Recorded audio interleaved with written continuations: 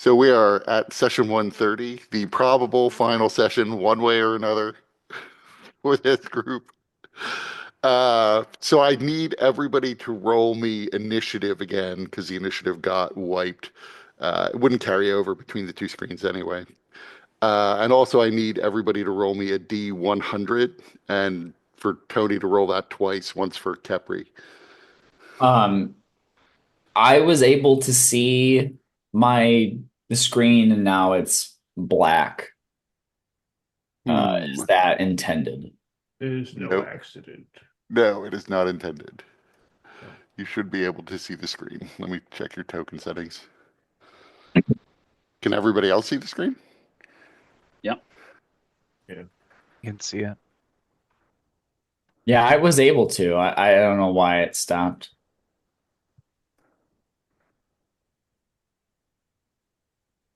So that looks okay. Let's see. I'll try refreshing and see if there's just something that went weird. Okay, now I can see. It was just my browser being weird. Okay, never mind.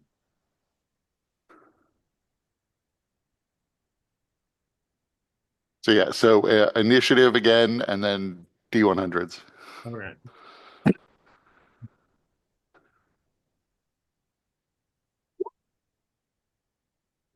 Lower is bad, by the way.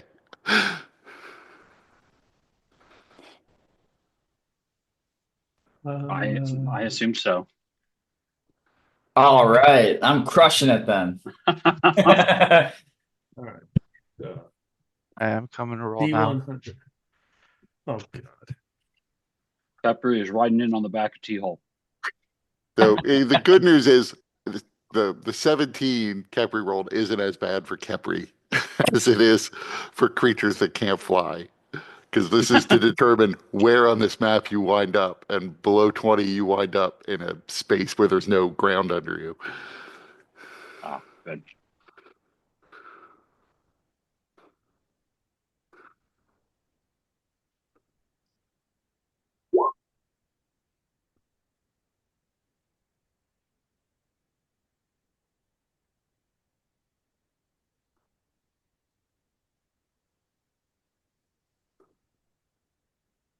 Did Aurelius D100 get rolled?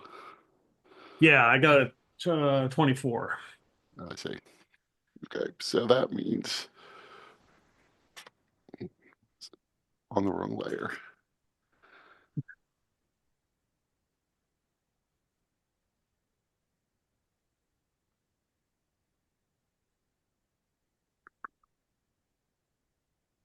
Now my browser's acting up.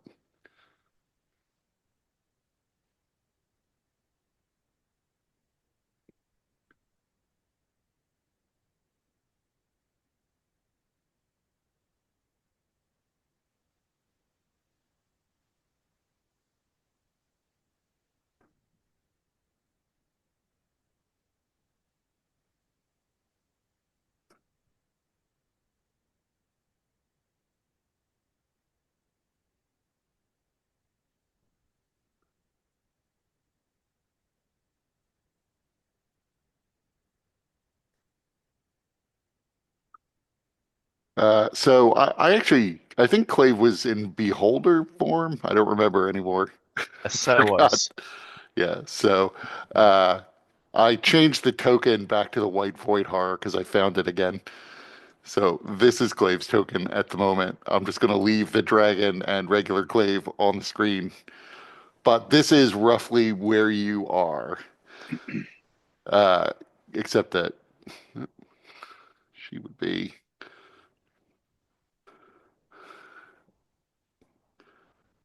Kepri is sort of hovering in space, along with several giants you see that are now just sort of falling towards Eternity's doorstep beneath you. So, like I said, we're in session 130. This is what the map looks like. Who wants to give a recap of last session? Well, we failed to stop the ritual. Um, we uh, we looking for your recap, but I what I remember is we busted in to the throne room where uh Lucerosi and Robilar were chained but barely clinging to life.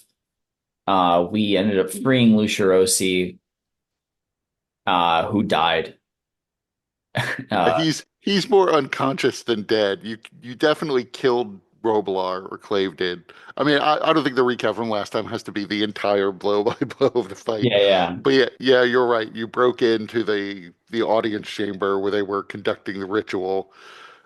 Clave and the Baylor kept trying to conduct the ritual as you kept interrupting them, but they did manage to eventually get it off. You killed off uh, Robilar. You killed off several of the giants. You set up that prismatic wall, which turned out to be so everybody winds up getting sucked into this realm, but all of the giants that were on the far side of that wall had to be sucked through the prismatic wall to get here. So a lot of them, they all died as a result of being pulled through the prismatic wall Brutal. by the black hole that formed. So you can see their corpses also floating away into space, including there was the one shaman who was casting spells. She Yeah. also died when she got pulled through it. She didn't have the hit points of some of the other ones.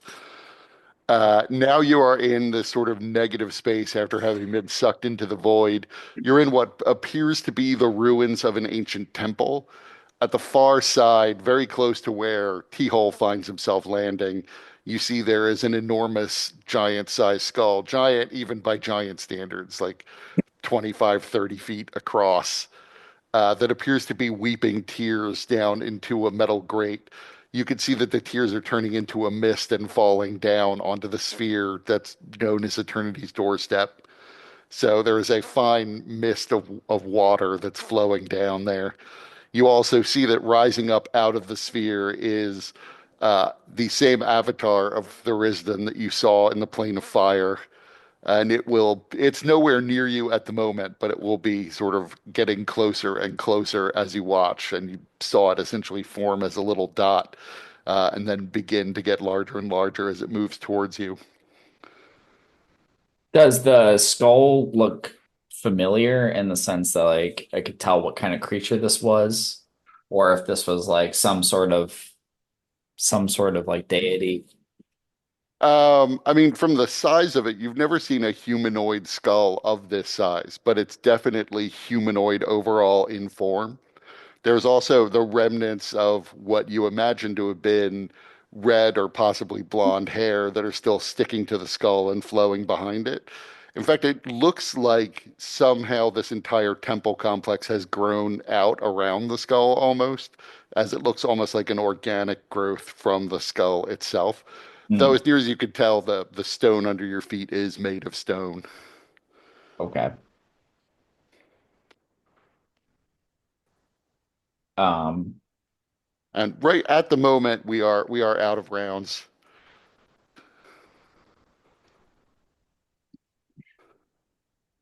As you see, Hellweir steps up in front of the skull and raises the wand over his head, holding it up, and begins to chant again. Does he respond? I said something at the end of the session last time. I don't know if he has a response to that. What did you say? I don't recall.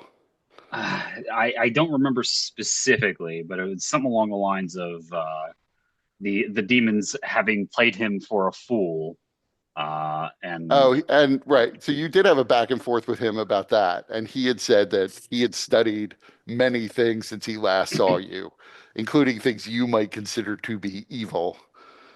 And no, and then I told him he is literally ending the world as it is going away. right. Like, I don't remember if he responded to that, but his response to that would be, no, you don't understand. Tharizdun could end the world, or by ending Tharizdun, we could save it. you plan to end him? You lack the power. The wand has the power. He is weak at the moment until he can rejoin with the wand, and we can kill him and he'll be gone forever, and he'll take his fellow gods with him when he goes. Even he knew this.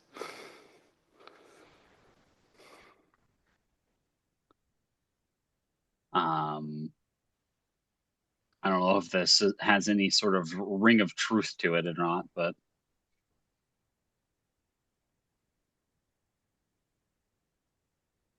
I mean, it's, there are various stories. All you know many things, and you know there is a story in which that you've run across in which Tharizdun was trying to save the world, but this mostly comes from people who worship Tharizdun. So, do you trust their version of right. theology Right. or not? There's also the dream that uh each of us have had. I don't know if Clave had it. It might have been Lucia. I might have been playing Yeah, Lucia at the time. that was Lucia Rossi, right? But Zarius definitely had a dream where the gods locked Tharizdun away in Eternity's doorstep, Right. and you didn't necessarily get a sense that they thought there was an alternative. Um, so yeah, I mean, if you think that you have the power to do what the gods do not, then you are a bigger fool than Lucirosi ever was. Lucia Rossi was a pretty big fool. And you are proving a larger one, This is my opportunity to kill his gods.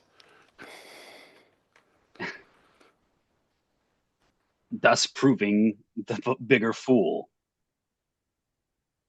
You will doom everyone. I suppose For we'll if you see. fail, it is the end of us all. As I understand it, if we do nothing, it's eventually going to end the universe one way or another. This is our best chance to save it forever.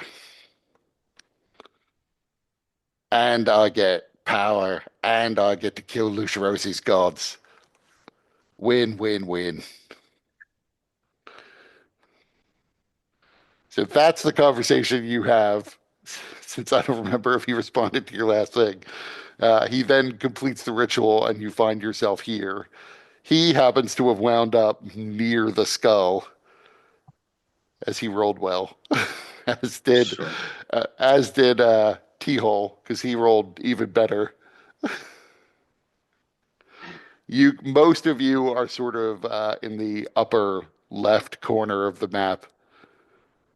Yeah, I see me. Um, Is Lucirosi like falling? What's happening? Why is he so small? Where is Lucerosi?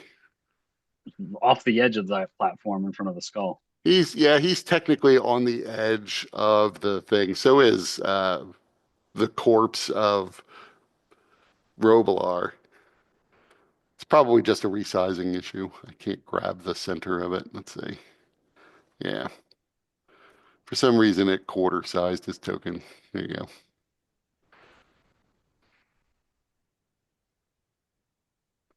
um, So if you want to do anything, we're about to go back into rounds, but we're not yet. Um, um, It was here that I mentioned that he was the fool or whatever. I do also remember that because we got pulled through, Yeah. and that's whenever I yelled at him. um, But yeah, is thoughts? Lucirosi conscious right now? No, he's unconscious. He is still grappled by the Marilith general you encountered. Um, if I try to reach out my mind telepathically to his, can he respond? He's unconscious, so no, not at the moment. Okay. Um, in that case, I will use my connection to uh what is it? Mythilzarat? What is it? Yeah, Mitsurat. Yeah. to try and reach out and make contact with it, um, to see using my keen mind feat to, because I know that it, its power, my intent, understanding of its power is through the immense amount of knowledge that it has access to. So I would kind of use that and my keen mind feat to kind of give it every detail possible to see if it might offer any kind of solution to this dilemma that we have. If I need to use an action point to make contact with it, I will. Uh, no. Uh, so you'll need to make me essentially an intelligence check. Technically, I guess, trying to think if there's a skill. I mean, I guess you could do an Arcana check. Arcana check is fine. If you want to spend an action point, I'll say you automatically succeed. Um, hmm. And I'll say it's fairly difficult, but not that difficult probably for Clave. DC is 20. So you could also use an action point to re-roll it.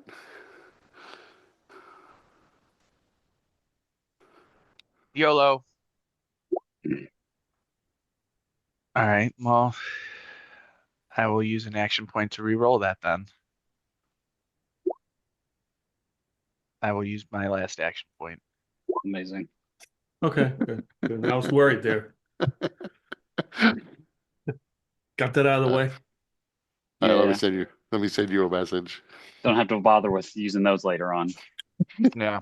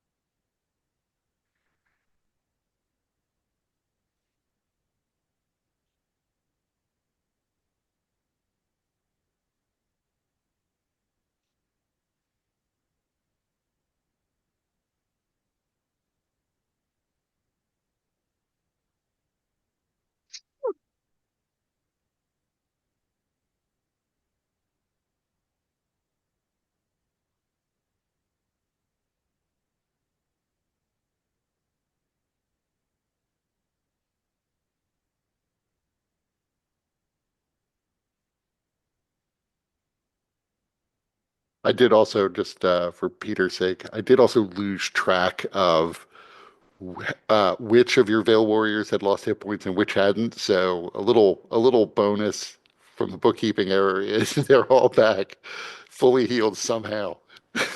Amazing. Oh, okay. Well, I appreciate that. The ones who were dead are still dead, but Dead, right? Okay. right, the Well, ones who were thanks. merely injured forgot to keep track of that. Can't keep a Okay. good warrior down. Right.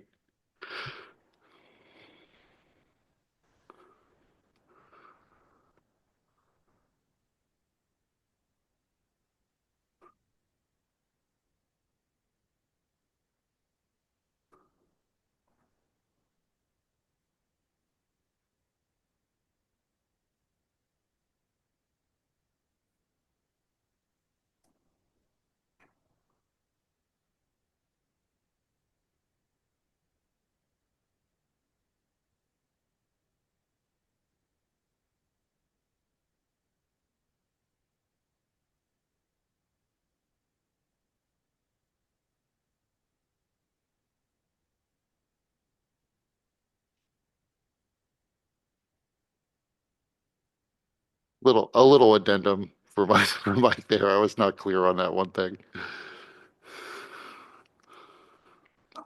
Uh-oh. We can't hear you. Yep, you're Oh, muted. okay.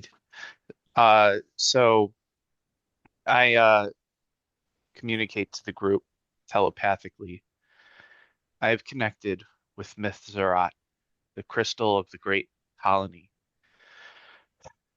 It has great knowledge and it is shared with me based on our circumstances. What we need to do to prevent Tharizdun from returning is to take the wand and return it to Eternity's doorstep.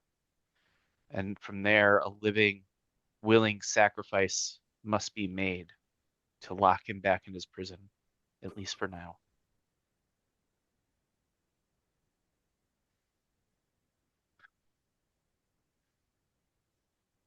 I see.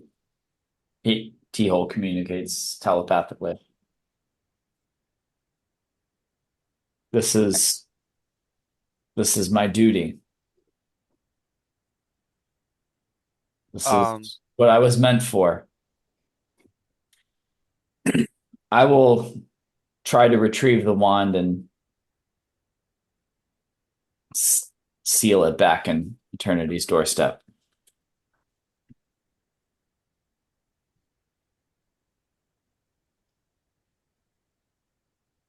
how far away? Isn't Eternity's doorstep like down there? Yes. Yes, it is.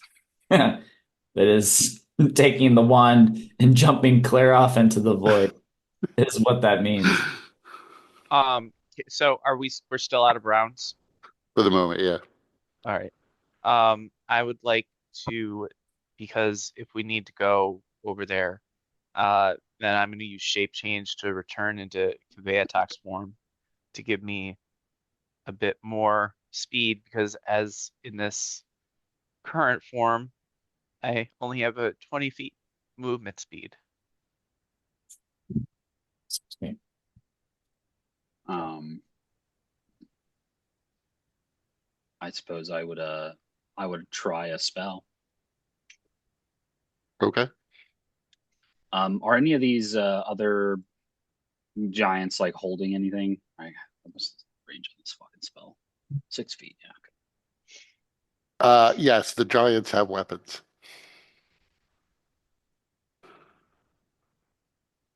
I'll move. I'll move a bit closer.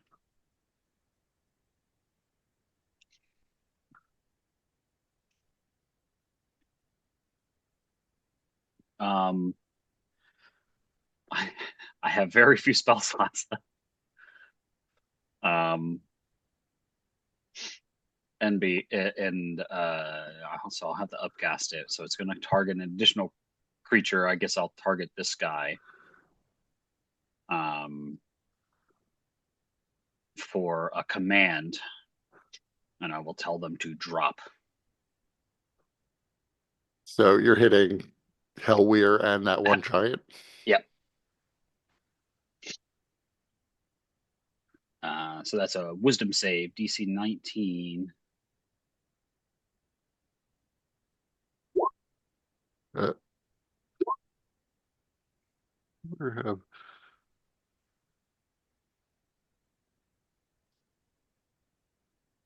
I mean, Hellware's going to use a legendary resistance. We've used some of those, so I don't Right. know. We should be getting I, close. God I, damn it. right. I have marked here that he used one previously. So this would be Okay. his second. And then this guy, let's see. He drops his Morning Star. Junk friend. And Hellwheel would yell back, Zarius, what are you doing? Do you not understand? Tharizdun's coming. Some version of him, some weak version of him is coming. We have to band together now and defeat him. That's what will destroy Tharizdun. That's what will destroy the gods. You It need will to not. It will join with not us. work. You need to help us now if you want to survive yourself. And a bonus will be you'll save the world in the process. Stop being a fucking Deadpool and do what's right for a change.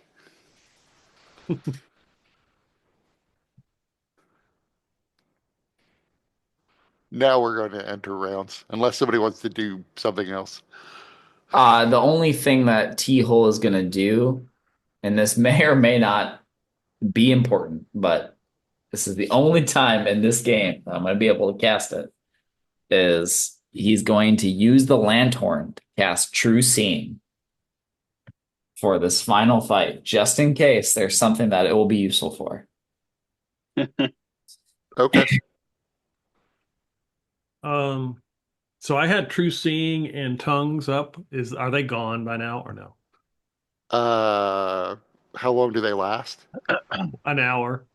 Yeah, then they're still up. Okay.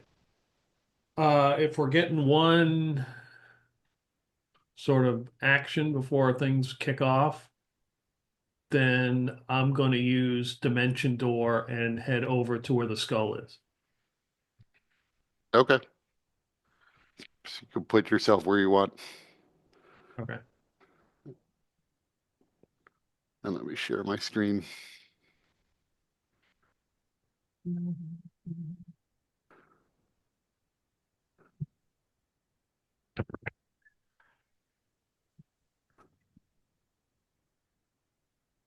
This one.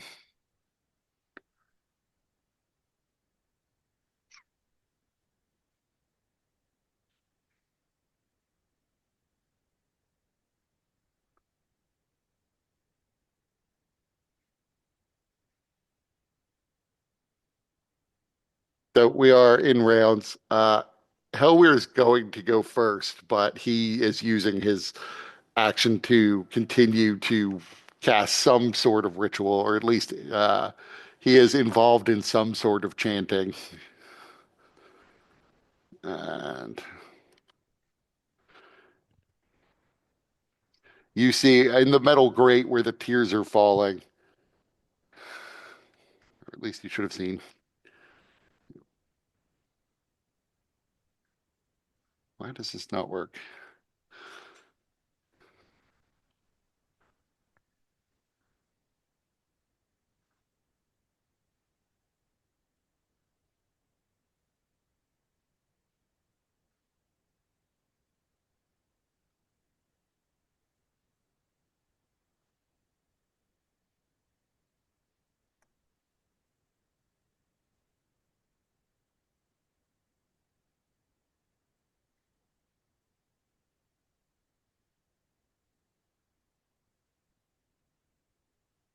Hmm. So there should be a big red sigil that appears over it, but for some reason, that is not working so well at the moment there.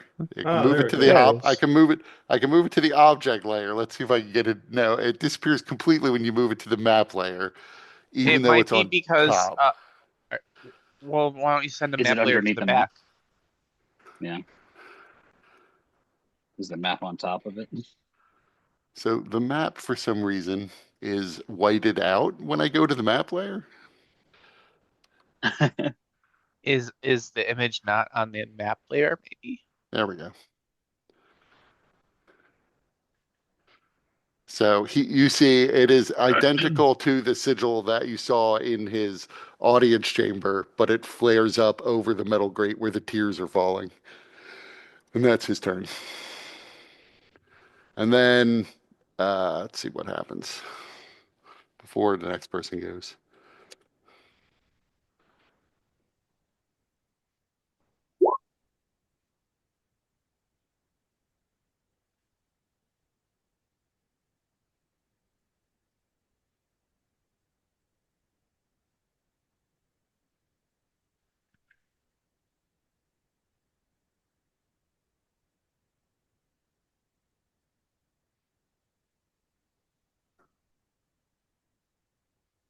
So all of the rock around you appears to become spongy and seems like it's almost half dissolving.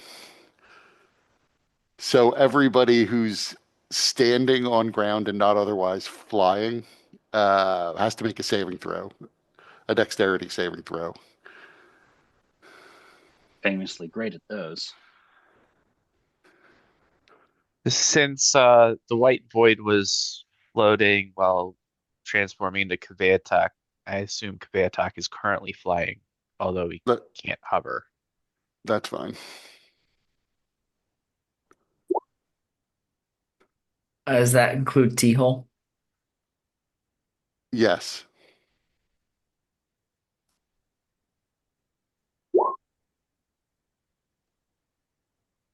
Is Bless still active? I don't recall. Probably not because of the way that spell works. Yeah, it was okay. So just 22 then.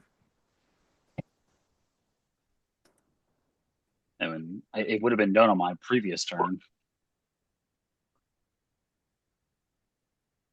So all of the giants and Hellweir all fall prone. Oh, the Marilith General, forgot about her. And the Baylor. The Baylor's flying though.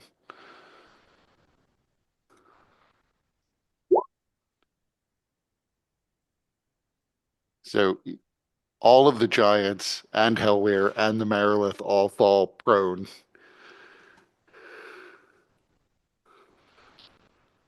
Because they're stepping on this spongy ground.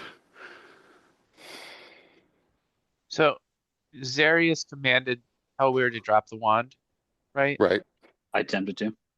And did anybody grab it? Hellweir He didn't used drop a it. he used a Oh, legendary save. he did not drop it. I thought he did. Okay, never mind. He did fail the save, but then he used one of his legendaries to prevent that from happening. So the cloud giants are going to get up. This cloud giant here is he doesn't seem to be attacking you. He's just moving. Can't get very far. How high up is Kveatok? Uh, Probably only. I mean, we all fell down here, so Right. um, I mean, how high would the Holder Clave have been before his hover kicked in and he get to shoot like Yeah, kind of probably only like 10 feet. okay. Um, he rather than walk underneath the dragon, this giant is probably going to cast fly, and instead of walking, will just move. He will fly to there. When he does that, does he seem to be pulled by any force from the void? Uh, Not that you can tell. I mean, he's flying, so he's pulling. He would be just like if he were flying over the regular ground. There might be a pull down. Okay, but it's not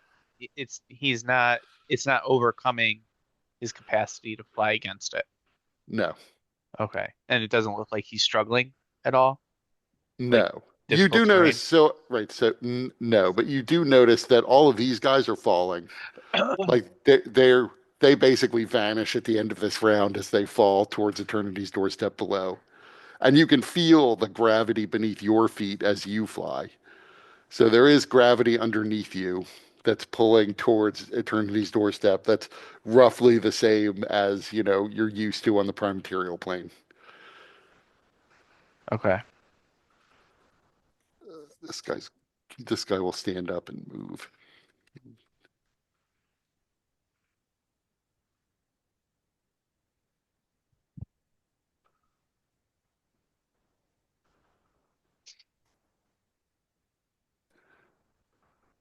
This guy's going to jump. Well, he's going to move here, I guess. He's not going to jump. He has to get up. This guy is also going to stand up and cast fly. To about there. This guy's just going to walk. So the giants are just moving this turn. And they seem to be basically ignoring you. Come down here.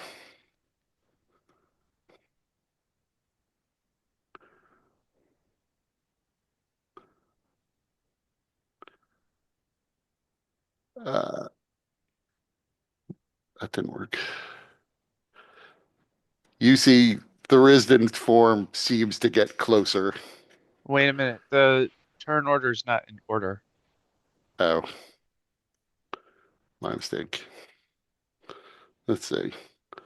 Oh, I'm sorry. So Aurelia, you can go. Okay. Let's see here. So this is the void we are in. Yes. Okay. Um, and Hellweir has the wand, and we need to get it back from it. That's your understanding. Okay, that's my understanding, according Right. to Who the who facts that knows? I know. You can Yeah. switch sides and help Hellweir. You can do whatever you want. Correct. You could Yeah, just I mean, jump off into the void and leave. it's a Swing your beautiful thing. chance. This very tempting. I mean, the one thing you know is no matter what happens, the void will remain.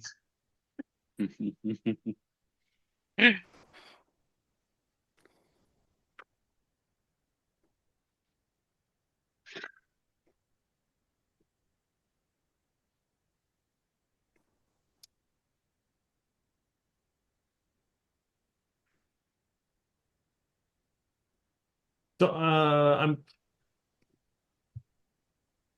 I'm guessing that the skull and the tears or everything are part of this, or what keeps Tharizdun in his thing, or is it just something else? So you don't know the significance of the tears. You Okay. can see Okay. that they're falling down onto the sphere below you. Okay. But the sigil showed up. Right. And that seemed to happen directly in response to what Hellweir is doing. And it's identical to the sigil that he had in his audience chamber, so that makes sense. Okay.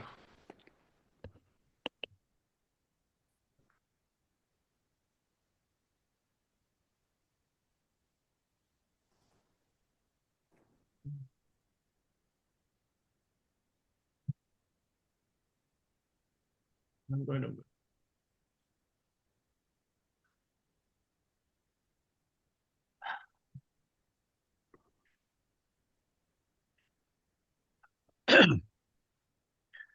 All right, I'm going to look at Hellweir and I'm going to be like, you know, I mean, you look, you said that when you got here, you were going to give Zarius the wand and cast Modify Memory. Okay. That's a wisdom save, I assume. Yeah. Howard doesn't seem like the type who's big on wisdom. Well, he probably wasn't before he took on the abilities of peering. But he's going to use his last legendary resistance Yeah. to avoid that. Okay. This is good. Got him right where we want him, boys. Actually, I think I forgot to mention because the ground is spongy, it's difficult terrain if you're walking over Oh, it. I mean, it's you only had to move like 10 feet, but that would have been okay. 20 feet worth of movement. Okay, you're right. So, and Okay. although actually, and I'm sorry. So when I messed up the turn order because I forgot to reset it after you guys rolled, you actually moved and did this before the ground got spongy. Okay. That's fine. Then like right after you move, that's when the ground got spongy because it's layer actions happen on initiative 20. It's what actually happened there. And that now it's Clave's turn. So Clave is soaring towards uh oh we're 5, 10, 15, uh 20, 25, 30, 35, 40, 45, 50, 55.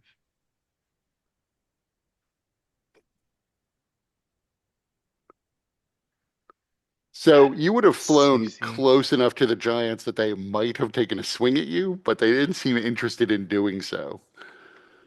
Okay. Uh 65, 70, 75, 80. Uh actually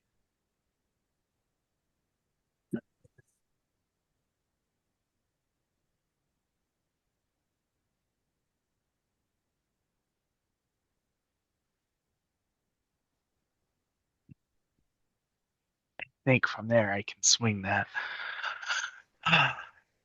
So, and then I'm going to use,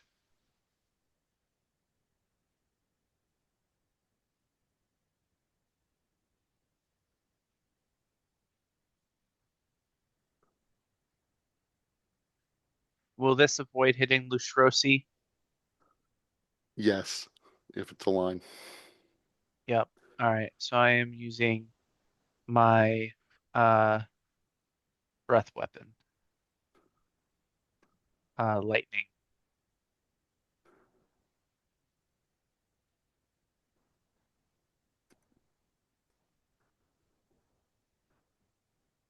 Ooh, that's not good.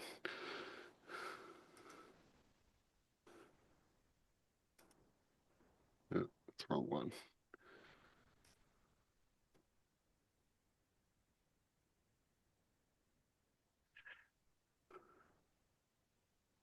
So he failed. She made it.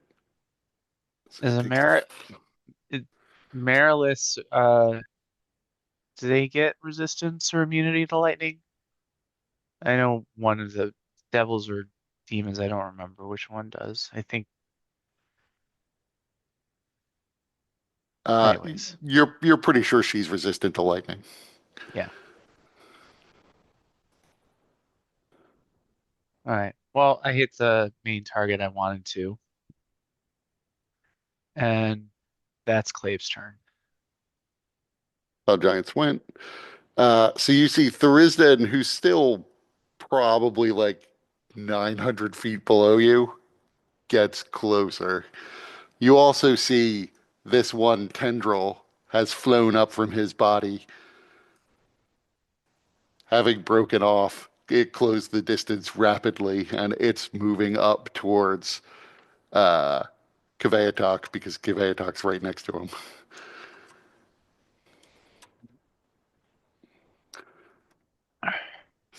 So it is going to attack, lashing out to try to crush you. Ooh, Is it magical bludgeoning? it is. Okay.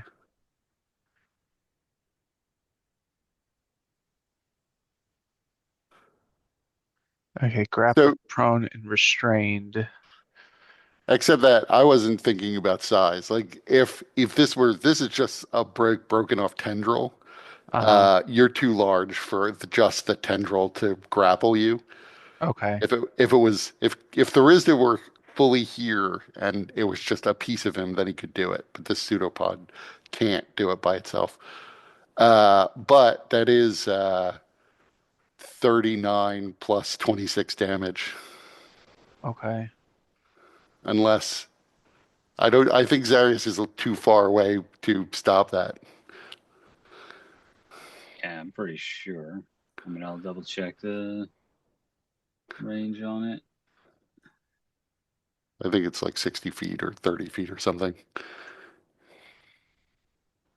And how the hell are you? It's 30 feet. So yeah, definitely too far away. So 65 Wait a minute. damage.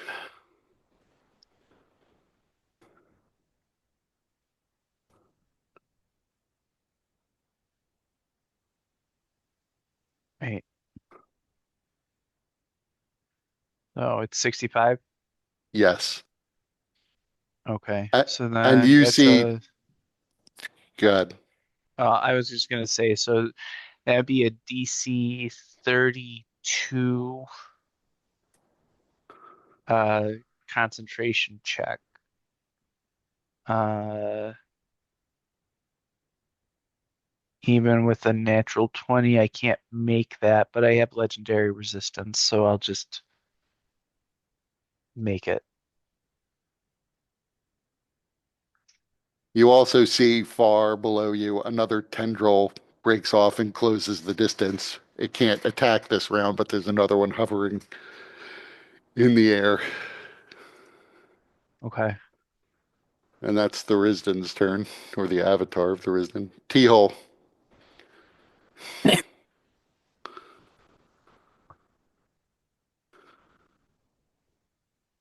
Hmm. What T hole is going to do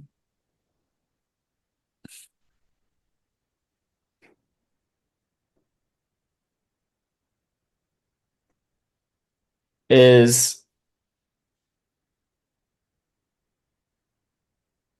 he is going to dimension door.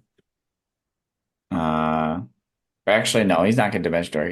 What he's going to do is he's going to run up Hellweir and try to wrest the wand from his hands. So Is he gonna run up to his dong too? Just do a quick yeah. punch.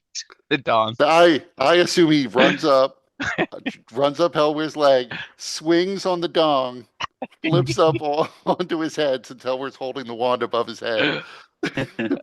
Right. You ever have a punching bag as a kid? You like run and jump on it and swing?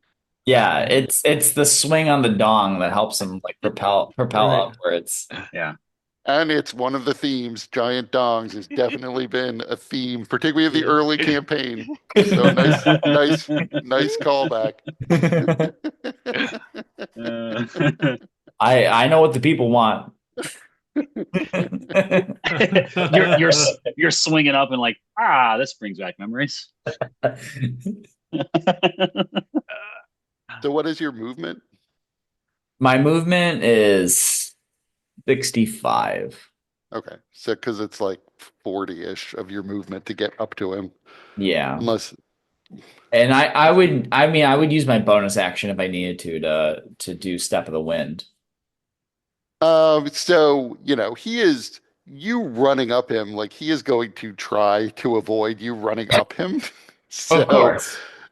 let's you could give me an acrobatics check against his attempt to wiggle free. Oh, I don't think he's going to be able to beat that. Let me see. Am I on the wrong layer? I'm on the wrong layer.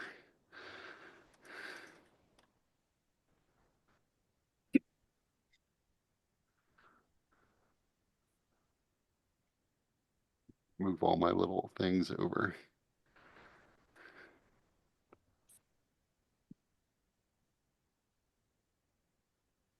There he is.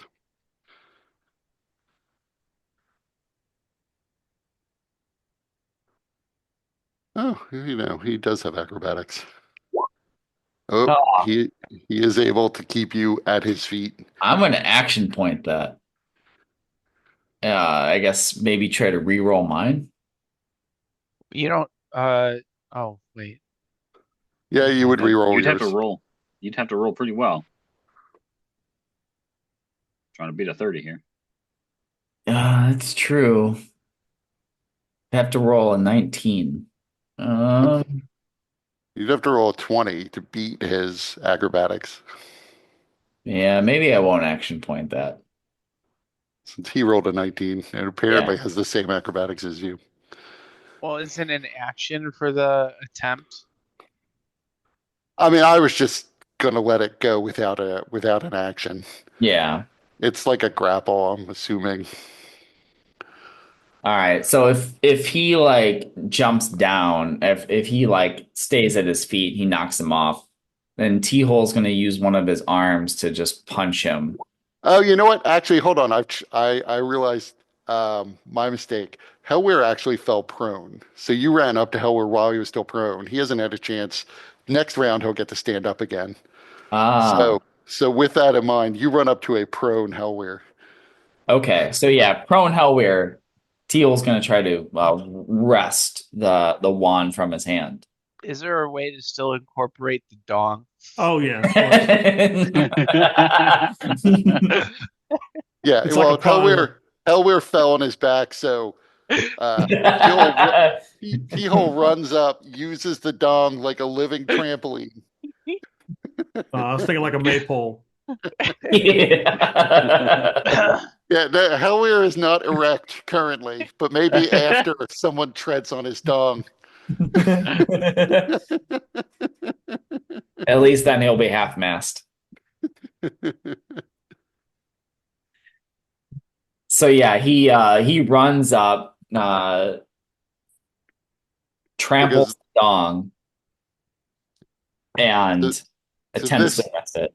right, this is an action and it's opposed athletics checks. Yep. Oh, oh, that's not going to be helpful. Although he Well, does have his arms off, so he can use his wisdom modifier in There you place of go. strength, which is still.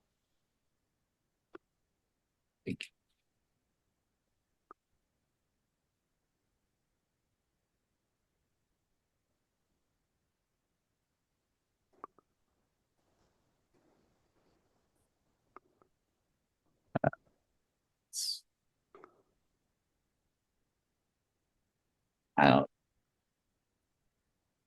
Yep. No, that's not going to fly. There wasn't a chance of that happening. So Um, Hellweir is pretty strong and has a grip on that wand. Yeah, he does. um, well, in that case, what T-Hole's going to do is just punch him.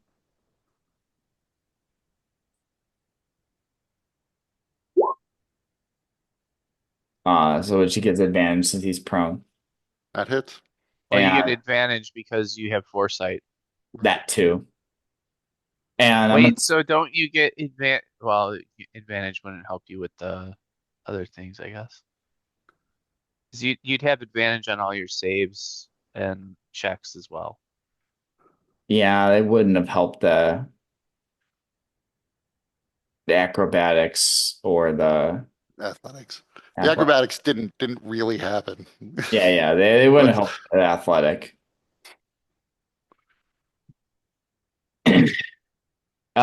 So but I'm gonna attempt a stunning strike. okay.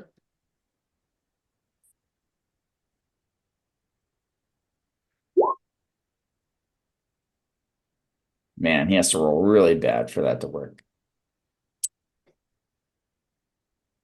And then I'm gonna use my bonus action to hit him three more times, or I have two bonus actions, so I'm gonna use that to hit him four more times.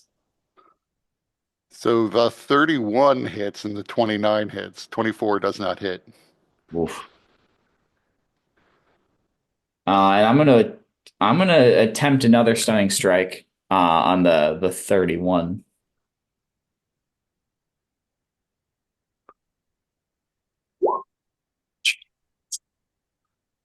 And I'll do And another your one for the 29. and your martial arts die. Thank you.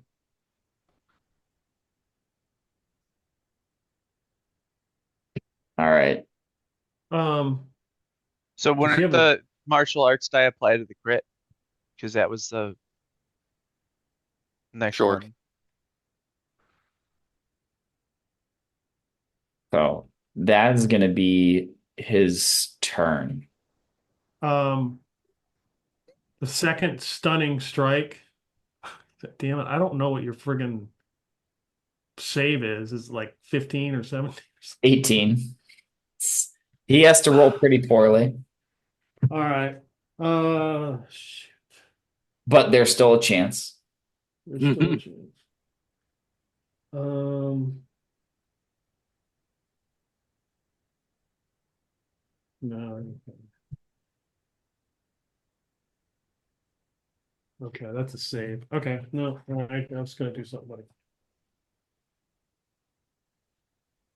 All right, Do you have cutting words? that doesn't apply to saves. Attack roll, ability check, damage.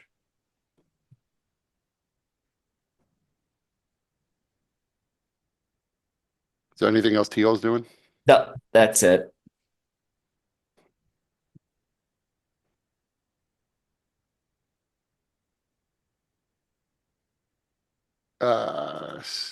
So she is going to stand up and also cast fly.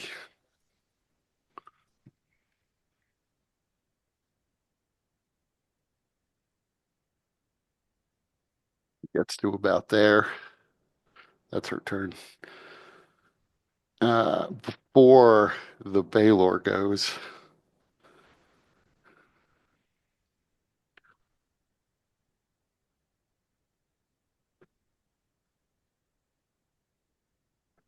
let's see. So which of you looks the most damaged? Like Like hit emotionally point wise, or physically. more hit point wise than psychologically. I'm all right. I'm down. 33. I mean, are you talking about percentages or are you talking about hit points? Uh, Percentages.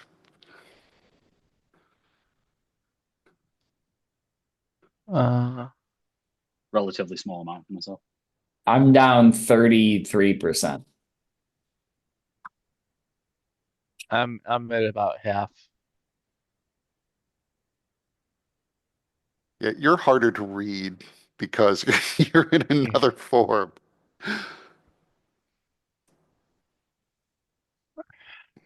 So let me just see.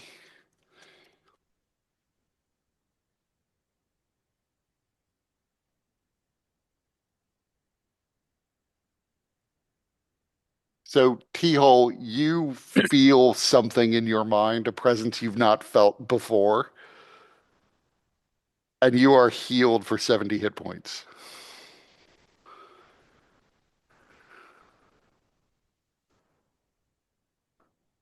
And I'll send you a message. Huh? Nice. Can whoever's doing that give me some spell slots back?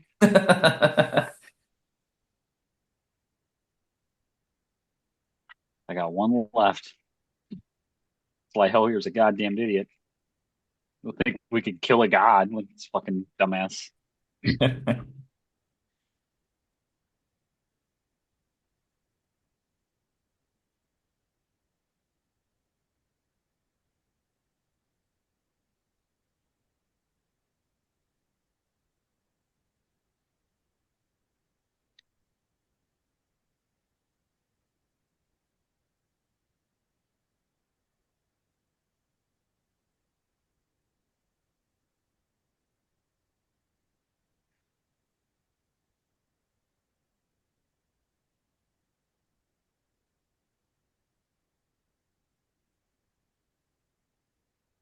Uh, T-hole, give me an intelligence check. Investigation, technically, so if you're proficient in that. Nope. But not a bad roll. So you don't know who it is. Mysterious benefactor.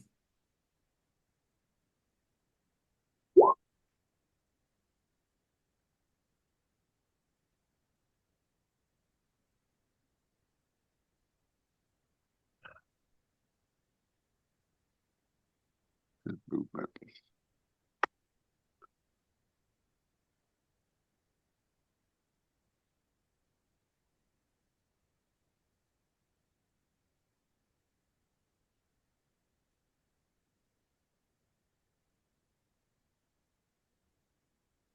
Okay.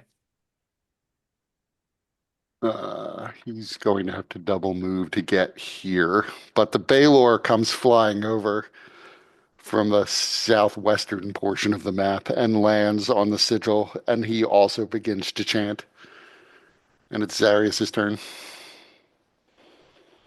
Okay. Is this?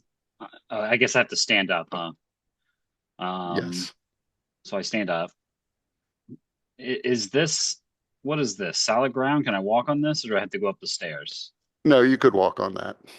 Okay. So 5, 15. I can move like half a square further, technically, because of my 35 feet movement.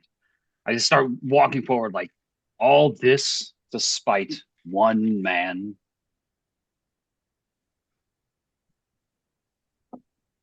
You have refused to share any information. You have driven us to this conflict. We cannot kill a god. You can kill a god. You're just too cowardly to try. This is the weakest this god has ever been. And it is still superior to you and all of us here. This is part of the plan that was set up for our world. The only way to save our world from destruction is to kill Tharizdun once and for all. To think you would be the one to fulfill this plan is hubris beyond measure. I'm the perfect one.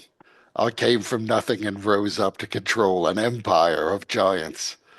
I reclaimed the ring of the Empyreans, lost since the Dawn War. Clearly, I am a figure of destiny. We have all done great things, but to assume that we can kill a god. If you would help me, we would have a better chance of killing that god. Again, you have I don't, forced this conflict. I can help you no more. I don't want to have to fight Tharizdun and fight you, but if that's what it has to be, I have to hold my action until before T Hole's turn. All right, so before that, then actually, if Lucerosi were even alive, would you carry this on? at this point, we're committed. Tharizdun kills us, or we kill Tharizdun. I hope Lucerosi's still alive so that we can revive him and he can see his gods die. But even if he's dead, I'm not going to die here.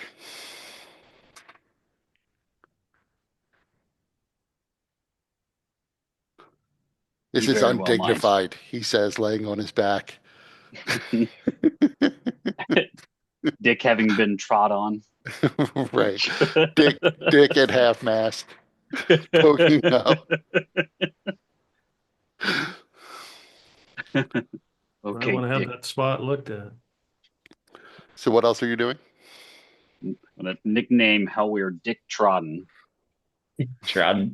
And I'm going to hold my action to cast command again, but after his turn because I don't want him to like drop the wand and then him just fucking pick it up again. All right, on his Okay. turn. So before I will hold. So whoever I think is going to be there and ready, primed to pick the fucking thing up, that's whenever I will cast it. It'll be Aurelia goes right after him. yeah. I don't know if Aurelia is the sacrificial type, so. Wake didn't- Lucerosi up and let him go down and sacrifice himself. I can't do it. I literally cannot. I have one spell slot left. Yeah, and Lucerosi is still wrapped in the tail. And if Lucerosi doesn't know the plan, he may well just attack. Hmm. So Hellweir's turn. Hellweir will stand up. He commands everyone to take Zarius out. He doesn't even say the others. He specifically says, take Zarius out and points to Zarius.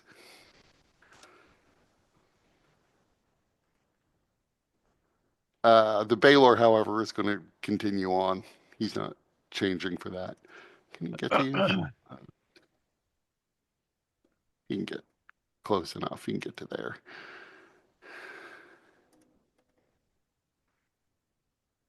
Coming here So for he draws his black greatsword and is going to attack Zarius.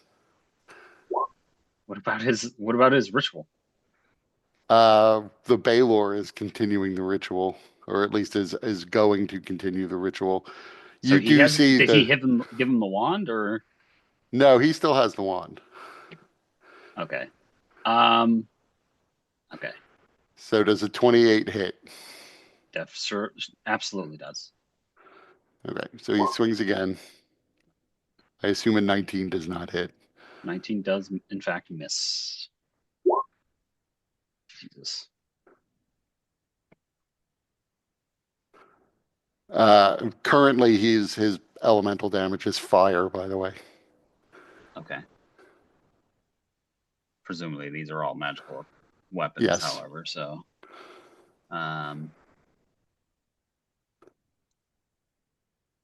okay. So you have to make 2 con saves.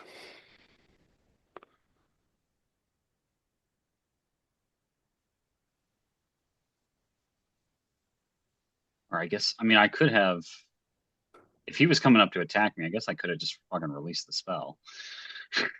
Well, you set your trigger. Yeah. Let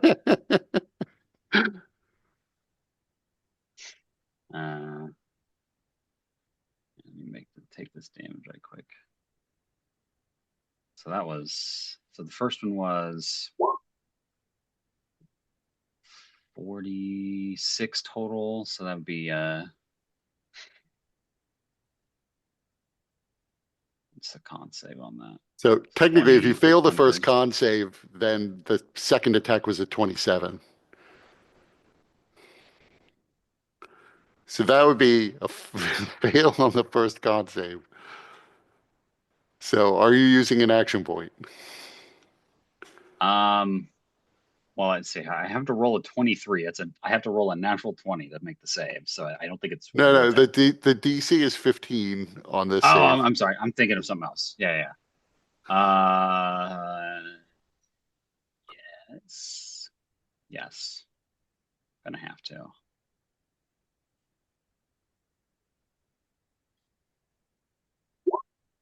Fucking shit, dude. Um, oh my God.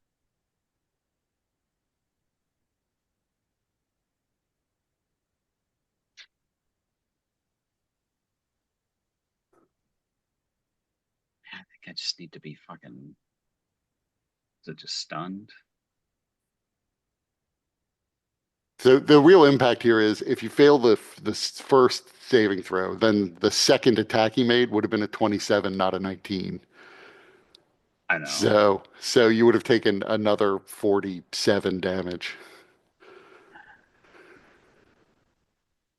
I only have so many action points.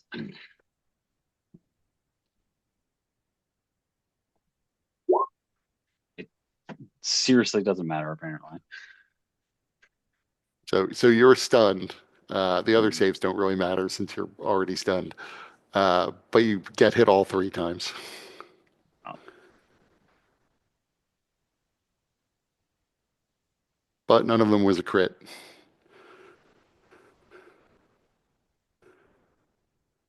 And that's his turn.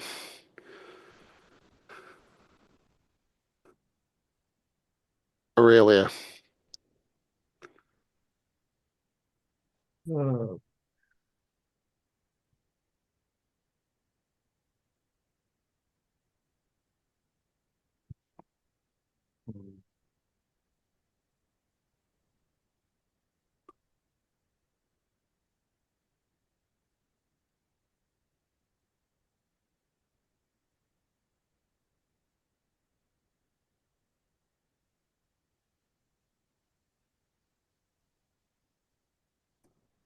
Oh, oh.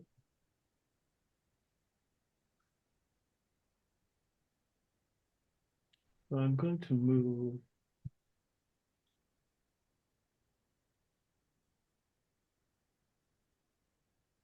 Next T hole. Um.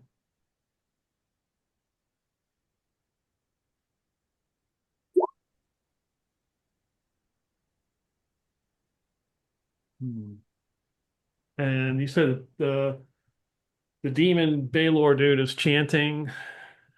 He's planning on chanting. He actually hasn't started yet because he double moved last time. Oh, okay. He's getting ready to. You could see he is basically starting to perform the ritual. Okay. So he's warming up. Yep, Okay. So technically he hasn't started, right. but he's gonna.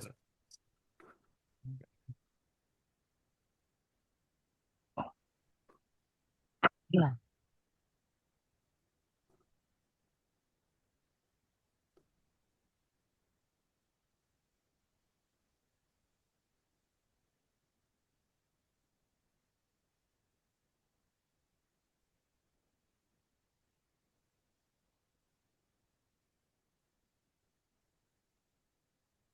I'm gonna cast silence over him.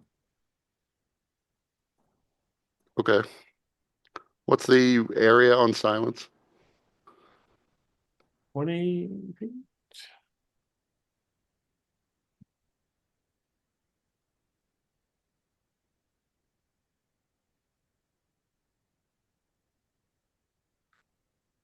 20-foot radius sphere centered on the point of you two rolls. The 20-foot radius. So Yep. there.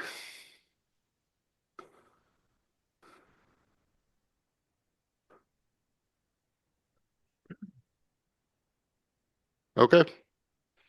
Anything else you're doing? Nope.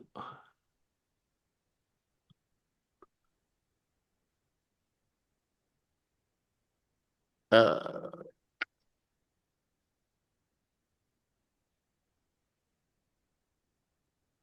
Oh crap, the Veil Warriors. I'm gonna start moving them. They're just gonna start running around. So I'll move them. They move at like 15 for or a second, whatever. for a second, I just imagined them like running around, like running into one another, just like panicking. Ah, They're just running around. So it's yeah. Benny Hill right. music going.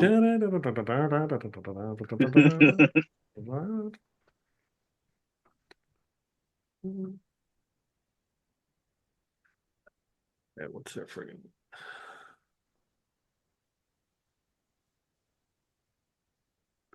That doesn't really apply. So the ground firms back up again, becomes like normal stone once more, and it's Clave's turn. All right. Um, First, let's see if I get my breath weapon back. I do.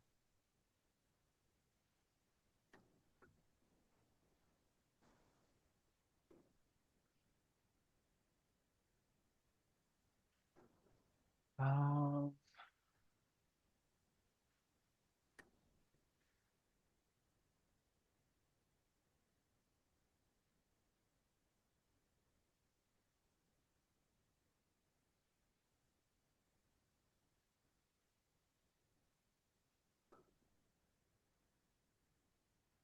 Yes, the question is, do I want to disengage?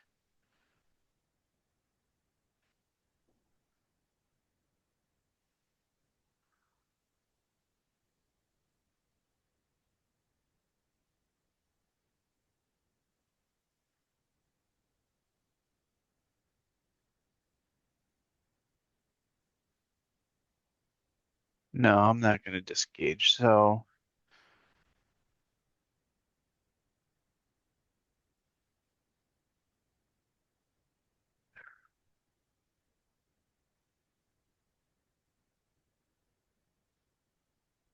I'm just gonna say Was rather than whisper this out, I need Aurelia and Keyhole to give me perception checks. was Kveatak proficient in athletics?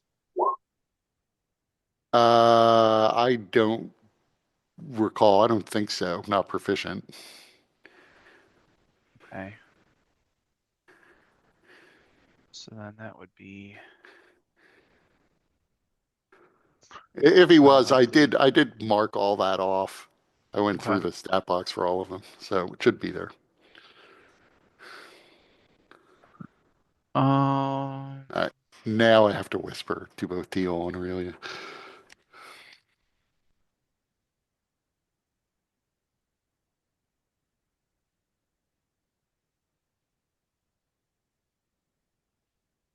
all right. 5, 10, 15, 20, 25, 30, 40.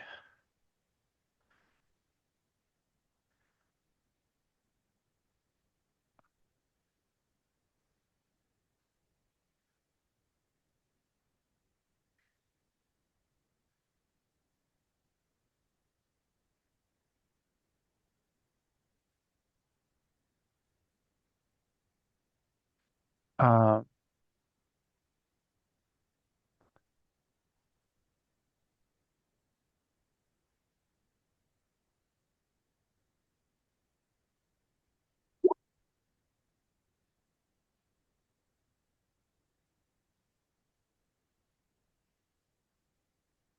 so I'm going to use my breath weapon against the Hellweir and the giant, the cloud giant.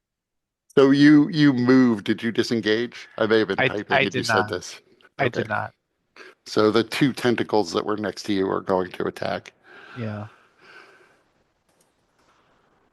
Better watch your orifices. So first one, second one. That's a miss. The first one's a hit. 7. So that's DC 13. I can't fail that concentration check.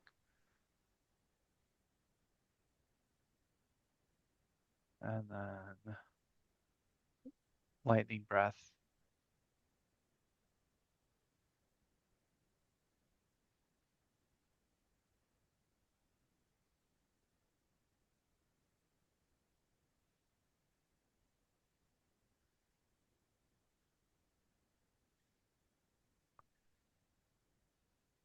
Both failed.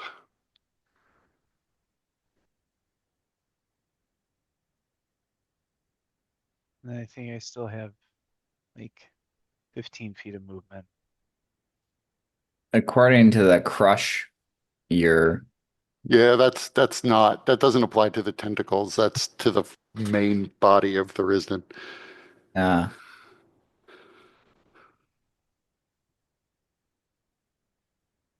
Um, and that's my turn. Okay. Hmm. So this cloud giant is going to move up and swing at Zarius with his Morning Star twice. So you pick that thing up back up again, huh? Yes. Okay.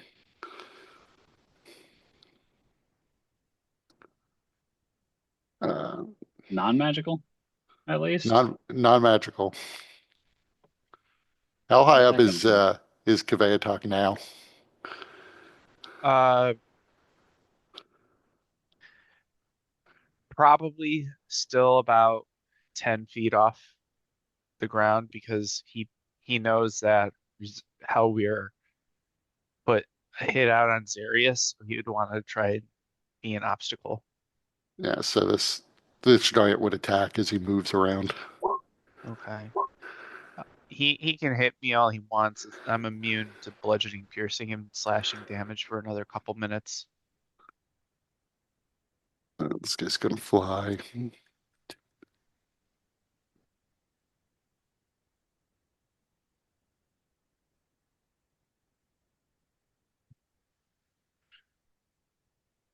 He'll take the attack of opportunity. If you want to take an attack of opportunity, a giant flies by you.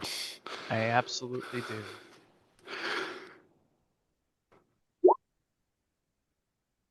That hits.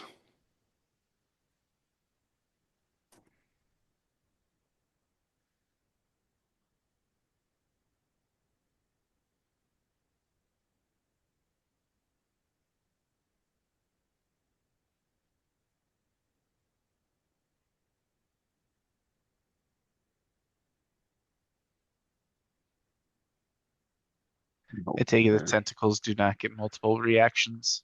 They do not. Too bad. That only happens when they're attacking you, Clave. And only then. Yeah. Fuck me specifically. He's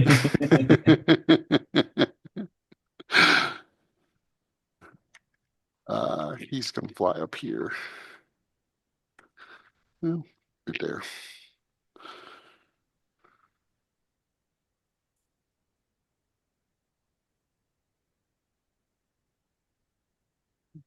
You're really in there. He'll climb up.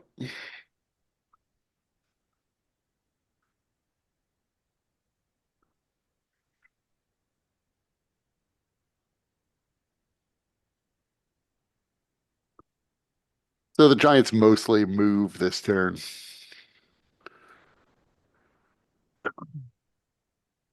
Tharizdun gets 100 feet closer and releases another tentacle that we'll get here next round. Uh, so this tentacle's moving over. Both of them are going to move in the direction of Hellware.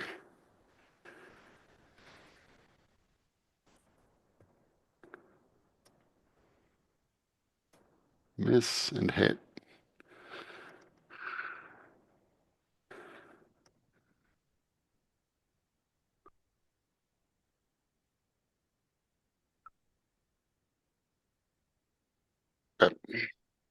Keyhole.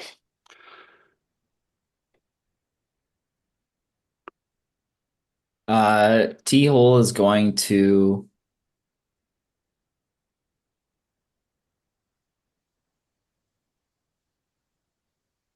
run.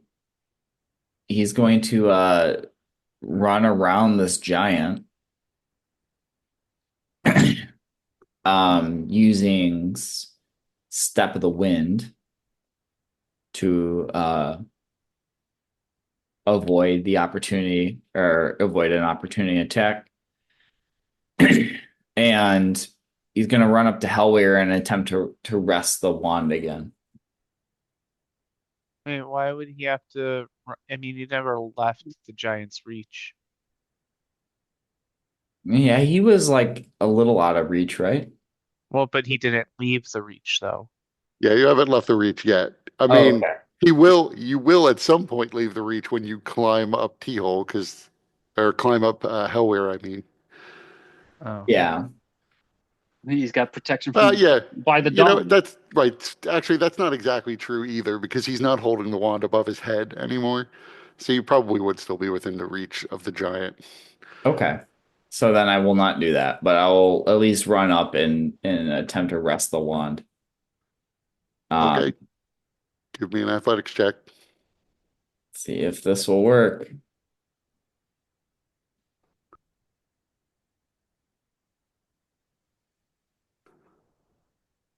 Hold on. There we go. You get advantage.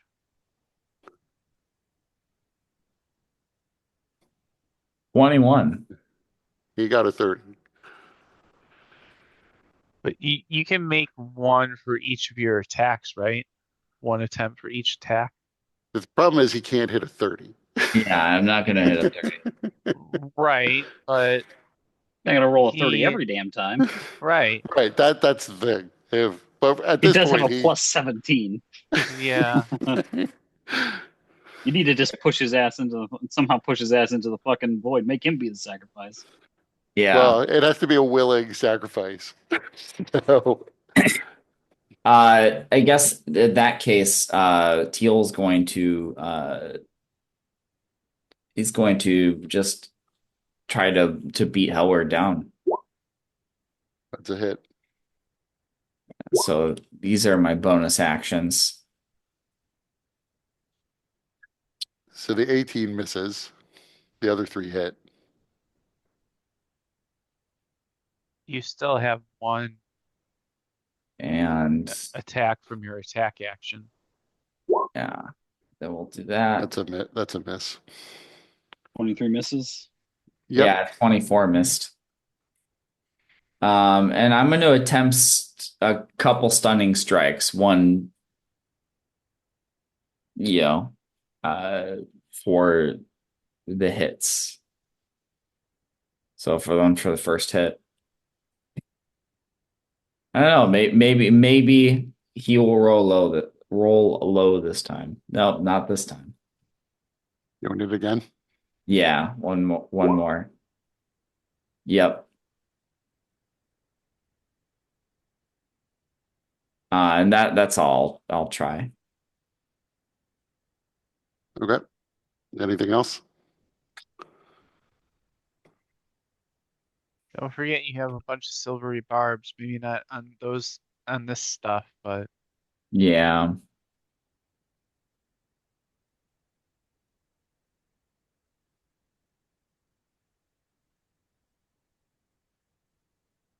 You know what? Yeah, I'm going to spend an action point. And I'm going to use an action to spend 1,000 lantern fuel to cast Hold Monster. So this kind of the lantern that's around Teal's neck kind of glows in this wide light that comes out and almost looks like a kind of a gilded cage, and it tries to encapsulate Hellweir. So he has to make a wisdom saving throw. He failed. He's held. nice. So yeah, he's paralyzed for the duration, which is up to a minute. He doesn't get a save at the end of his turns. Yeah, I think so. It doesn't say. Oh, Um, at the end of each turn, it makes another wisdom saving throw. you know what? Just because he starts off the next round and Sirius is stunned, it may be worth considering using another action point to take an action and grab the wand from him. Not only am I stunned, I'm very nearly dead. Maybe give it to Zarius and knock him over and let him take the hit. He's almost dead anyway.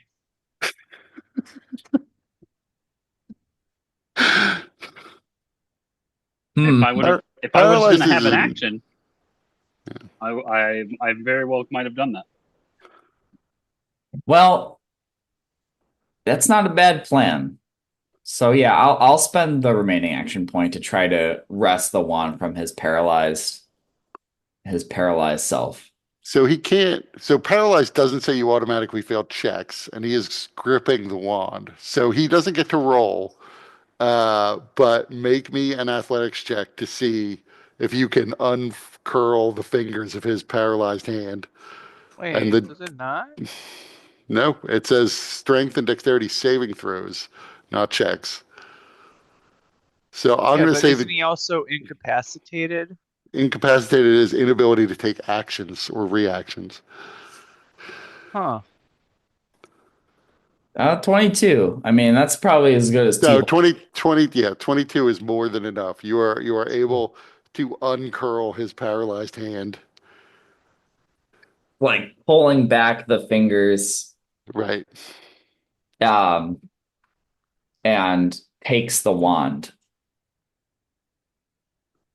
So you now have the Wand of Eternity's doorstep, and you can feel the power of it coursing through your body. It is an unbelievable feeling. You feel stronger than you ever have before. And you currently get, just from merely holding the wand, not even being attuned to it, you have 100 extra hit points. Hell yeah. I put it in my hand.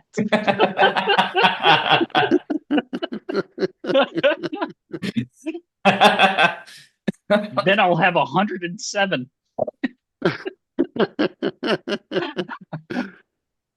Um, No, no. I mean, that was your chance. where is Zarius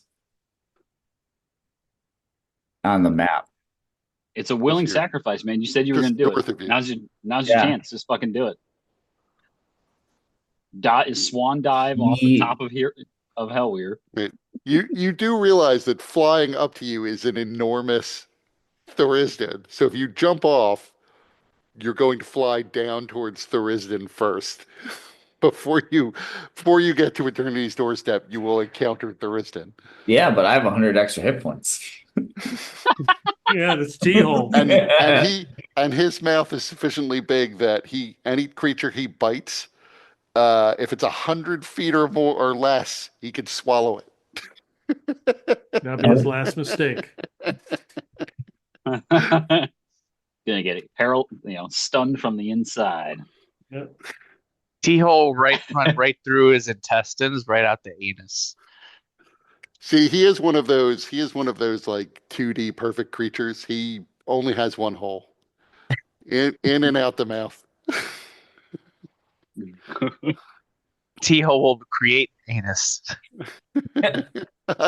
I cast create anus. It's like a 10th level spell, right?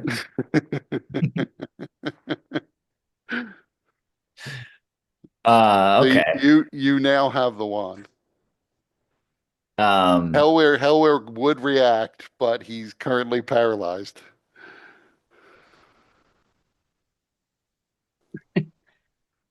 You got to say something clever now. Oh, I didn't even notice the start of the round. When the round started again, the sigil on the ground faded because nobody's continuing the ritual.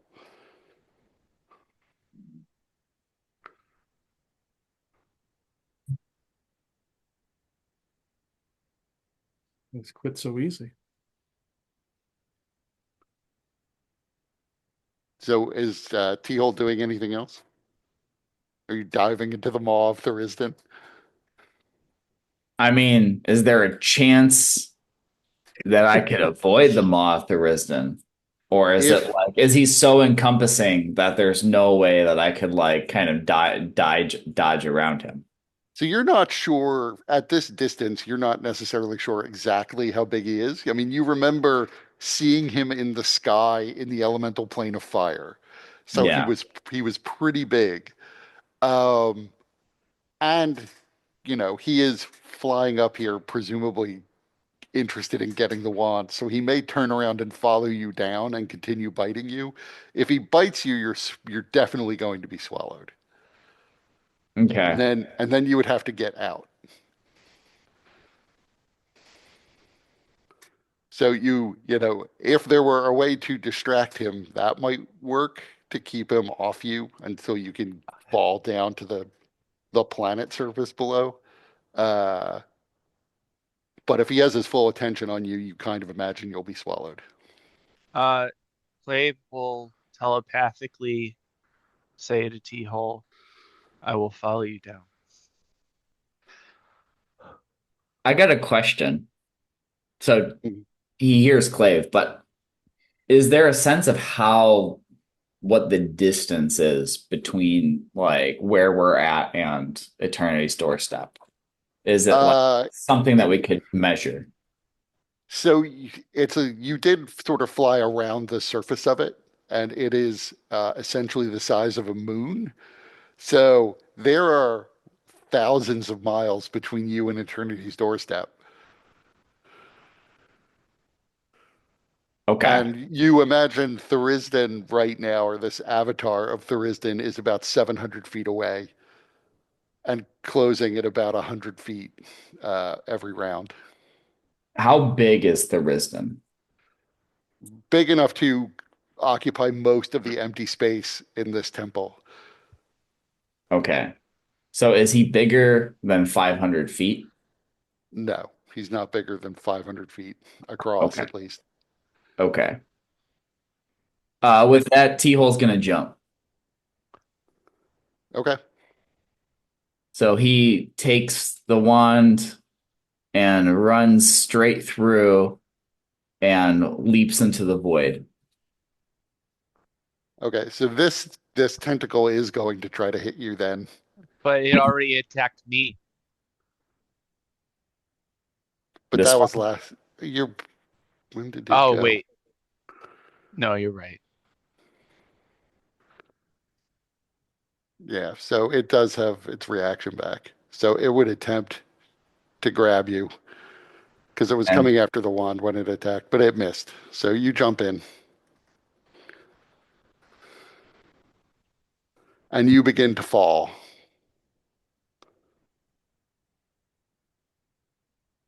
yeah, and he like holds the wand to his chest and kind of almost like not swan dives, but like kind of The Star positions Trek dive. himself so that he like is like a bullet The Star Trek hurtling dive. the Star Trek dive, yeah, hurtling towards the eternity's doorstep. Like a skydiver. Yeah, and that's going to be T-Hole's turn. Okay. Um, she's gonna move, but she's not diving off the edge after you. Before the Baylor goes. So as you fall, you feel something. You begin to see next to you shimmering into existence your unseen benefactor, Oh,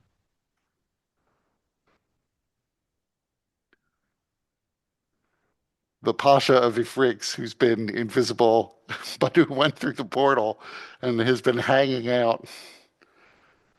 Oh, I wondered where he was.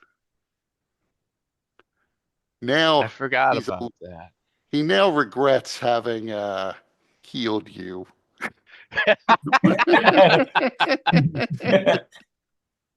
But he is going to first, he is going to attempt to grapple you. Is that a contested Yeah, you can use athletics? acrobatics or athletics. Oh man. Well, I used my action point, so And then he's going to use his second attack to try to grab the wand from you. This is really athletics. Wait, can't you use your reaction now for silvery barbs if you wanted to? oh, that is true. Let me look at the spell really quick.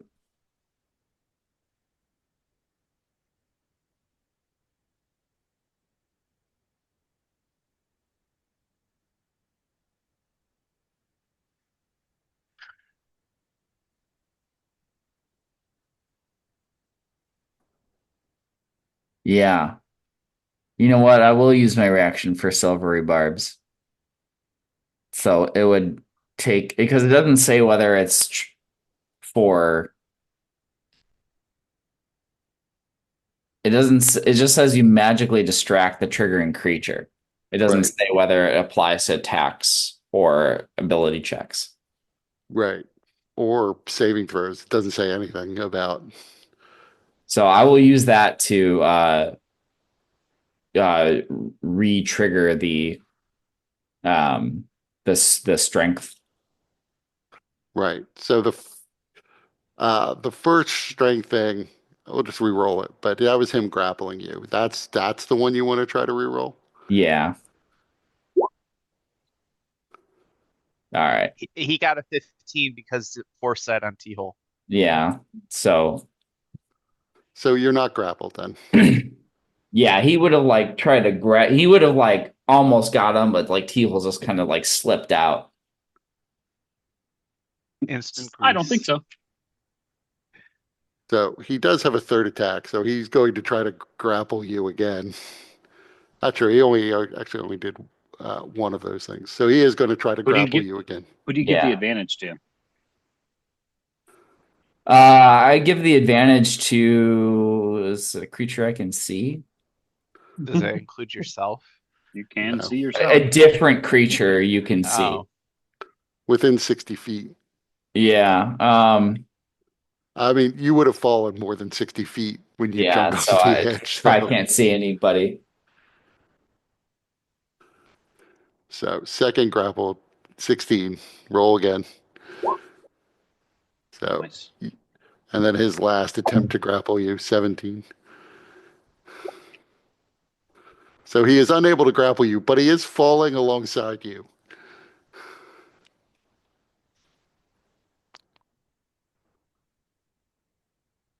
What are you doing? We have this one chance. That wand belongs to my master, not to you. This one belongs to no one. It returns to the void from whence it came. you know what So, I realized? That whole exchange probably just looked like still like a falling slap fight. that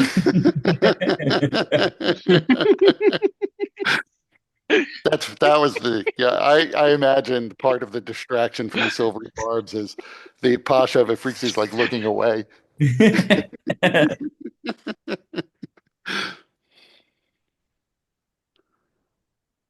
So the Baylor. Seeing all of this and unable to continue the thing anyway, he is also diving off the edge. But he is both falling and flying. So he has the ability to catch up to you, but he's not going to be able to do it this round. Zarius. I'm stunned. Oh. Hellweir is also stunned. But He's paralyzed. He can make make his that's what I wisdom mean. saving throw. Right. And that's pretty much all Hellweir can do.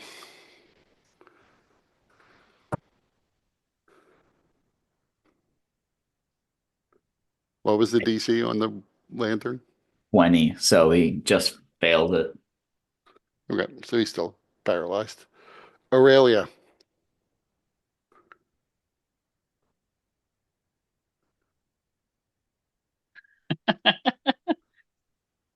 What was the DC for the? The lantern, Yeah. 20.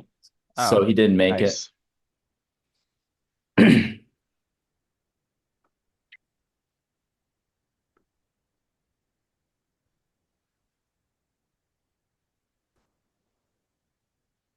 Hmm.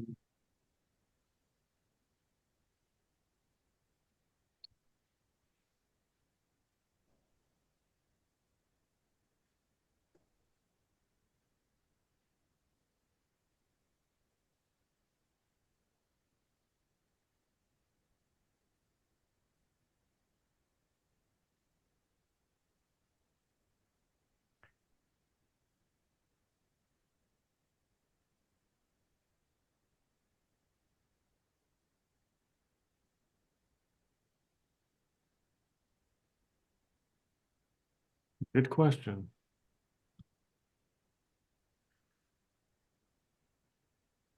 What's the question? I said that's a good question. What the hell I'm gonna do?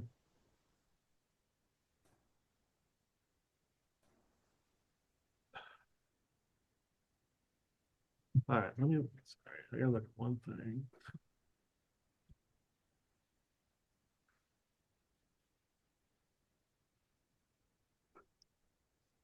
I'm looking forward. Now that the Pasha realizes he's not going to be able to grapple you, it's just going to be like Gandalf and the Balrog.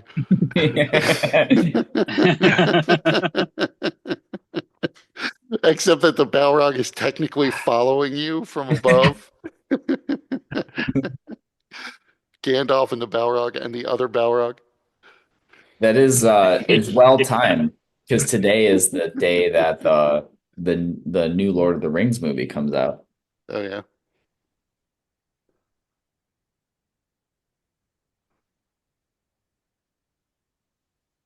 So I would assume that I know about traveling through the void.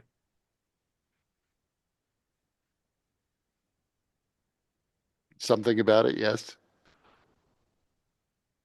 I mean, like if I jumped off, it's not like jumping off. If I hit the ground, it's not like I'm gonna go splat. Or do I know that? So, I mean, you remember from Malakar's Keep, you would know enough to know that it depends a little bit on the circumstances. At Malakar's Keep, there was physical ground to land on. If you jumped from far enough above Malakar's Keep, you would impact the ground and die.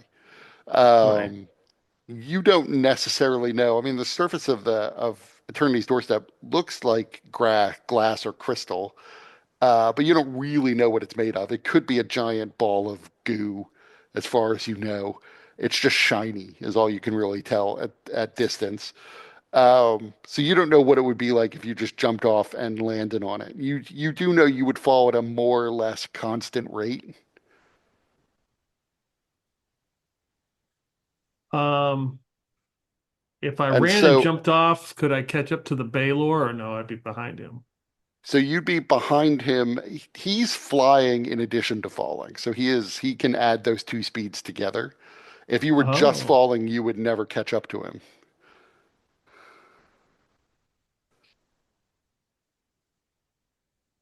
So you would need to have some sort of flying speed or something else, or, dimension door part of the way down kind of thing.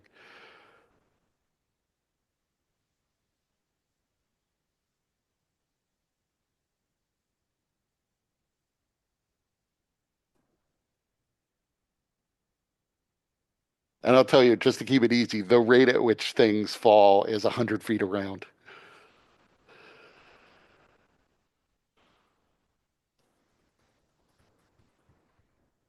I did the Okay. math in the real world.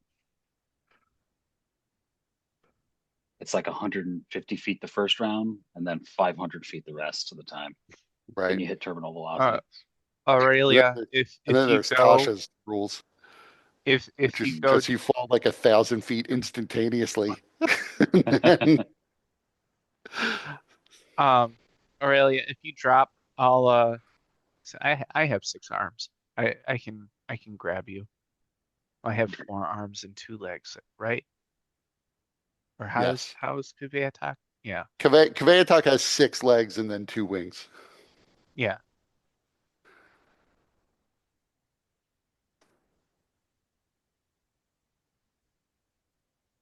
Goddamn freak.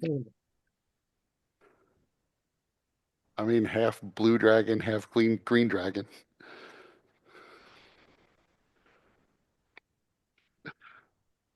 All dragons technically have 6 limbs. Like all the four-legged dragons really have 6 limbs when you count their wings. Hmm. Um, okay. I'm gonna run and jump off.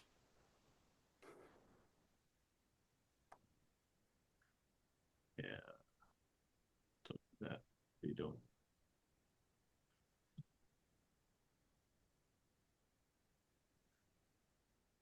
And try to head towards the Baylor, but I would imagine I can't get within 30 feet of him. So the Baylor is like 180 feet below you. So after you jump off, you'd fall the 100 feet. So the Baylor is like 80 feet below you. Right.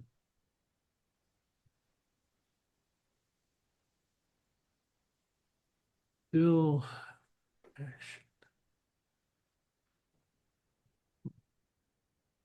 Anything else you're doing?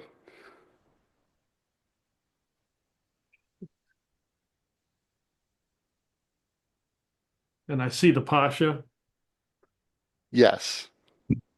Falling alongside. Both of them sort of head down, I imagine.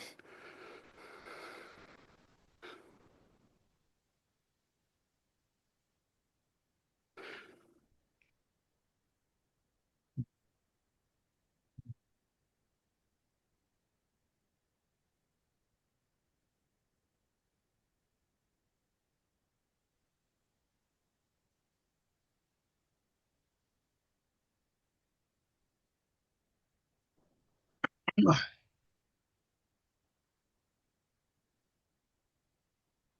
right.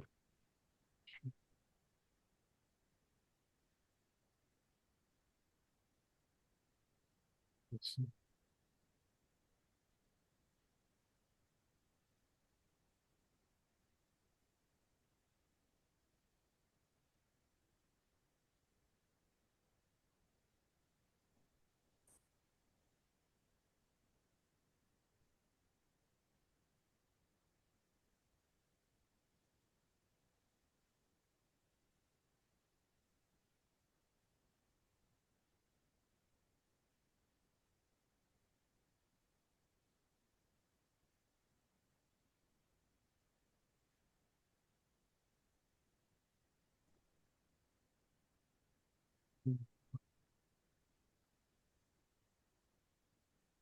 And T-hole's too far away from me.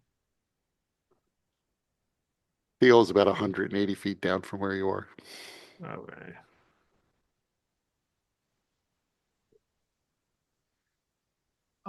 If you hold your action till I grab you, I can get you close enough.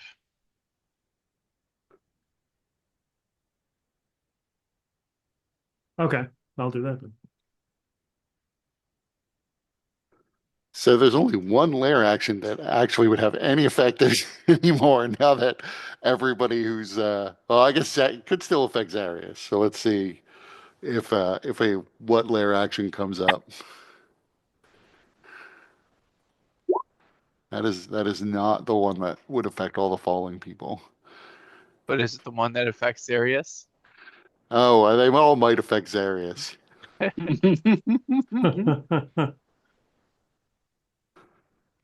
So everything goes dark.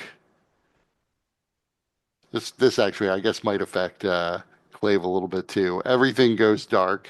I forgot Clave is still on this surface, and I need you to Clave and Zarius both. I need you to make wisdom saving throws.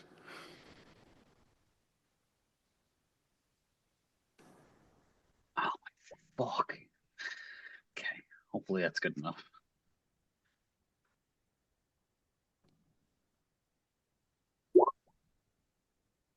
Oh, I still have bless on.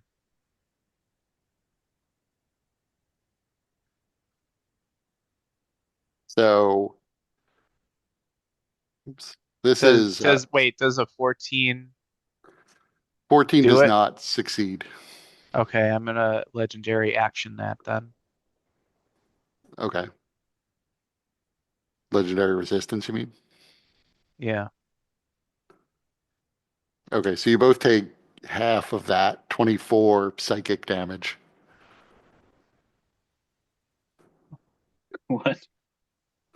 The darkness affects your emotional well-being, inflicting psychic damage as you feel the void begin to creep into your mind.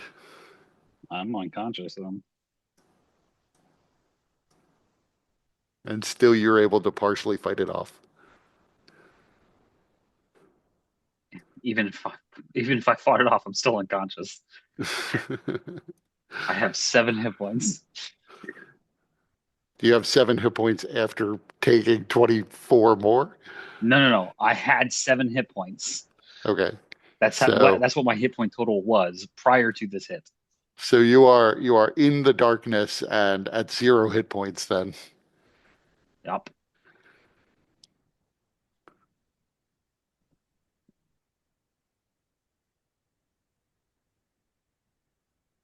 And it's Clave's turn. You can't see anything. You know that Zarius was weak and but you can't exactly see where he is. Right, but between my keen mind and my where is it? Ability to detect mind. Can I know where he is? Yes. Okay. Since he's unconscious and just a body, would it be an object interaction to grab him? Yeah, sure. Okay. So let's You're see if I you're get just an my, object. You're being literally objectified okay. now, Zarius. I do not get my, I always so, knew it was going to be Clave that killed me. so I'm grabbing Zarius and Clay then, grabs your sexy body, Yep, objectifying you, and yep. flies off. I fall. So you're gonna have to fly over to catch uh, Aurelia, presumably, Yeah, assuming I that's have, still part of the plan. yeah. So, I can, so because of my wings, is there air? Like, can I direct my wings so There, I can direct there my is descent? right. There is an atmosphere, so yes, you can maneuver in the air. Okay, so as part of my fall, can I do that as just part of my fall to get over to Aurelia? Yes, Okay. So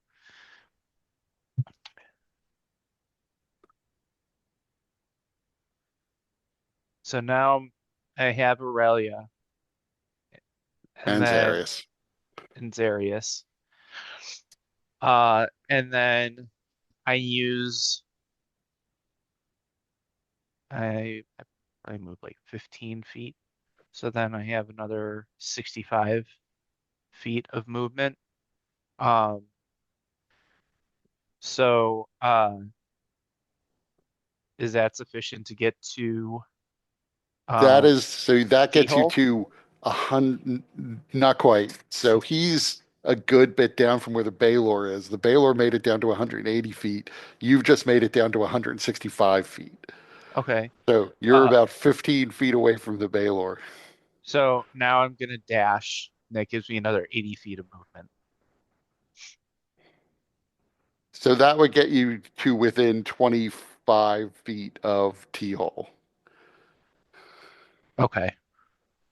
So uh Aurelia, um that brings you within range of your held action. Of the Baylor. Either one. Okay. Uh,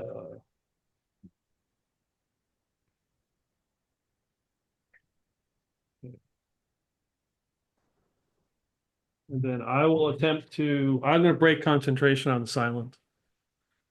Right. I'm assuming that's not an action. No, it's not. Okay. And I will attempt modify memory on the Baylor. Okay. We went to high school together, remember?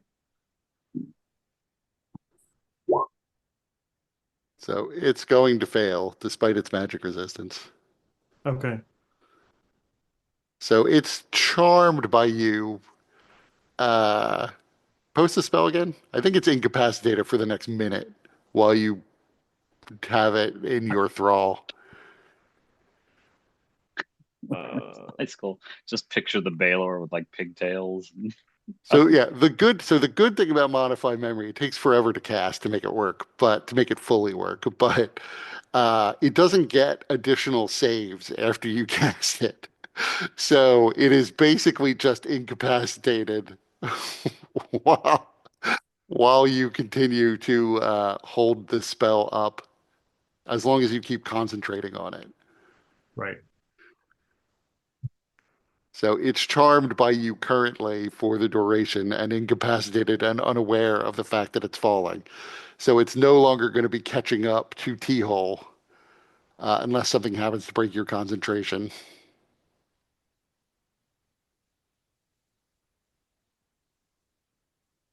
Okay.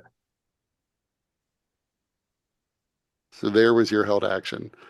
Yes. The cloud giants we can ignore because they're not jumping down. They are pretty much unsure what to do. Tharizdun, the main body of Tharizdun is moving up as you fall, so I'm just increasing his size 2 places rather than the normal one. Okay. Uh, he is still not in range to sort of attack you all directly, but he is sort of angling himself to come after you. So you feel yourselves, you can look and see you are getting significantly closer to him. He will also release another tentacle, which moves very quickly up towards you. And the other tentacles come down after you. The tentacles clearly move extremely fast, uh, but they can't quite. They can probably get. Yeah, they can only really get to the Baylor. They would start attacking the Baylor as they pass, flying towards the wand. So the Baylor, I'm not going to roll for now, but the Baylor is going to suffer some damage being crushed by these things as they fly down towards T-hole and mostly towards T-hole. Pretty much the only one they give a shit about. Let me do the other one. And then this other one is flying up and not quite going to reach you this round, although it will be able to attack you. All of them will be able to attack next round. So technically, if the Baylor gets attacked, the spell ends. Okay, I If it forgot takes about that. damage, if it takes any damage. So let's see if they hit then.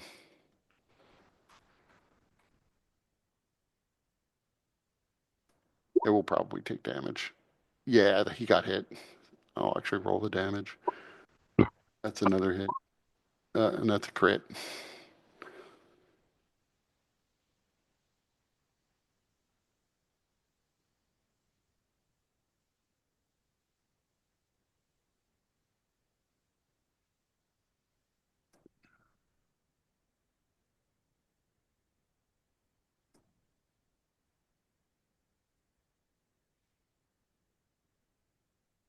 Sorry, that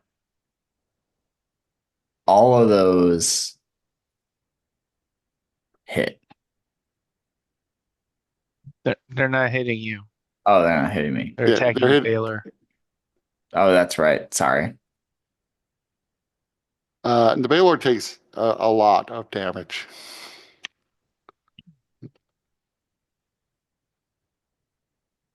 So the Baylor's not looking so good. He wasn't at full to begin with. But he is no longer charmed, I guess. And it's T-Hole's turn. Is there anything T-Hole can do in this position to increase his falling speed? Unless you have like an ability to fly, not really. I mean, you could try to like push off, I guess, the Is there a Pasha. portion of your body? Is there a portion of your body that separates, like, and flies off? Go Like into a salsa rocket mode. fist or Yeah, and a dig dart. He detaches his legs, and he's just got little stumpy legs, and starts flying fast. um You use the pressure of your blood to fly. As your- Yes. Poke a hole in your hand and spray your blood like Iron Man.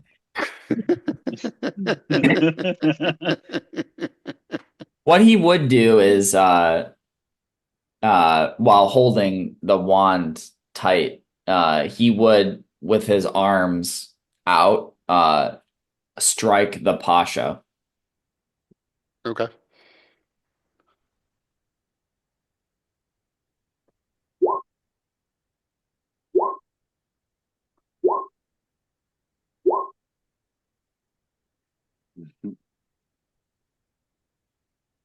So let's see. They're probably all hits. 2 crits. No, the 18 misses. Pasha's very, very proud of himself for avoiding one of the strikes. And I'm gonna spend stunning strikes. I'm gonna attempt stunning strikes. I'll start with 1.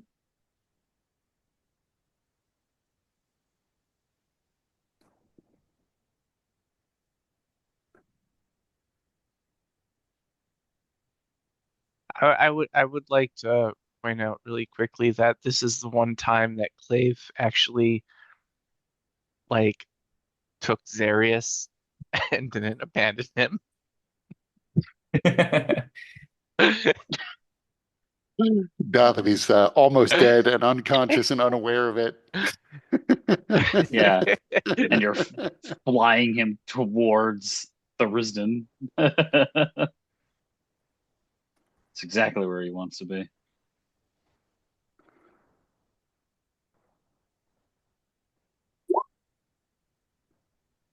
So he made a save. He doesn't get the +3 though. Man. 16, eh? Well, But he's pretty beaten up after that. That was a lot of damage. He's not as hardy as Hellweir was. Anything else you're doing? that will be actually, let me see something. I've never used this. And this might be the time to use it. Um,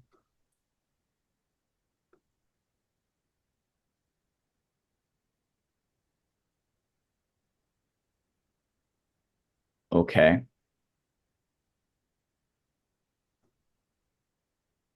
Okay. So I'm going to spend 3 Chi points. So Hmm. I've had this move forever, and I've never thought it was worth using. But as part of Zen offense, I can spend a Chi point to deal max weapon damage. So I'm going to convert the sixes that were ones to eights. So that uh, would be an additional 7 damage. 21 damage Okay. because I can do it per roll.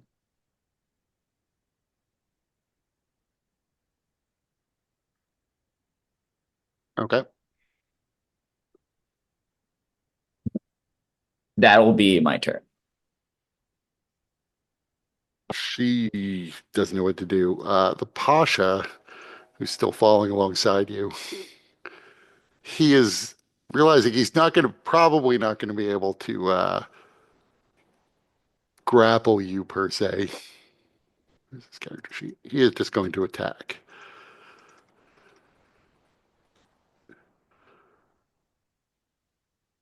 Does he have anything else? Let's see.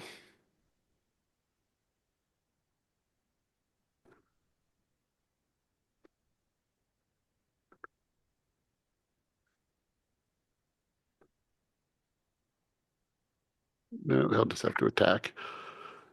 So he pulls out his jeweled scimitar and starts attacking you. Or he would do.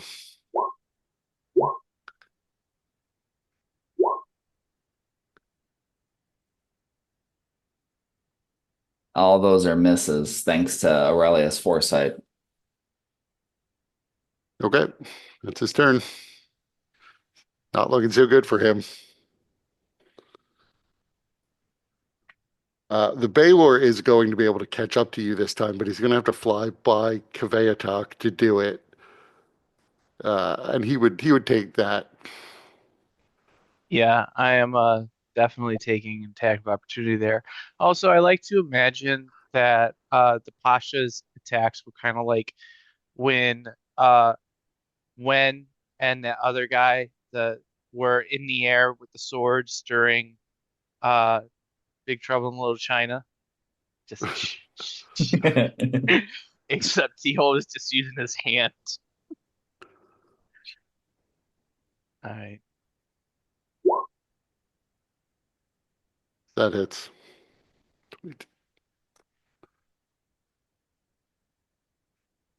So you see trails of fire from the wounds that are being left.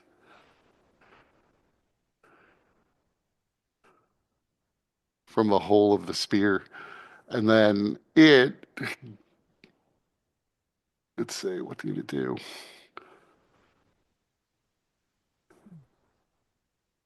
So I didn't keep track. Has T-Hole saved against the Baylor's frightful presence? I think we all have, right? That's probably correct. Yeah, I thought we did in the very beginning. Yeah, that makes sense. So it is going to attack you with its weapons. 27 hits. And then it whips at you. And it misses. 30 damage. I am going to use cutting words if I'm within range on that 27. What's the die? Bardic inspiration. So it's a D12. That would miss. So you don't get hit.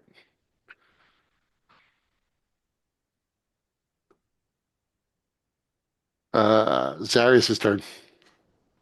I guess I have to make a death saving throw. Yep.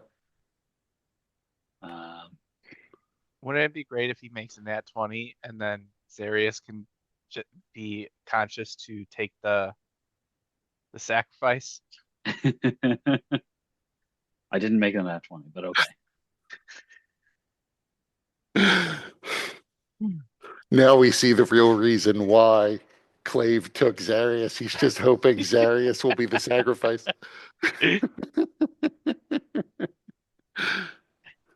Zarius has a people to lead so they can replace him. Nowhere is still paralyzed. Well, Aurelia, it's your they turn. were. How close to Zarius am I? You're you're essentially right next to Zarius. Okay. We're both being carried, right? Yeah.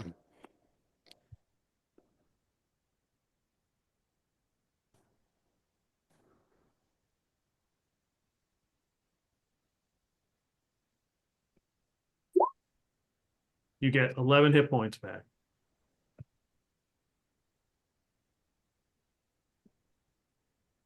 I'll take it. And a level of exhaustion.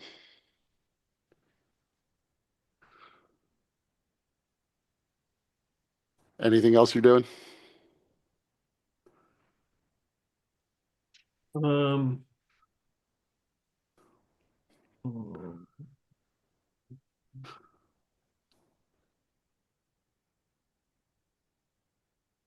no, that's it. So Zarius regains consciousness. He is in the claws of Kveatok, plummeting in the darkness. The darkness is still completely enveloping the temple above, so you can't see that. It's nothing but black void above you. You can see Tharizdun below you rising up towards you at Eternity's doorstep, and you can feel yourself falling through this thin atmosphere. Let's see now if there's another. Now there is only one. That is not it. So the lair effect doesn't really apply to your case, and it's Clave's turn. See if I get my breath weapon back. I do. Cool. So you Um, fell through the thin atmosphere of Eternity's doorstep, so it kind of pierced the veil. Sorry, what do you mean? No, Yeah, we're you moving said you, towards I it. think, fell through a thin atmosphere. We're falling Right. through it now. Oh, okay. um, how badly does the Baylor and the Pasha look? So the Pasha took a lot of damage. The Pasha's not nearly as hardy as Hellweir was. He's not, neither of them is exactly on the verge of death, but like T-Hole could finish them in 2 rounds, maybe 1 round if he gets lucky on the damage. T-Hole could finish the Baylor in 1 round. He probably couldn't finish the Pasha in 1 round. But 2 rounds he could definitely do, either one of them.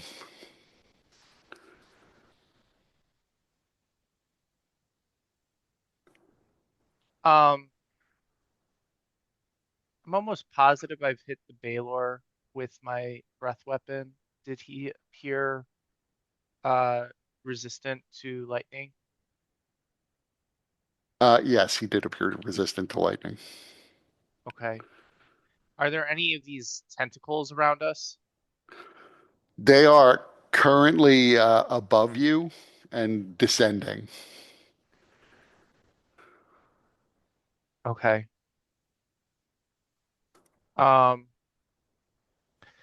so what I will do is I will use my breath weapon on the Pasha. Um, Wait a minute. Or is there a better way? Maybe save the breath weapon for now. No, let's save the breath weapon. That's dumb. Um, yeah, so I'm gonna hit the Pasha with my lightning breath. That is a nice chunk of damage. Let's see.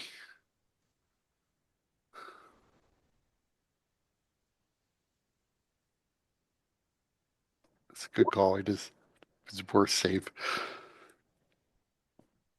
So he takes the damage. Okay. Yeah, because I figured if we could kill any of them, then Zarius could get some health back, but I guess it didn't happen. So with the rest of my action, I'm going to uh move the 25 feet towards T-hole. Hmm. Uh, and then I will, let's see, 4 of my arms are full. Do my back claws, can I grab things with them? Kind of like a bird of prey? Yeah, sure. Okay. So then I will grab T-hole with my foot and then use the rest of my movement. So then that's let's see, 80 minus 25 is 55. So the rest of my 55 movement to descend and then fall the rest.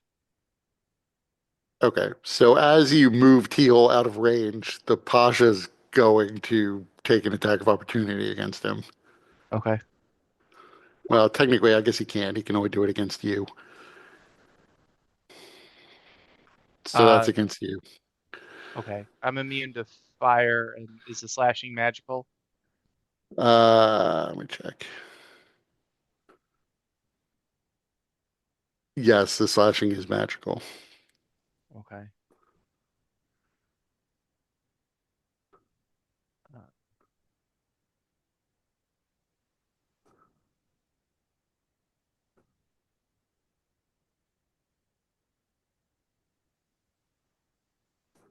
okay. Check his speed. So how far did you fly? What was the rest of your movement? So after I grabbed T-hole, I had 55 movement left, and then the 100 feet fall. Okay. So they can't do anything. So Tharizdun's tentacles are going to begin to swarm around and underneath. They're all going to attack T-hole.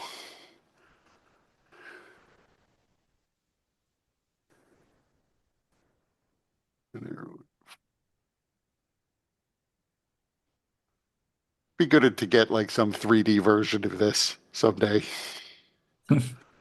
But there are four of them at the moment.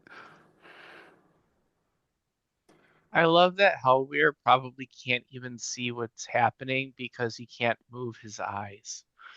Right. So the last one might have hit. The last one does hit. Unless there's a cutting words involved.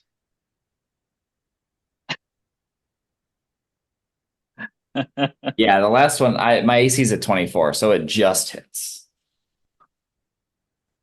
I'm I going don't to know what begin your to. life is like. Um, Aurelia, you may want to cutting words that because if not, T-hole is considered Yeah, grappled. yeah, yeah. Although that's an interesting query. If he's grappled and he's also in my grasp, what happens? I guess you and this creature have to make a contested strength save. And potentially pull T-hole into. Right. It's okay. I have one spell slot left. I can revivify. We just have to get the parts back together because it doesn't regrow body parts.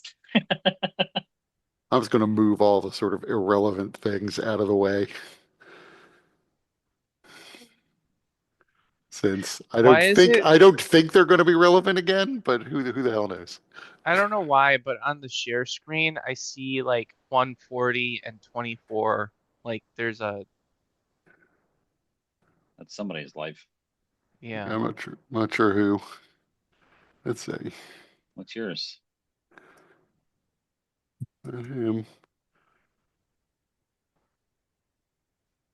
I mean, I have a 24 AC, but I don't have 140 health. I wish. Looks like T-hole. Yeah, that's T-hole. Must be nice. Yeah, That's that 100 hit points from the wand. oh, he has 140 hit points because they got healed the full by the Pasha, and then he has an additional 100 hit points from the wand. So But he's it's an auto grapple and restrained, right? yeah. Right. Okay. I will cutting words that if I can see it. Oh, sorry. I guess you rolled last time. My bad. I mean, any You can roll. We can roll the D12 and save me from Okay. having to do it. Okay. Any roll works, any so, roll yeah. would have Right. made it work. So right. Right. So it missed. It's nice to see a large number, though. It's cool. It's cool. You know, at least somebody else can roll above a 10, even on a D12.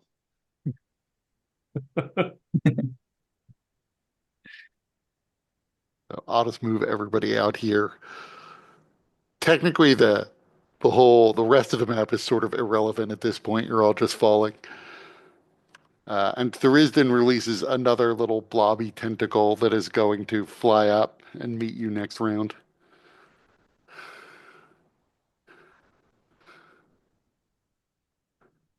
And it's T-Hole's turn. So is Claveatok grappling me and like hurtling me faster towards Yes. We're Yes. all we're all and using my fly speed. and we should refer to him as Claveatok. Yes. I have only been referring to him as Claveatok since he first turned into that form. Is the Pasha still nearby, or is like the Pasha like up? The Pasha is currently up about 55 feet away from you. Well, 155 feet because Okay. you fell and moved. You know, Is he able to get back in range? So Ifrit generally can fly. You don't know how fast he can fly exactly, so possibly. And he Okay. may have ranged attacks, so he could definitely get within 60 feet just by falling on his turn. All right. So is there anything, or are there any tentacles in range? Yes, the tentacles fly extremely fast, and they are right up on you, attempting to grab you. Based on what I saw or what I perceived earlier, I'm going to attack one of the tentacles. Okay, that's a miss. A That's 25. not Oh, right. Now that's a hit.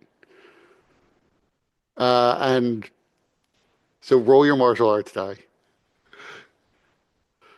That's enough to destroy the tentacle. It shimmers out of existence like it was never there.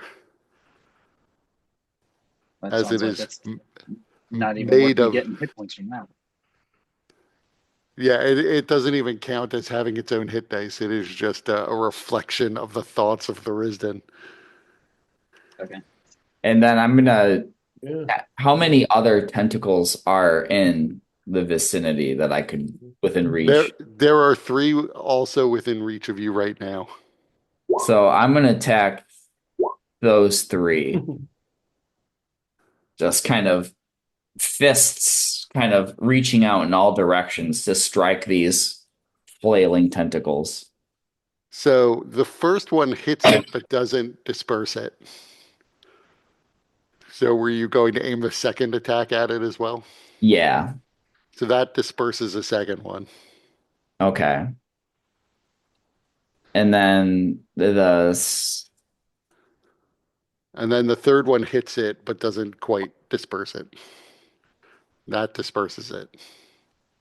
that's five. So I got three more, and then I will aim those next three attacks at the remaining tentacle. Let's see.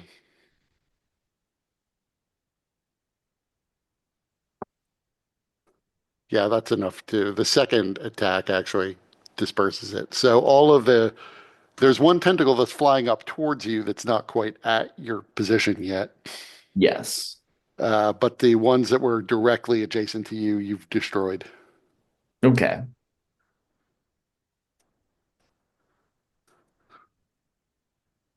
And that's going to be my turn.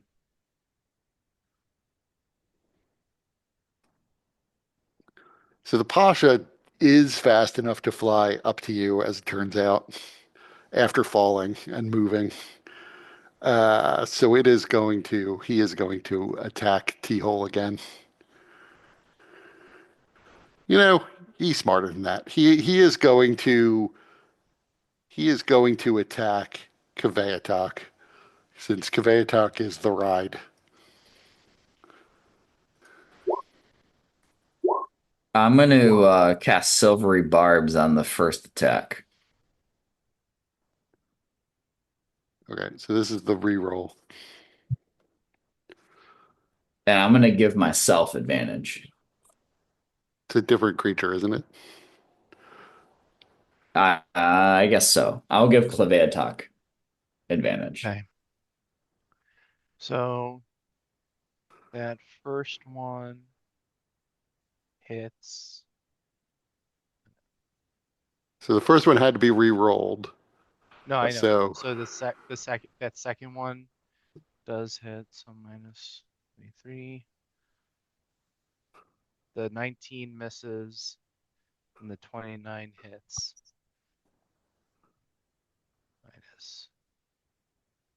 Minus. So I have 25 hit points remaining in this so form. that's his turn.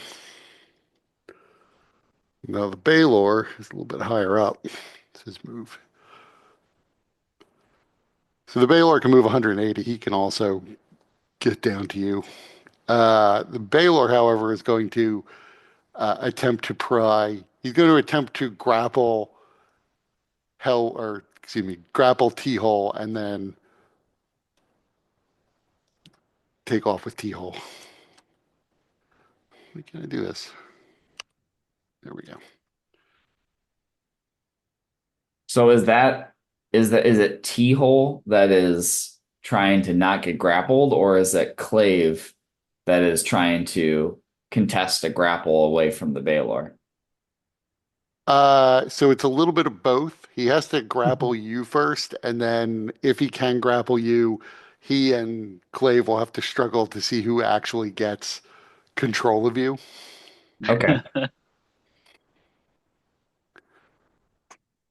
Couldn't figure out where the Baylor Lord's thing was.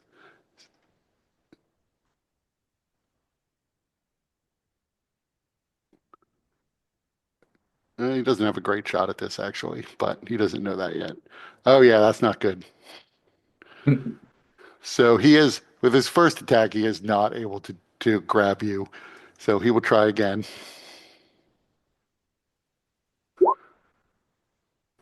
Nope. He'll use his last one to try to He is not rolling well. That's not gonna fly. So that's his whole turn. More slap fighting in space. Zarius. Uh, well, I don't fucking know, dude.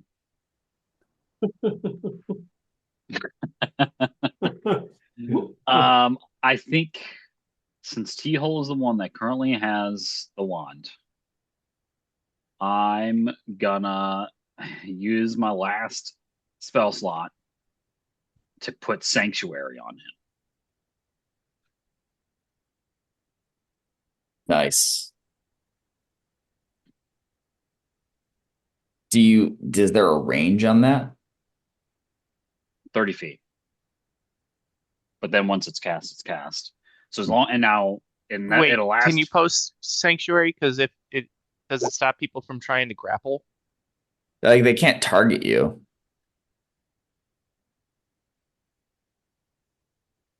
With an attack or a harmful spell.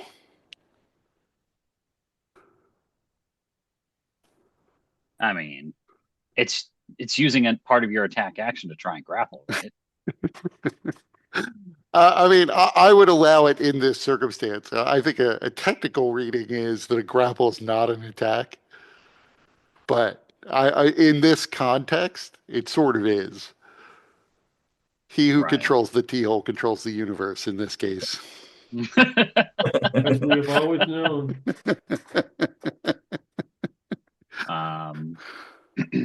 Yep. And now, yeah, so that the DC will be 19 on that to try and affect him with anything. So just don't punch don't punch unless you really truly have to. And then once you do, it's gone. And I have no more. I'm out. Yeah, but that was a bonus action. Yeah, sure. Okay.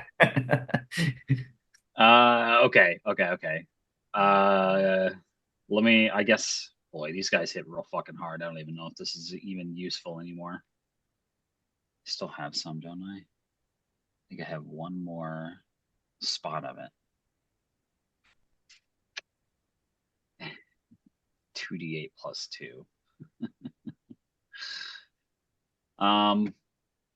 You know what? Yeah, I guess I'll just.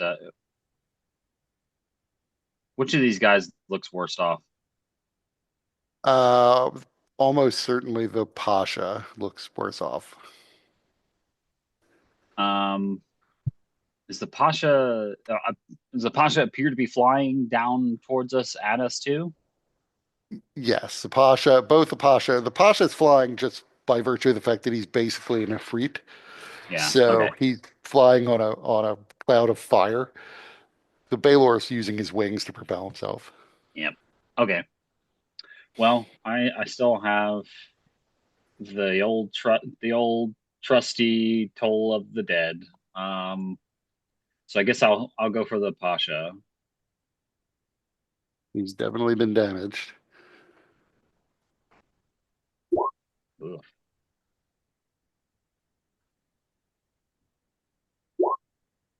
Killed. I wish there was better damage, but I did what I could.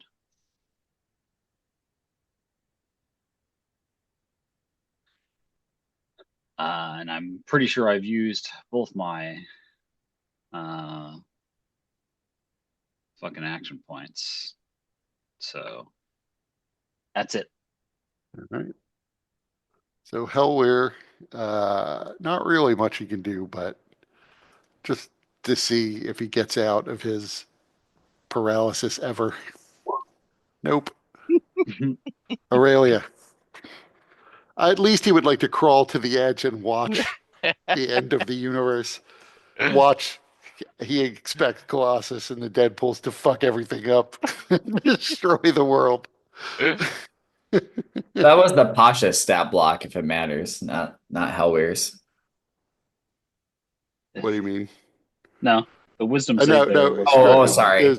There's a second wisdom save. If that's Sorry. what you mean. Yeah, I see that now. So Aurelia. Okay. So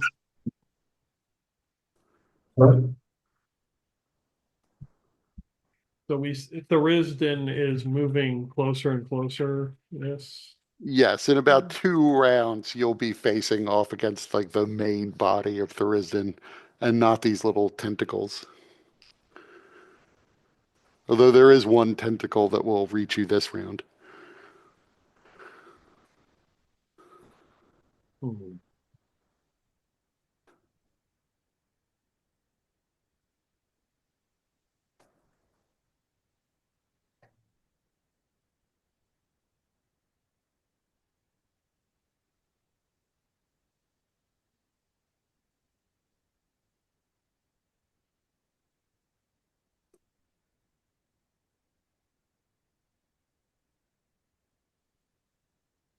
Don't know.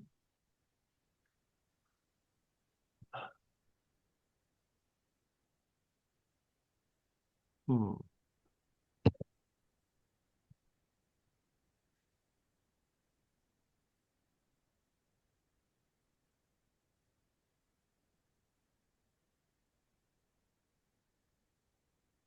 All right. I don't know if this is going to work, but okay. All right. So I'm in, let's see, Claveatox grasp. Yep. Um,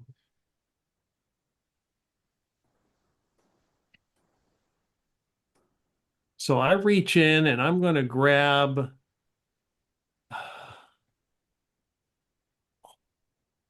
Oh, damn it. I just had it. My favored Lich Skull Copper Bent Scepter. Hmm. And I will cast light on it and I will yell out, I am Barbara Corsix. I am here for you, Tharizdun. The wand of eternity's doorstep is now in my hands, and I chuck it as far as I can.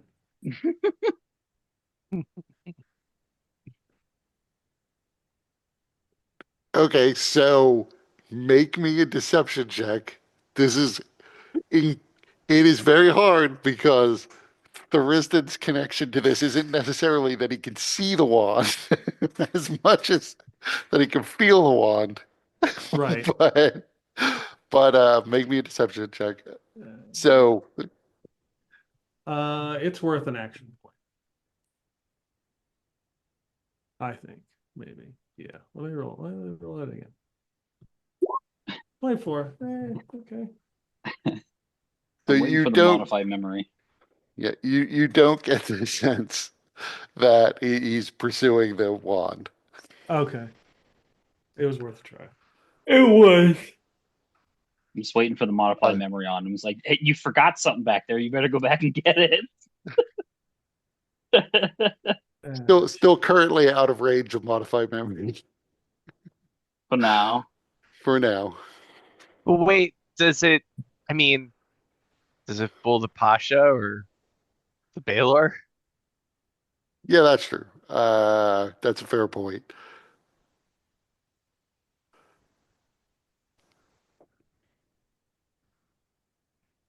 Check their wisdoms.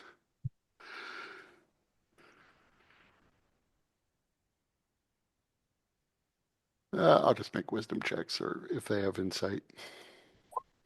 So it fools the Baylor. Or was it the Pasha? That's the Baylor. Ugh.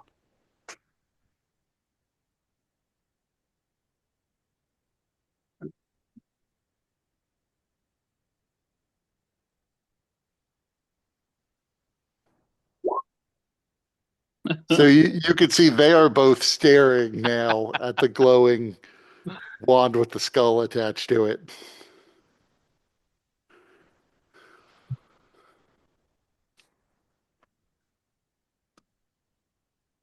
So now they're And fighting each other I will over laugh a fake maniacally at wand. them. 31. No. So there's a layer effect that doesn't really have an effect. Clave's turn. Does it fuck with Hellweir? Yes, it probably does fuck with Hellweir, but Hellweir is paralyzed. All right. So the I'm gonna continue to how far away is this guy? Which guy? The tentacle. The tentacle is about 100 feet below you at this point, but it will close that distance this round and be able to attack. Well, I will drop. So I fall. Now I'm right next to You're, it, yeah, right?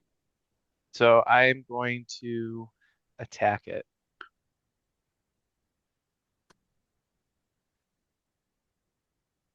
So first attack. Now, can I, so I, with my multi-attack, I get a bite and 2 claws. Um, Don't could forget your frightful I, presence. this thing can't. This thing's immune to fear. Come on now. um, well, but the frightful presence might be helpful in case, the Baylor or the Pasha, um, decide to come back at me. Um, but with my claw attacks, can I substitute both of those for Kadam? I'd say you could substitute one of them for Kata. Okay. Um, all right. So then first my bite.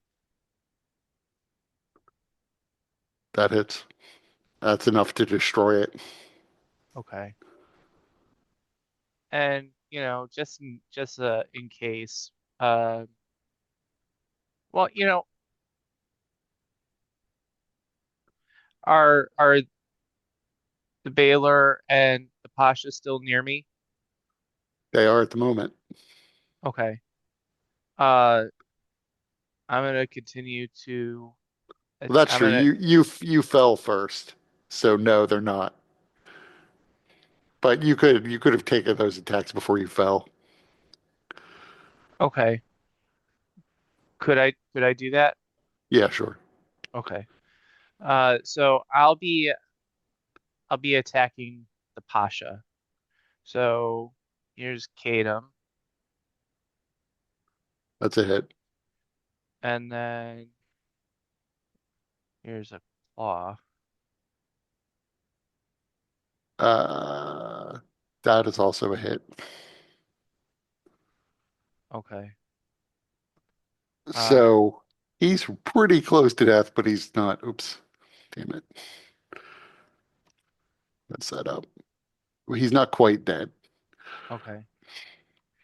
It's just mostly dead. I mean, if he took another 33 damage, he'd be basically dead. All right. And then my frightful presence, just in case it has any effect on these two.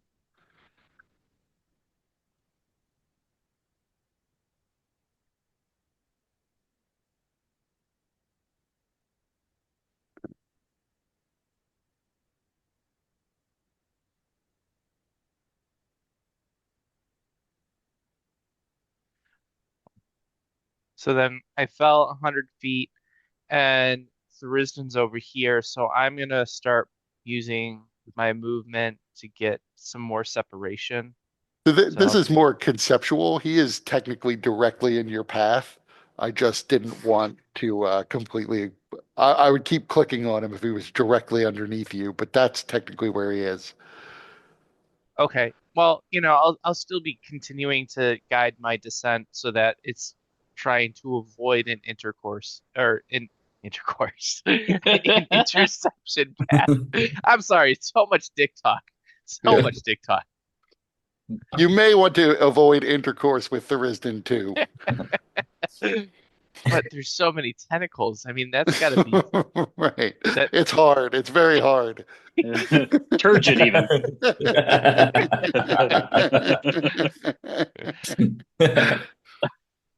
But yeah, that's my turn. Okay. So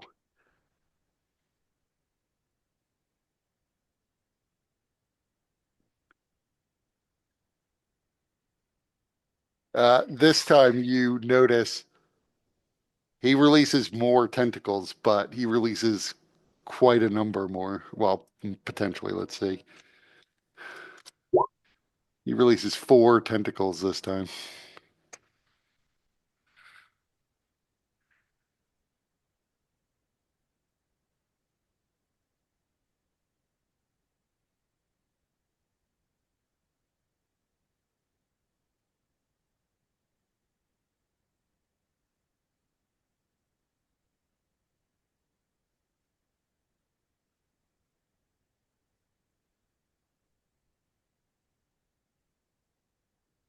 I hope Tharizdun can make a DC 19 Wisdom save before he tries to eat T-Hole. And they will be able to attack next round, not this round. Teal, it's your turn. So any attack is gonna break Sanctuary. Yeah. So what Teal's gonna do is he's going to ready Dodge. he's gonna ready an action. So that if he gets eaten by Tharizdun before the end of his next turn, he is gonna dimension door through the other side, or at least out of his purview, using the Cape of the Mountebank. Didn't you already use the cape? I don't think so. So Okay. you are going to create Nanus.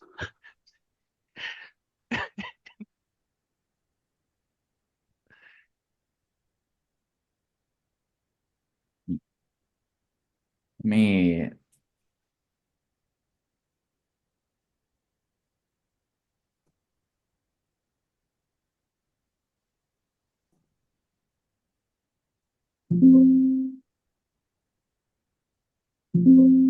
Yeah, I don't think I. No, I think now that you say it, I don't think you did either. No, I think you Aurelia said that did. you were going to, but then you didn't. Yeah, I was Yeah, thinking about yeah. doing it, but then I didn't need to. Right. Then you were Yeah. you had foresight. You were thinking about this exact situation. Yeah. That's what we're retconning it to. You were going to use it, but you realized you were going to need it later. So yeah, that's gonna be T-Hole's turn. The Pasha moves off after the other wand. Nobody's near him now, so nobody can really take an attack of opportunity. That's probably, I mean, I guess I didn't ask you for it at the time, but Aurelia, make me an athletics check. I want to see how far you've hurled this wand. Okay. And I believe in you. Okay. Athletics. Yeah. There we go. Oh, So pretty wow. good. Whoa. Oh, yeah. So Oh, yeah. he is Armed off like a chasing rocket. the wand. He will not be able to catch up to it this round, but She fucking roped it. and the Baylor is also going to chase after the wand. Baylor's a bit faster though. So the Baylor will be able to catch up to the wand and grab it, or at least the copper scepter that looks like the wand. And then the Baylor is going to get another insight check.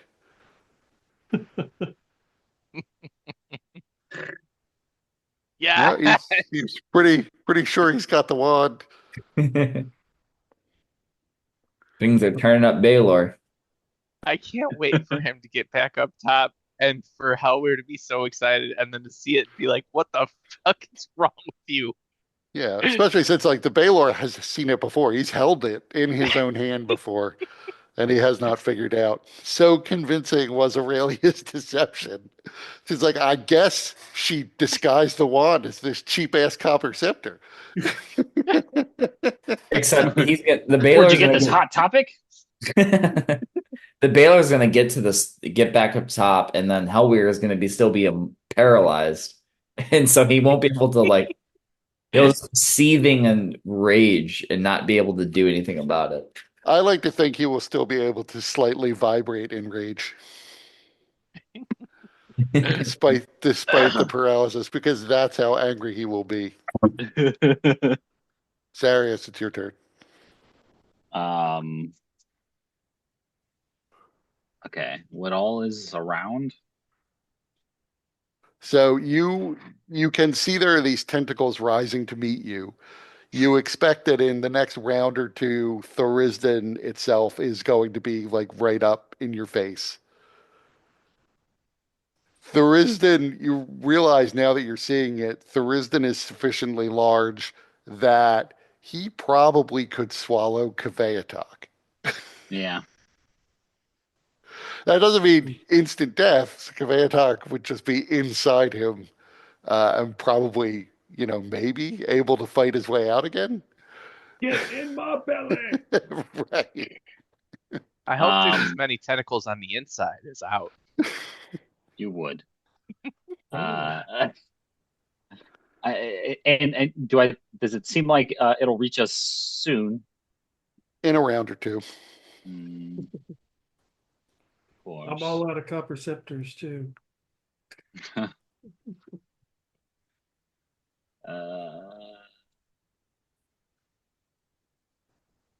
Did I use this? Shit, I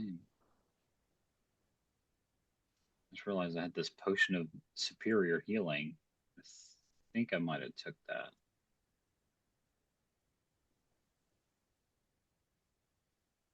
I don't recall you using a potion of superior healing, but maybe.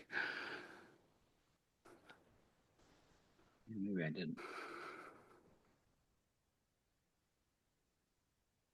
Um, I mean, I'm willing to give the benefit of the doubt to you didn't,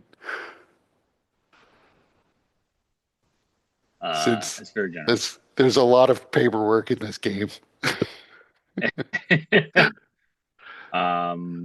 Yeah, so let's consume.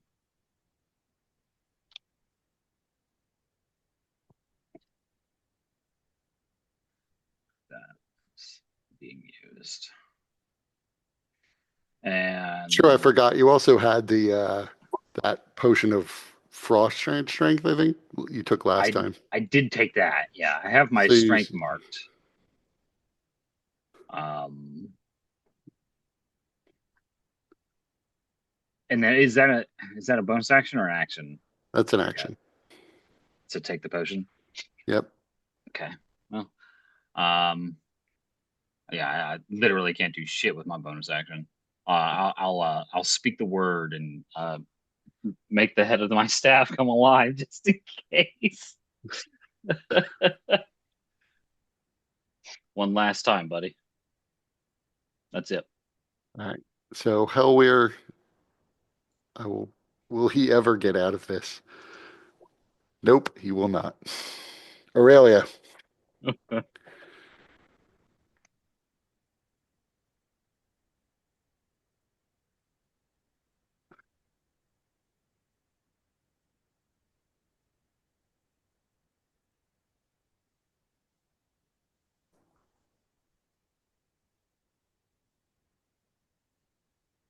How close are we to our objective? Oh, it's like 1,000 miles. It's Oh, it is way below. okay. Just 1,000. I will fall into the sky. It's a time. Just pass me by. Oh, at 1,000. I just see you Hmm. tonight.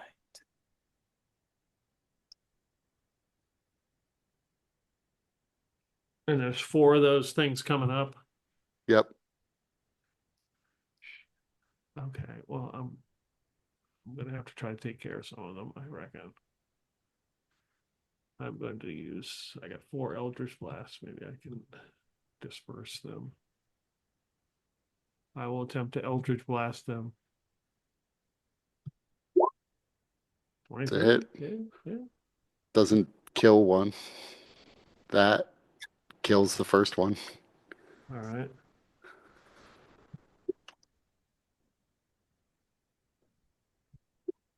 Oh, 17 misses. The 28 hits. This right. It doesn't actually kill the one though. Okay. Well, at least damaged it. Um.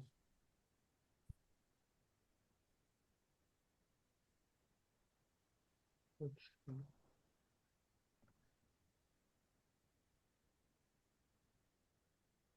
Does Is there anything like Tharizdun is getting closer? Is there anything I'm seeing with true seeing with him, or is he the real deal? Like, I Um, can tell. you can. So, is there a range? There's probably a range on True Sight, like 120 feet or something, which he's still well beyond. Okay, okay.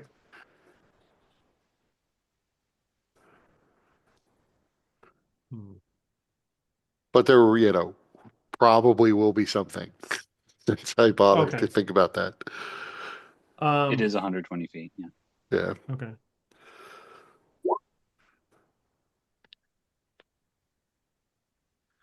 Okay. Yeah, that's um, I guess the only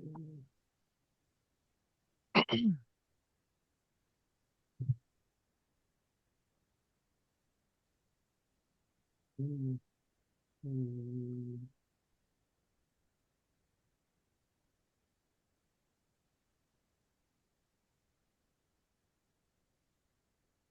okay. Yeah, that's it.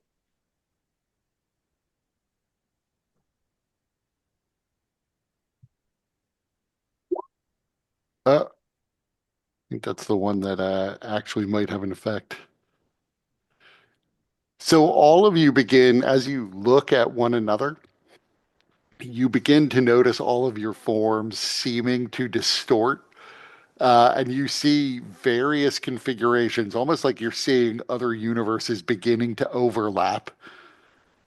And so you have to make a decision. You're not sure what's going on. You know it's somewhat unsettling what you're seeing.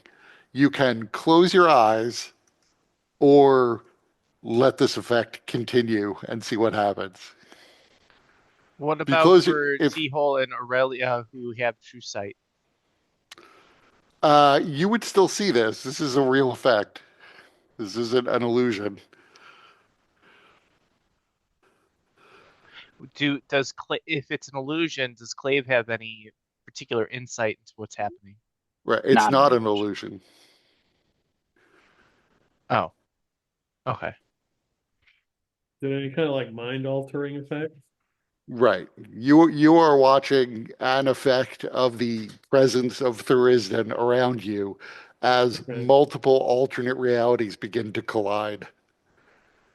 And you are seeing into these other realities, seeing other versions of yourselves in the others, some of which, it's your corpses plummeting down, some of which it's you in battle with Hellweir. You could see Hellweir falling, still holding the wand, sometimes not.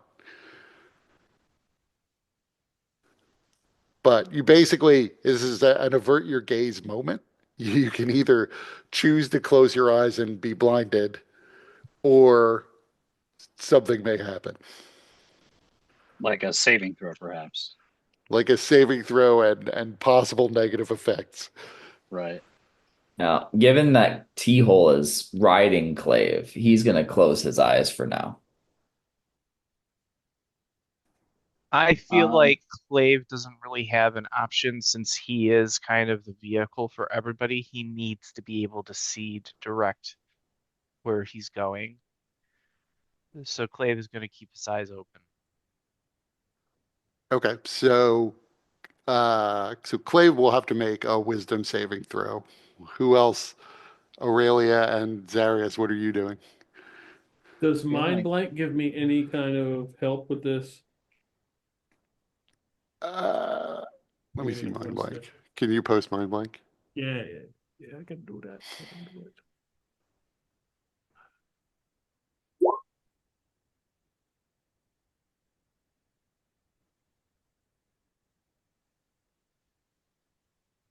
No, this is not any of that stuff. Okay. Um, Well, yeah, so I guess it is, it doesn't necessarily negate everything that's going on. You still see this. It still seems to be realities colliding.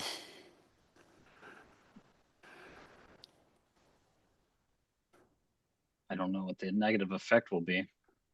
Right, that's the problem. You're not sure what this will do if you keep your eyes open.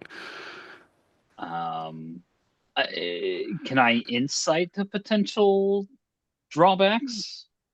I'll tell you right now, there will be some damage, possibly psychic damage, which the mind blank will affect, plus a secondary effect that will make it harder for you to do things that you might want to do.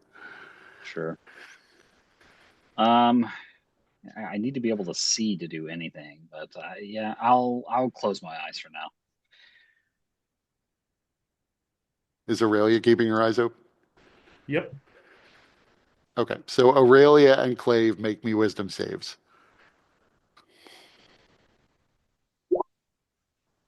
Nice. So you both made it. So neither of you take any psychic damage, and neither of you is confused by all of these different realities that you're seeing. See, that's what I didn't know. I don't know if I made the save, if I would just still take half damage or not.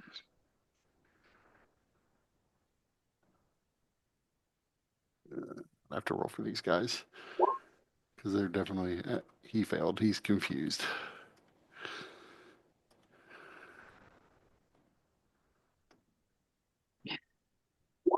More Also confused than he failed. realizes. Do any of them die, and are they in range for Zarius to suck their lives out? I need to be Uh, able to see them to do that. Oh, that sucks. That's what I'm saying.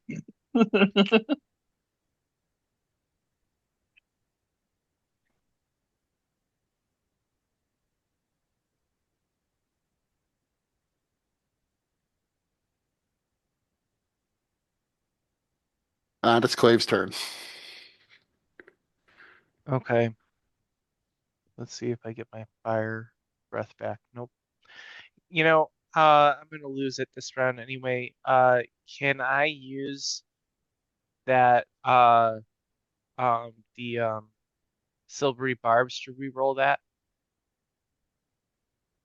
It's a, what does Silvery Barb say? Doesn't it last for like a minute?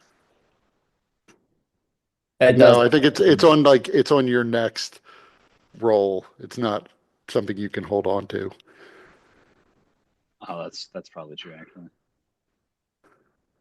Yeah, it's only attack rolls, ability checks, and saving throws. No, that's a shame. Okay. Well, these things are within reach of me now. They're not quite yet. They will be when they move. Or All when right. you Well, move. I'm also moving. That's true. So Right. when you after you fall, you'll be in range of them. All right.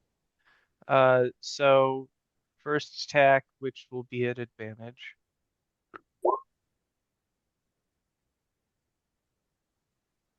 So which one were you going after? 'Cause one of them's been damaged.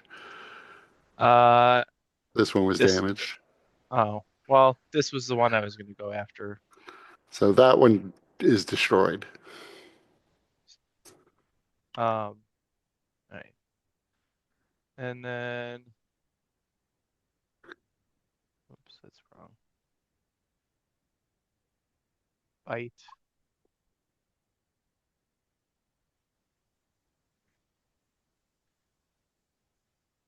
We'll say this guy, So that one's destroyed. and then claw. That misses.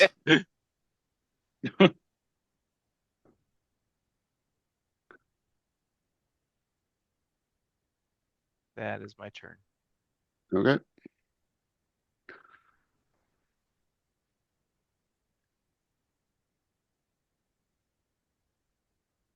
So at this point, Tharizdun gets up to you. And it releases 2 more of these things.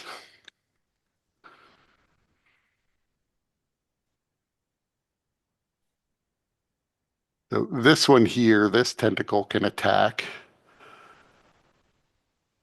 And it's going to try to attack T-Hole, but it has to make its wisdom save to do that. It does not. So since it can't, it will attack Kveatok. Miss. So that's the tentacle. The other tentacles can't attack this round, but the main body of Tharizdun can now attack. It can do a couple of different things. So How first, close it's is Tharizdun now? Tharizdun is like within 30 feet of you. Okay.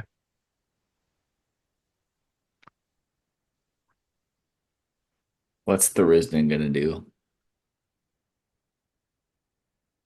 So it is, you see one of its eyes begins to build up a black light, and you see a little mote of blackness appear in the midst of you. And there is a blast of just pure chaotic energy around you.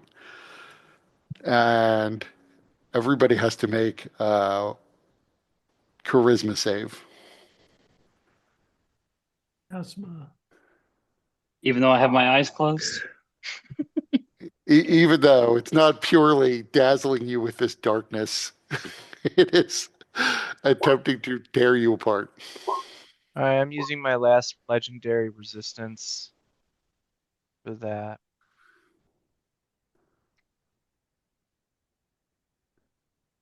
So anybody who didn't make the 22 takes 67 necrotic damage and is stunned. What if you're immune to necrotic damage? Then you don't take the damage and you can't be stunned by this. Okay. Are you immune to necrotic damage? Yep. Told you, Barbara Corsics. Yep. Barbara fucking Corsix. Sister of a bar, Corsix. So do we take the 27 and the 37 too? Uh, no, I Yeah, don't know why it was rolling that. It's Oh, just the okay. it's just the damage in the spell description. 33 damage if we've made the save. Yeah. Right. Yep. Back down to 7. Wait, we still take 33. We still take half damage? Yep. Yes. 33. Okay. So I have 2 hit points left. Once those hit points are reduced, I no longer have shape change active.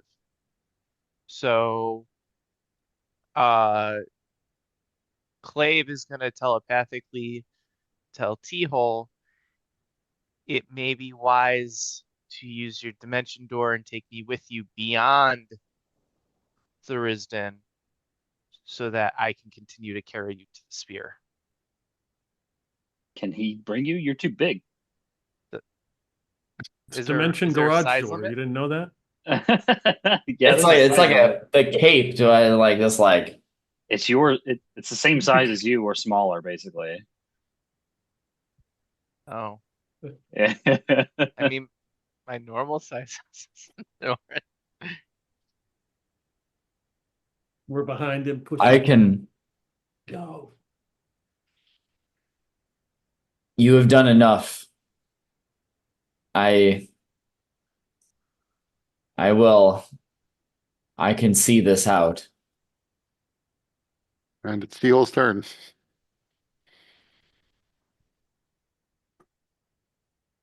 Teal's going to use the Cape of the Mountebank to dimension door basically through the other side of Tharizdun. So just the full 500 feet, or was it Yeah, 500 or 1,000? 500 feet towards So down. down. Yeah. Okay, so you do that, leaving everyone else behind, I assume. Yeah. Unless anybody really wanted to go with Teal. Maybe Don't we can all distract accept it. the offer at once. I mean, Aurelia's probably the best person to take. Yeah, I can't do shit. I'll just die. Yeah, leveling up doesn't help us right now. Right. So, Aurelia, are you volunteering to go or are you staying? Is T-Hole taking me? Teal can He's he can take somebody who is not a dragon size. If T-Hole asks me to go, I will definitely go. Teal so would T-Hole ask? It sounded like this was going to be like his show, so it didn't seem like he was taking it. But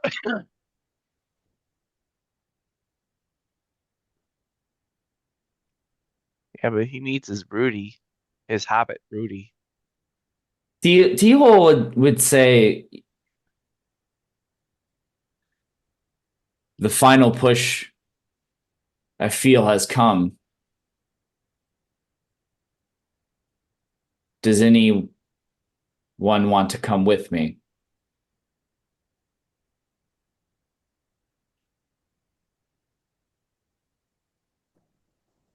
okay, I'll go. There's an awkward pause. Yeah, and T Hole would he'd reach out with his astral arm to like touch you, and then Of course he would. yeah, because he's holding the wand with his other two arms, and then both of you would like vanish in a puff of smoke, both of them, and then continue on the other side, hurtling down. No longer with the additional fly speed.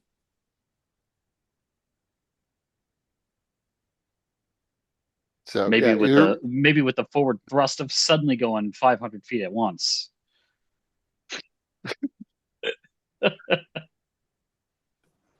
so they both vanish and are now essentially 500 feet closer to Eternity's doorstep and well outside the range of Tharizdun.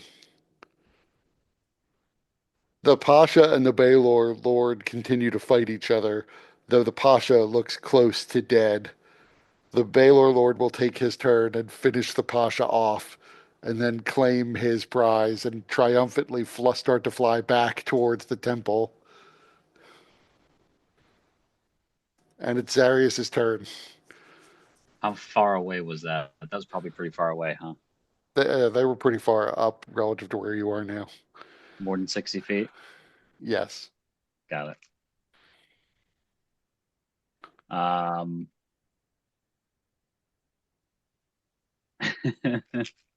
Okay. Well, uh,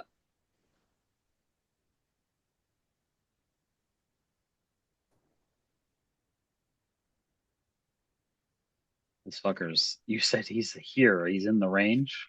Oh, and I did forget to mention now that Tharizdun has gotten closer, T-Hole and Aurelia, both of you can see that despite his current form, the true form of Tharizdun is essentially a monumentally large, like 150-foot tall humanoid, extremely conventionally attractive. Like he looks like the god he probably once was, despite the way he's been misshapen. Wait, so is this like a tumor on his like ball sack It's not a This that we're Tuma. looking at? Yeah, this is the tumor that he has become after 20,000 years in that prison, creating his own reality in the midst of chaos over and over again. But we can kind of see this kind of like is like an ethereal kind of form. Right. Like, because it is essentially, because this is an altered form of what he is in some real sense, true sight will let you see that. I see. Okay. Oh, I thought like behind him, like there was like this normal like looking person that just had No, this giant tumor hanging off of him. no, this And is it was this, hidden because we can't see past it. right. They're just seeing the original form that he once held before he became this testicle-like tumor.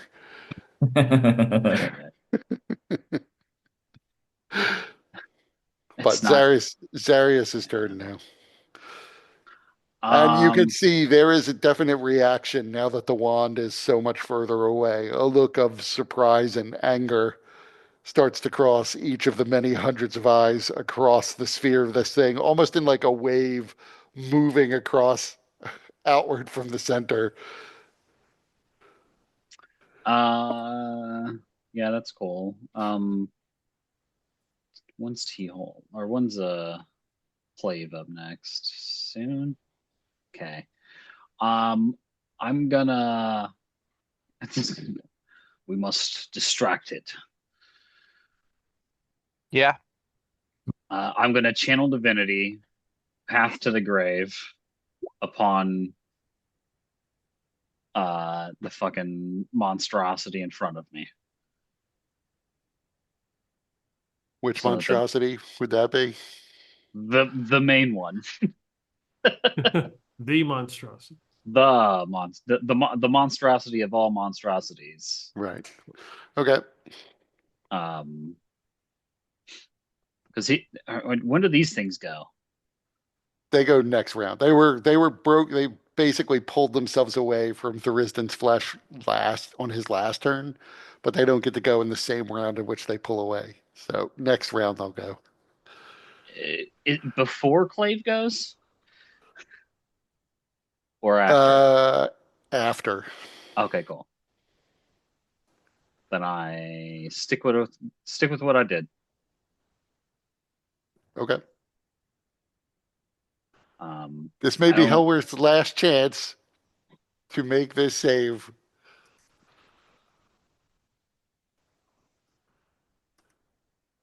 Nope. Most excellent. So anybody talks to Brendan, you could tell him Hellweir went down like a bitch.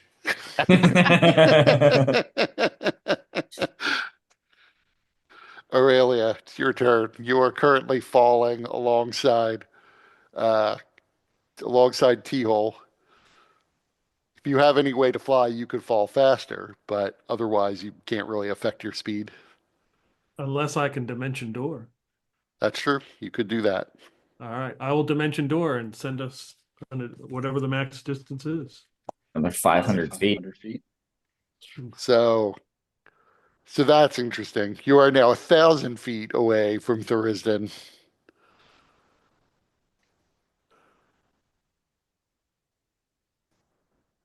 And it's Clave's turn. This, I you suppose said Any I this lair suppose thing, I should actions that check. we have to worry this about? thing is hundreds of miles away. Yes. What the fuck are we gonna No. do? What the hell we gotta do? Use the wand. I don't know. I don't know. So, yeah. So no, the lair action is not something that would have an effect out here. It's only up at the temple level. So Clave's turn. Okay. Well, first of all, I get 5 extra hit points. Now I'm at 7. There you go. Yay. Um, let's see if I get my breath weapon. I do not.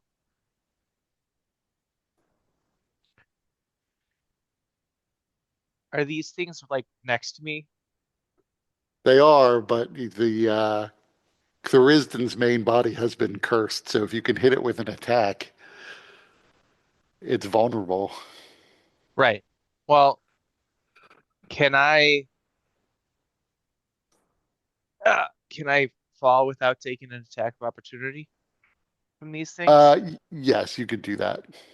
Okay. They're not Oh, and I engaged need with you to at the moment. plug in my headphones. Where did that go?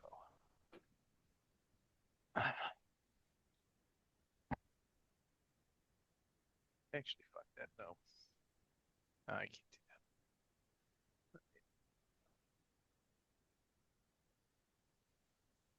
that. All right. So, and he's 30 feet below. Yes. So can I, with my, like, can I use my reaction to like pull out my wings and prevent myself from like taking fall damage if I land on Tharizdun? Yeah, you don't have to crash into them. Okay, cool. You don't even have to use your reaction for that. You could Okay. just fly 30 feet down and land. Well, I figured if it's a voluntary movement, I might draw attacks of opportunity. Yeah, so to some extent, there's a little theater of the mind going on here. These tentacles have pulled away from the main body. They haven't actually swarmed around you yet. On their turn, Oh, they might do that. I just put them next to you because I want to move them later. But they're okay. still basically at the surface of Thuriston at this moment. Okay, cool. Um, so I will stab Kadam into the flesh of the creature.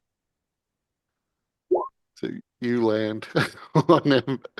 That is a hit. All right, so it is vulnerable to that attack. And then I will continue with the rest of my attack. That's a hit. Why is it a red 29?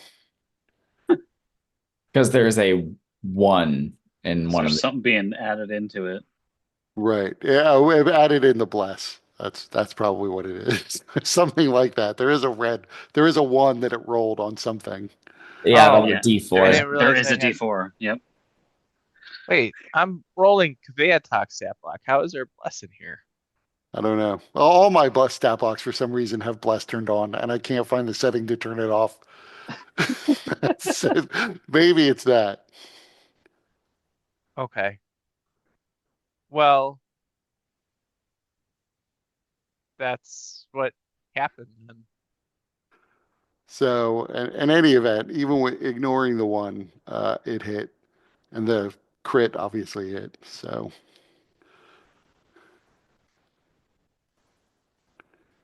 Yeah, that's weird. Does it Where's react physically at all to this? yes, it's definitely feeling the attacks. It is a little bit like attacking, like the flesh is spongy and soft, almost gummy. But you are tearing into it and seeing ichor begin to flow out. I don't know. I have to. I do. I also have to figure out where the hell that bless is turned on. Somewhere hidden in all of the little settings is a bless that got turned on, and I've never been able to turn it off.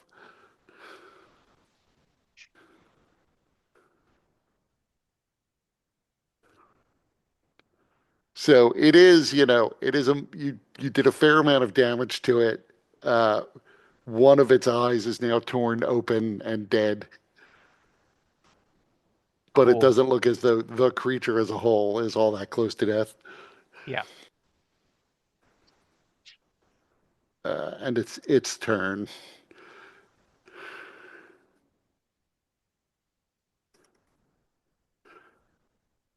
So you see, with you having landed on it, it turns completely around and is now facing Eternity's doorstep and begins to rush down. You don't really get the sense that it's falling in the same way you have been.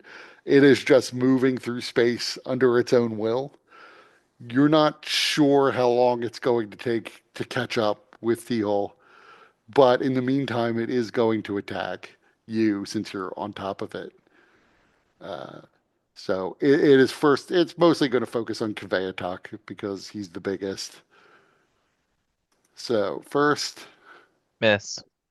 second, That hits, and my shape change finally ends.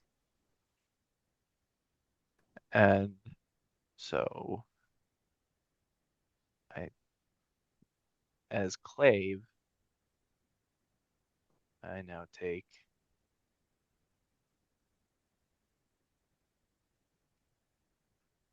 12 damage.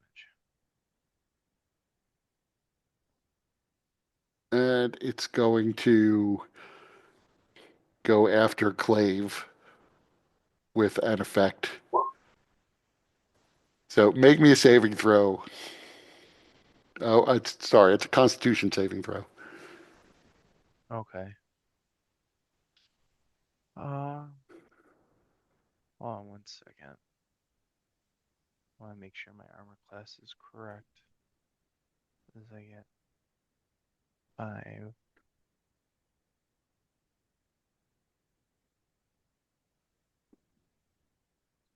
Threes.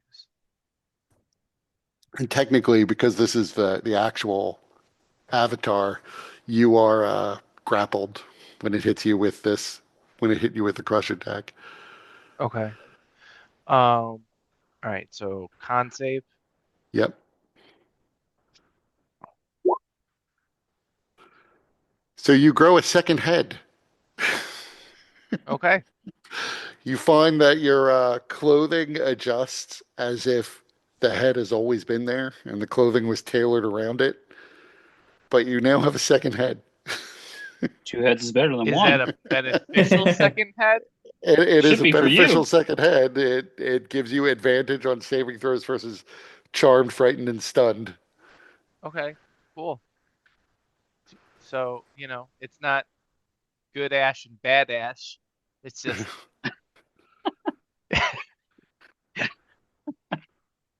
If I put my heads together, anything's possible.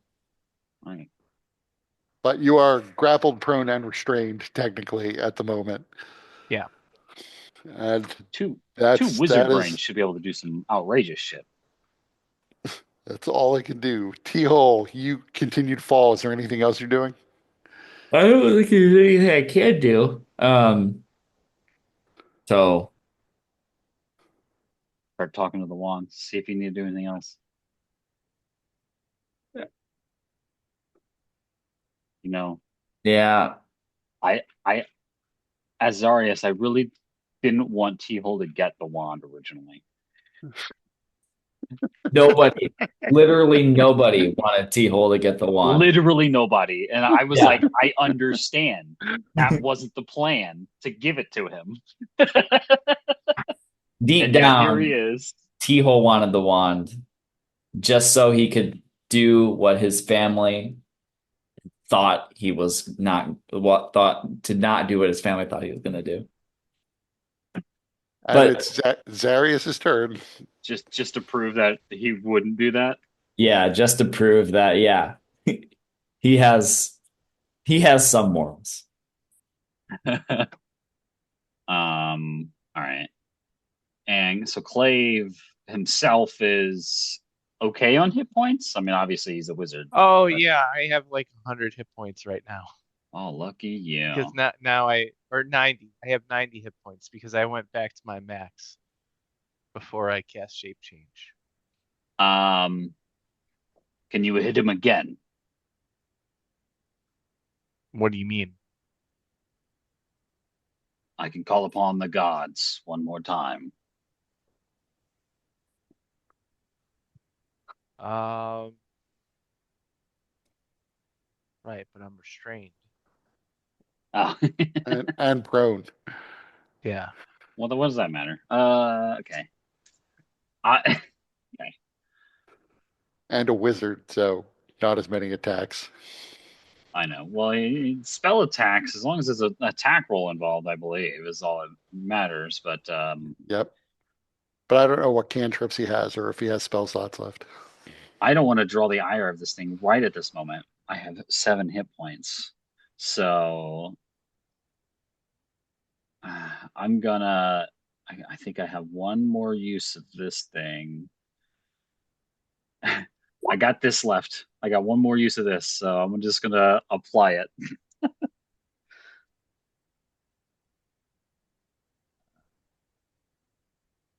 go ahead and roll for me, buddy. There we go. Okay. Neat.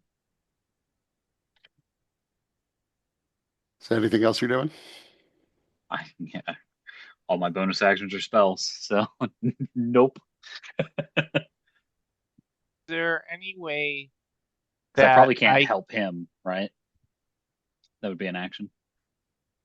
Right, is that's an there action. is there any way that Clave can use his arcane recovery? I know it's normally a short rest thing, but just wondering. Right. I mean, not without an action point. Right. The action point would basically be arcane recovery. Right. Okay. So arcane recovery plus arcane recovery? Eh?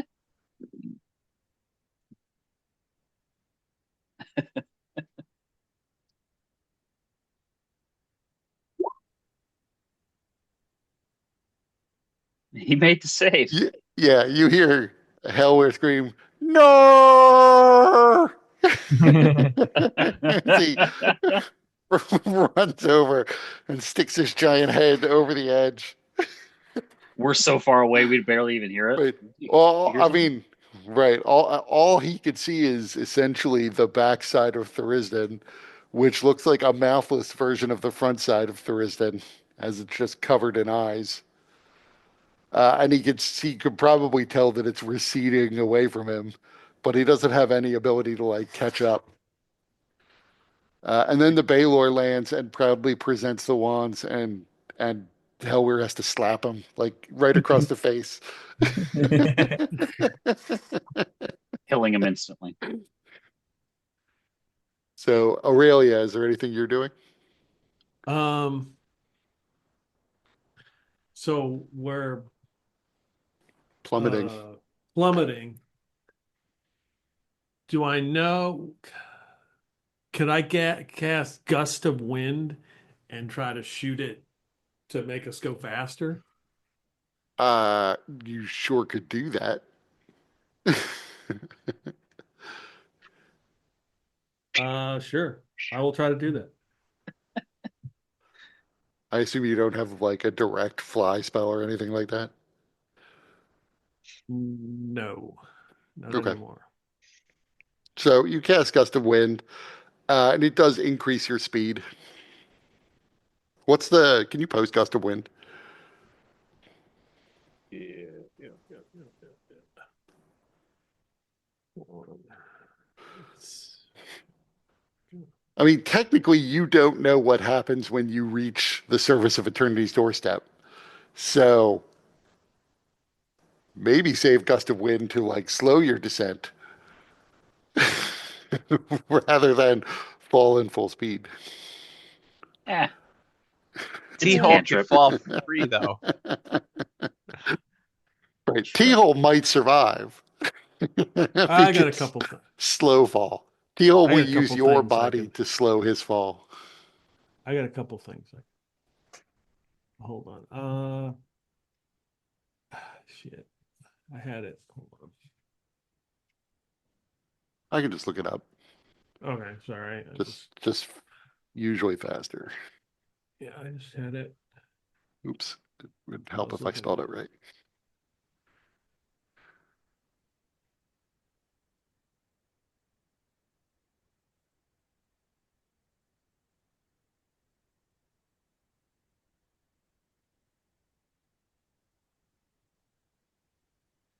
So it doesn't necessarily say what the speed is of the wind itself. Right. So, well, it's also concentration up to a minute. So we'll say basically in this context, it can add another 60 to your speed while you're concentrating on it, Okay. which is good. So at this point, with that, Thuristan can't catch up to you, but he can still continue to attack the two people on his surface. The problem is he's not really focused on them. Like you're so small relative to it that unless you two are going to continue to attack him, Uh, he's probably not even going to worry about you. You are two mosquitoes who have landed on him. So do you intend to attack him again? I don't Yeah, have enough hit points. I don't. I mean, I don't know that he's not gonna attack us. Can That's we true. like see them receding further and further away, like Yes, you're. faster than he is? So you don't. Yeah, it's hard for you to figure out how fast he is and how fast they're going, and Relative. Yeah, yeah. Yeah, right. but you can't even see them 'cause you don't know that they dimension doored a second time. Yeah, I mean, I would think so. He turned around. Tharizdun turned around, so you can actually you do have a line of sight to them. Uh, that they're 1,000 feet away versus 500 Oh, feet away. They're tiny wait, little so dots in the so He they distance. landed flipped. and then he turned. Okay, so then like looking up from Tharizdun, we see Yes, Aurelia and T-Hole. right. You couldn't actually see Hellweir when he looked over the edge because you were faced the other way. Well, But that's too bad. Thuriston turned around so that he could focus on pursuing them. I'd like to And think it, my mind sight was for some reason particularly acute at that point to notice his big dumb head poke over the edge. I think that's Yeah. fair. So you can both make me an investigation check. I think that's fair to see if you can figure out the relative speeds. Might get two rolls. Yeah, he's So, got two brains. That's right. Which one is so better? Clave would know that they're almost certainly going to reach the surface before the Risden can catch up to them. But Zarius has no idea of that. I like to imagine the other clave head is a fucking moron. Yeah.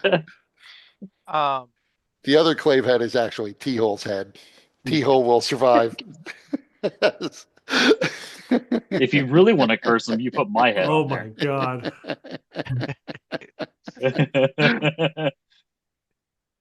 um, so Clave is gonna tell Zarius we need to continue to distract the Risden. Because while to be fair, while Clave does know that they'll reach the crystal sphere before Tharizdun can catch them, we don't know how long they'll need in order to do what they need to do. Sure. Well, how might you? How might we do that? This creature is enormous. Well, Clave says, watch this. Got to be an exhaust. There's He got to be says, an "Hold my beer." Yeah. it's got to be an exhaust port somewhere on it. That's true. It's got Oh, to yeah, fly into it. it's called Yep. his fucking mouth. It's the only hole he's got. Then make a new one. Might be able to just go in his mouth. So technically, Aurelia cast Gust. Technically, it's Clave's turn. All right. Gust of Wind, I mean.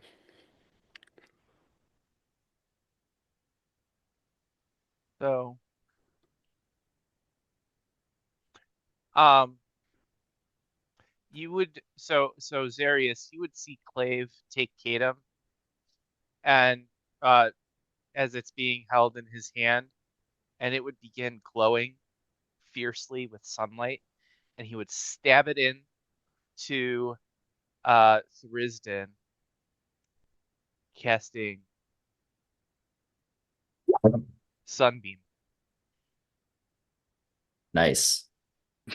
And I Sure. don't see how uh he's able to, well, it's a constitution save. Right. So I guess he could potentially resist that. But I was thinking it was Dex.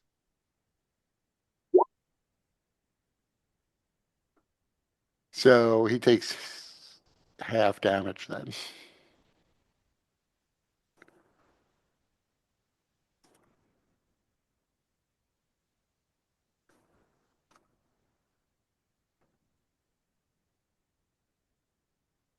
Uh, You still that is, grappled and shit? He is still grappled and restrained. yeah, but I can still do this. I have mind powers too that I can use. So, Sure. but this is the more effective one.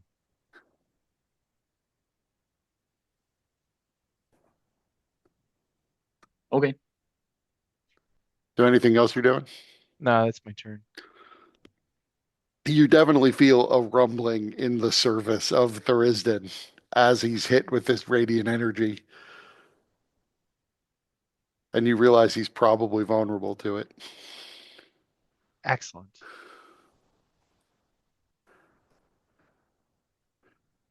Uh, and it's his turn, so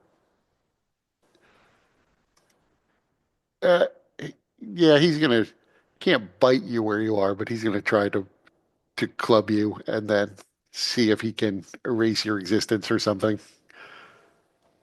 I'm using my unsettling visage to make him have disadvantage on that attack roll. Okay. So,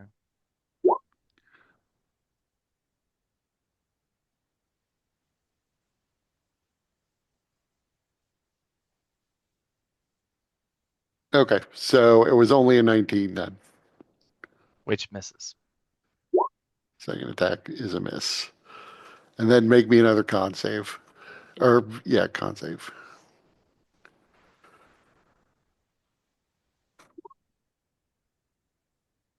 That did not make it.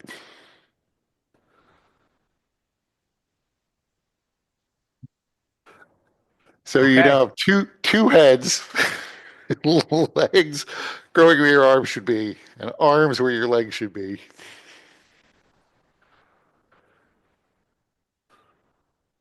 But that's his turn. So Teal, is there anything that you're doing? I don't think there's anything I can do. So I will just continue on. So you and Aurelia are essentially grappling one another as Aurelia uses her gust of wind to continue to push you further and further along the path. So is I assume Clave is just going to continue to attack. So then we might as well just resolve you fighting Tharizdun rather than switching back to Teal and Aurelia, since we know what they're going to be doing for the next minute. Uh, yeah, at least a couple more times. Okay. And I assume, Zarius, you're not attacking. Well, Zarius has left. He refuses to take part in this anymore. This travesty that's going to get him killed. So that it will be Clave's turn again. I will use my sunbeam again.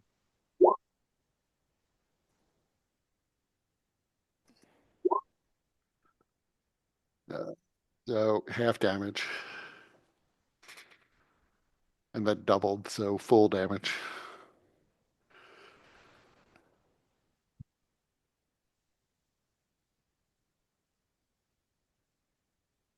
So is Zarius going to do anything as Clave continues to fight the Risen? Or is he just sitting back to preserve his hit points? So the first thing I think I would do is try and pull Clave from the grapple, perhaps Okay. Okay, so you would get to do that. So you have to make an athletics check. with disadvantage.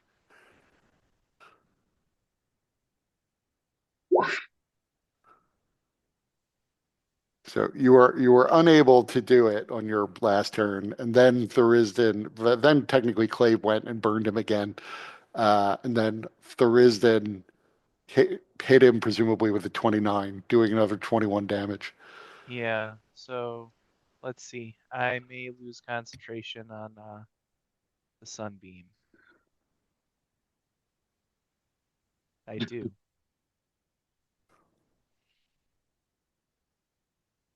Okay. He then tries to hit you again. And that's another hit. And then you're grappled. Uh, can't do that yet. So make me another con save.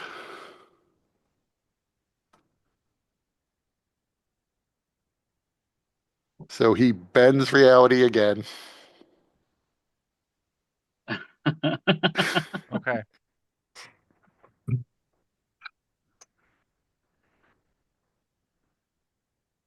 There's a little bit of irony in this.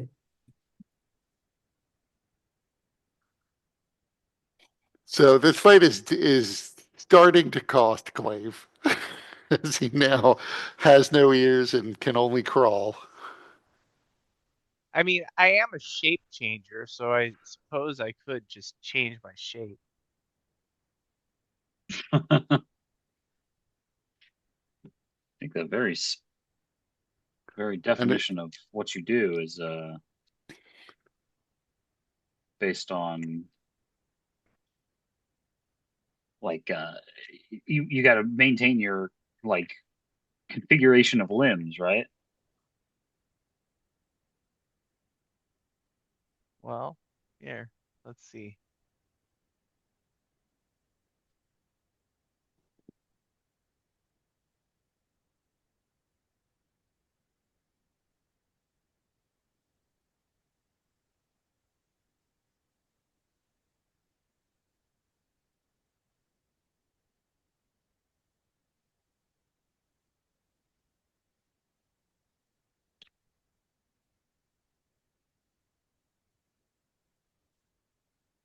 Anyways,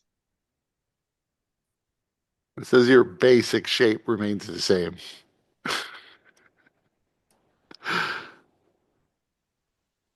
But you have two heads to work at it. right, but I mean, monkeys are bipedal.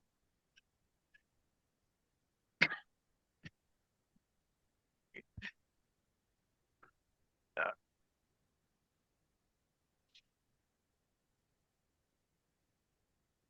I mean, okay, I would let you transform into a shape that lets you clamber like a monkey. Just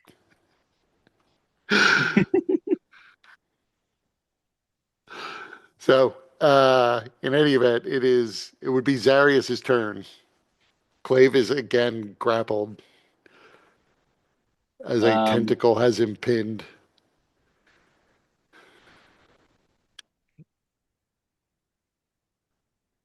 yeah, I mean, that's honestly the best thing I could do right now. I have no support that I can apply here besides what I'm doing already. So I will attempt to break him out again.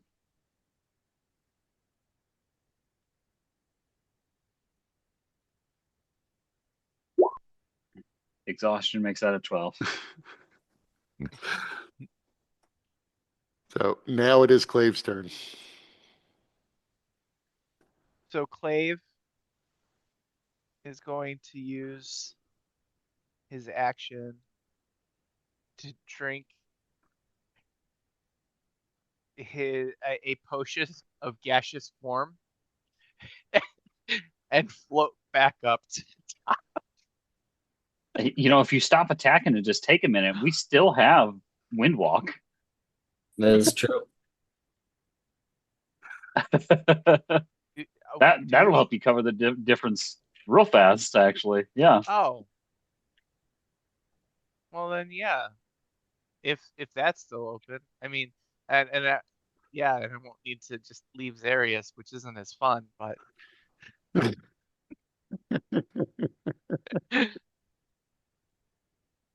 So yeah, I also was enjoying the image of you trying to reach into your bag with your leg, where your arm is now to get the potion. yeah, Like I just like to imagine, yeah, you're like trying to claw, like dig into your bag. Like, what are you doing? It's like tell me you're trying to get the potion. Like, yeah, just go. You but I can can't hear you. assume the form. Oh, that's true.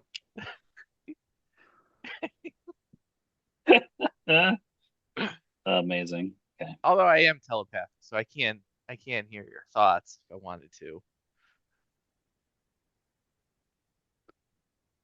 So as Clave, I assume, is now focusing on transforming again, the tentacle keeps you pinned, but it's not releasing you to attack you again. It's focused. Tharizdun's focus is now on pursuing the two who are falling towards the planetoid below. You You fall know watching. what? We Go ahead. could, I mean, that's an interesting idea then, because technically we could use our wind walk to try to beat Tharizdun down to the surface. Right, I mean, it's gonna take a minute to transform, so. right.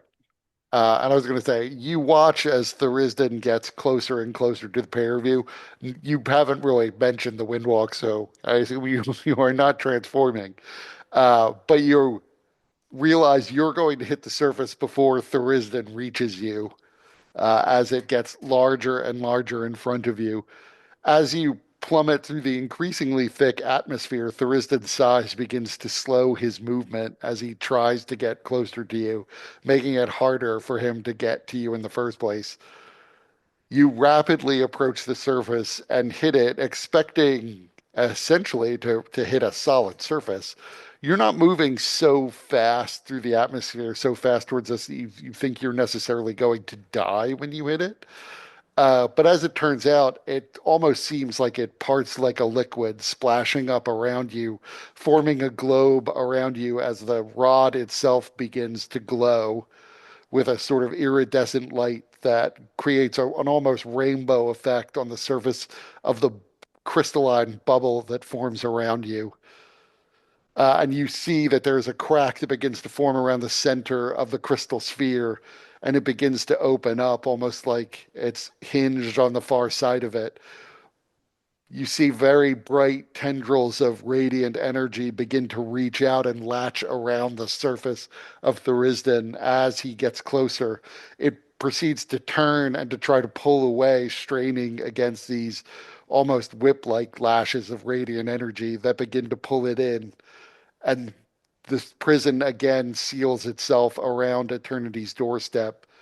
T-Hole, you become aware that you are now the guardian of eternity's doorstep, and you have to stay here with the key, making sure that Tharizdun doesn't get out again, or you're going to have to find someone to take your place.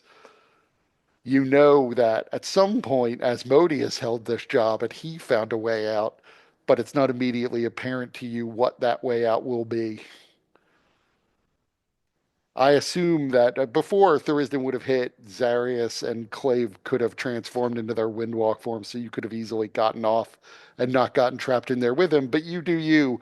If you want to fly in and be trapped inside the prison with him, that is a possibility. Mm-mm. Nope. Or No. Aurelia, you could certainly jump in. Uh, with T-hole? No, T-hole is on this. T-hole is on the surface, Okay. as as are you. But while the prison was open, technically you could have leapt in. No. No, I So don't need to be trapped T-hole, down here. any one of you technically could be the new keeper of the wand of eternity's doorstep. T-hole claimed it initially, but you suppose you could hand it off. At the moment, T-hole and Aurelia are both encased in this crystal sphere, though you can see them both dimly through the glass, through the sheer surface of it.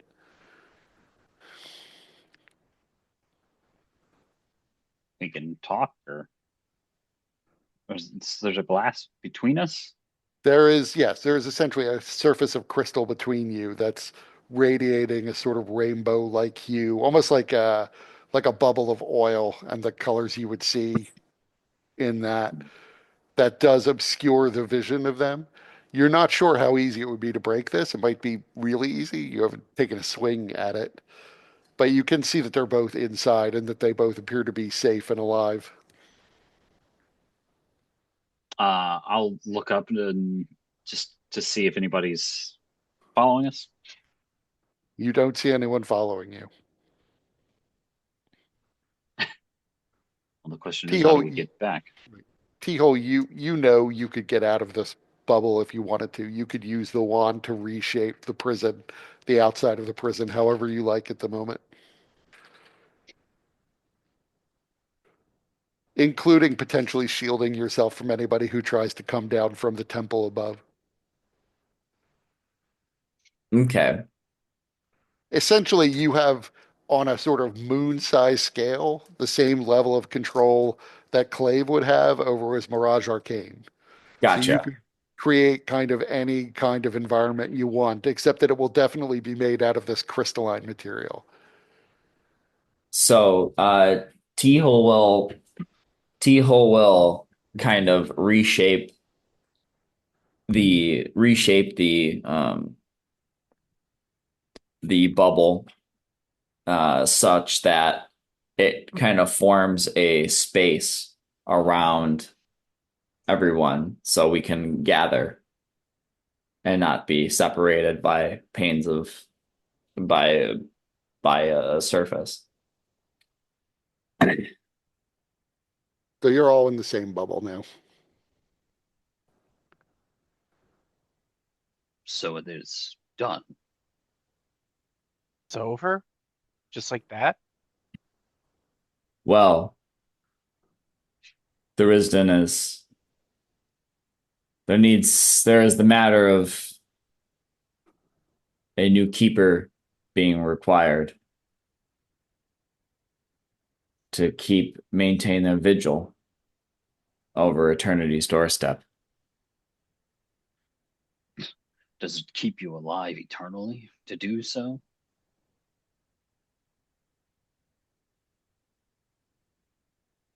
I am not aware.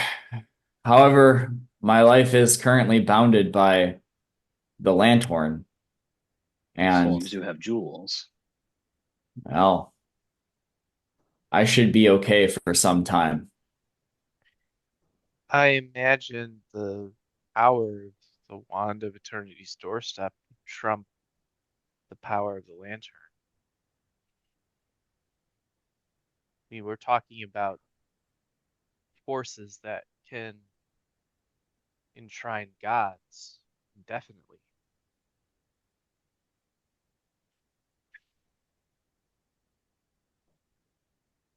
That is very true. For all intents and purposes, I think that seems reasonable. That I'll So, probably stay alive here, should I choose. so you're willing to do this, to stay alone, guarding over Tharizdun. I've lived many lifetimes in a constant struggle to combat the ever-present embrace that chaos that's threatened to consume this world as we know it. Many have seen it as a fruitless task, and any effort to fight against it would be in vain when the darkness takes hold. But I could not and cannot believe that chaos would swallow everything, for it can only exist in duality with order. And since one cannot exist without the other, it doesn't make sense to lose hope and succumb to the chaos.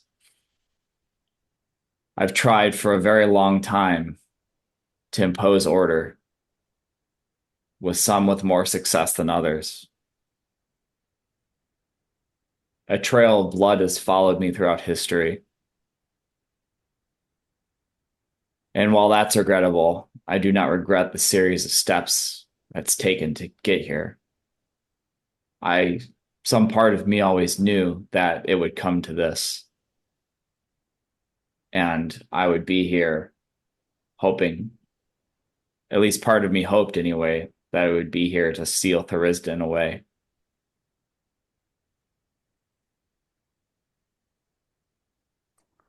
Order and chaos are two sides of the same coin. And today, order came up heads, but tomorrow, who knows? So I'll pay the price and start what or finish what I started. But chaos will find another way that will always keep coming. It will need new people, new heroes to take up the throne. I'm fine, and I've made peace with this role.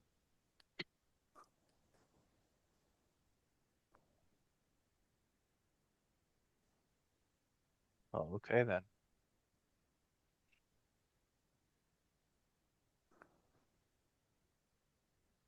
Might I borrow your lantern?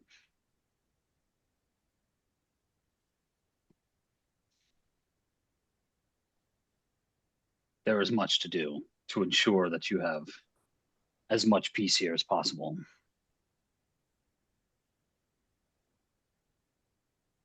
And the lantern would assist with this.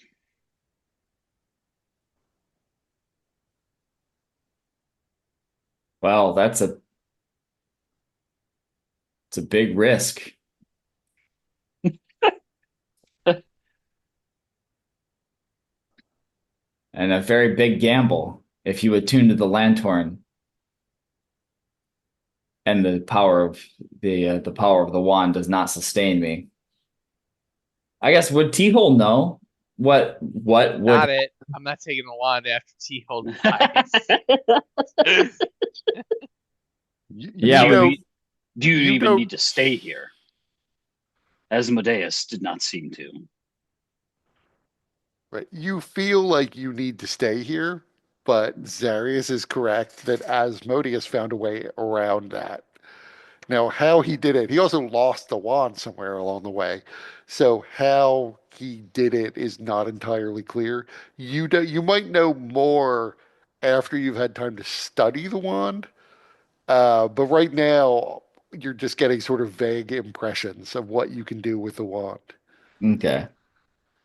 Do I get the sense that I can wait. the wand will um okay. So you're not you are aware that you can't unattune to the lantern or let somebody else attune to it. Yeah. Normally, you're not sure if the wand is actually going to like keep you alive eternally or not. You'll need to study the wand a bit more to figure that out. And then as for, which trumps which, you don't necessarily know. Clave's point is not a bad one. That one was, created by the gods, and the other one was created by a human wizard. So presumably there was a power, but maybe the gods didn't dump all their power into the wand. Who knows? Yeah. If Well, it is not possible, this is fine. I I was need I need granted my youth again. This will assist. come and find me in some time after I've had not had more time to understand the wand and what it can do. If there is a way, Wow. We needed the wand to get here. When we leave, how would any of us return? Aurelia is likely capable of doing that. Wait, what'd you She has say? done it before. I said Aurelia is likely capable of doing that. She has done it before. Returned us from the void. This was a skill she was taught. Yeah, but this isn't quite the void. Not only the void. It is certainly the void. I'm not going to argue with you. I only have two heads and twice the intelligence that I normally do. And I have been here before. Clave says, scratching his chin with his foot.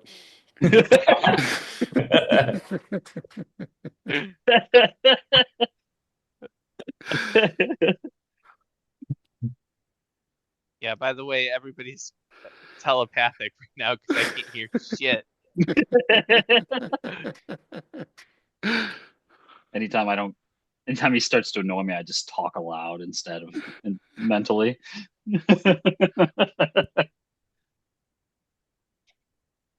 Well, I'm sure you could find a way. Muted? You're muted, You Kurt. muted somehow.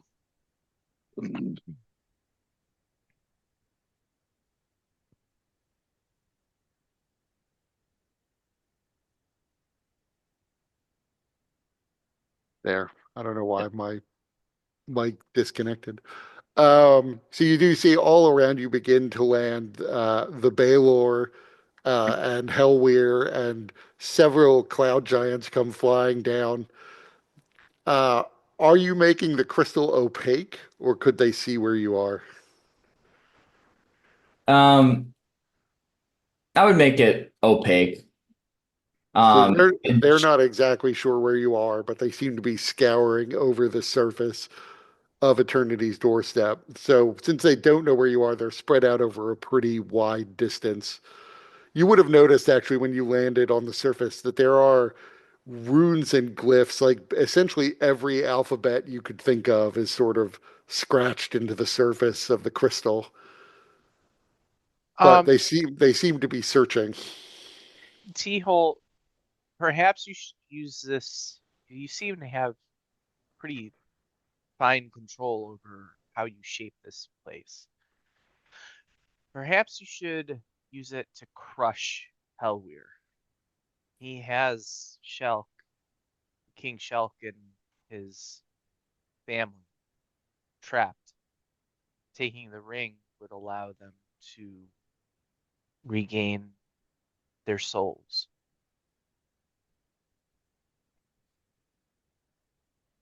and Hellware has unfortunately earned it.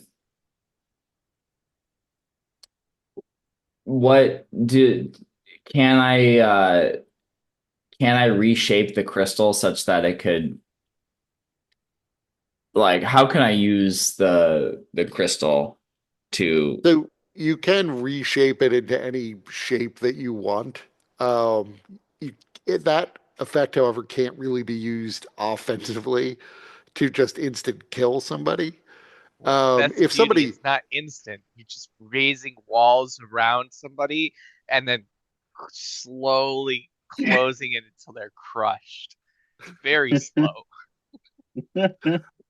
but like with Mirage Arcade, that is not how this is intended to be used. Like you could raise walls very slowly around him, and he could very slowly climb his way out to yeah. avoid being trapped. That said, the more time you're spending with the wand, you realize there are a lot of powers within the wand that you could use if you attuned to it.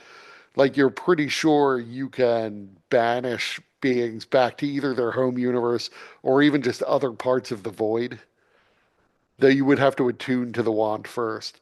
You're also 100% sure, even if they knew exactly where you were, you could make the crystal dense enough that it would become unbreakable so that they couldn't get at you anyway.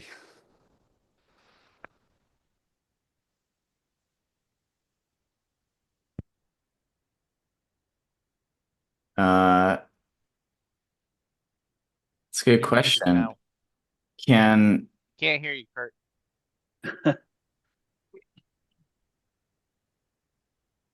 If I attune to the wand, does that mean I unattune from the lanthorn? I mean, you could choose what you unattune to. You might have to unattune to something. Yeah. I think the only thing I'm attuned to is the lanthorn. Then you have other attunement slots. Uh, so yeah, I mean he will At some we You're muted lost. again.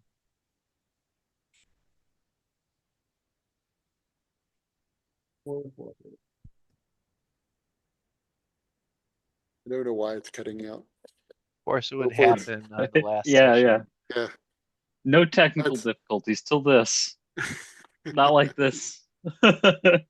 We'll see if plugging it in has any effect. It might be that I mean, I have been using it for other things. Maybe the battery's getting low. We'll see. But you must be attuned to something else. Like at some point, you had to unattune from like the Staff of Power to attune to something else. So I don't Yeah. know what I don't remember what else you were attuned to.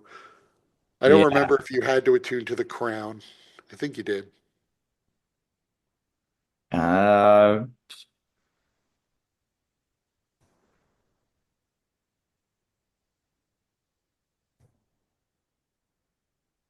maybe. I don't. It doesn't. I don't have that in its description. So, but you have 3 attunement slots, and the Yeah. Yeah. lantern doesn't take up more than one. So Okay. there must be something else So yeah, that I was forgetting about. I'll unattune to something and then attune to the wand. So you're certain, like by banishing people, you're certain you could send your companions home, Yeah. back to the mundane world, or where you could banish either back to the mundane world or just somewhere else in the void. I mean, Aurelia, you could send her directly to Malakar's Keep if that's where she wants to go. If she knows of another place in the void, you could send her there instead.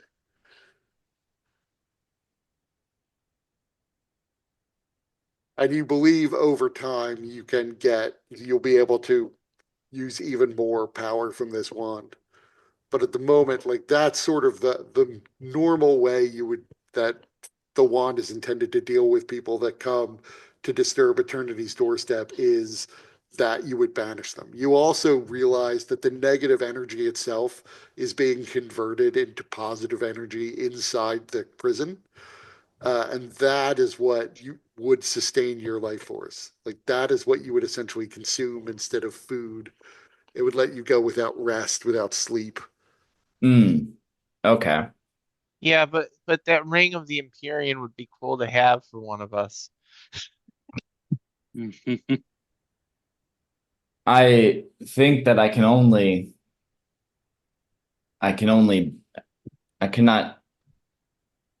at least at this point in time, I cannot physically attack or harm an individual. I can only banish people, move them around. Can you trap them? I could move them to a place where it would be difficult for them to leave. So you couldn't put a dome over their heads. Keep So them it's there. it's just not as fast as that. Anybody who's Sure. about to be enclosed could get out. Sure. How big is this crystal sphere? I mean, the crystal sphere is the size of a moon. Make it real big What's in a moon? and then slowly condense it. Yeah, exactly Right, what I said. that's what I'm saying. It's not designed for that. The wand isn't designed to let you kill people by trapping them inside like flypaper. You mean It's you not might be quite able like to I meant, flypaper. It's more like a I meant like it's huge. more like a phagocyte. right. So I mean the Baylor can fly. So anything you try to do, the Baylor could probably fly out of. Well, the Fuck that Baylor's guy. Who fine. cares about him? He's Right. Yeah. not really a target. Might take Hellweir with him. Start Yeah, You but could- sectioning Hellweir slapped So the we just Baylor gotta for play being Tron. dumb. We just gotta play Tron here, start sectioning them off and then close those people in. That's all. Alternatively, I mean, we could just take a long rest and T-Hole, you could just stay awake and keep them from being able to rest because even if we can't hurt them, we could certainly make them too uncomfortable to rest. And then we're at full strength and we can then kill them. Can you just That's suck them true. inside? I could. I could I mean, right. encapsulate them in their own Jesus, space, similar to how we are. banish those to Or what regions about of just open the door, like suck them in with Tharizdun? yeah. Right, and that's specifically what you can't do. This is a one person only prison. So it's not intended to get people who happen to be on the surface. We had a chance. I mean, if you opened up this bubble, probably Hellweir would voluntarily come in. Yeah, we need a long rest before we do that. Banish their asses. So you want a long rest? Honestly, I would banish all but Hellweir to I'm at some full health. I'm good.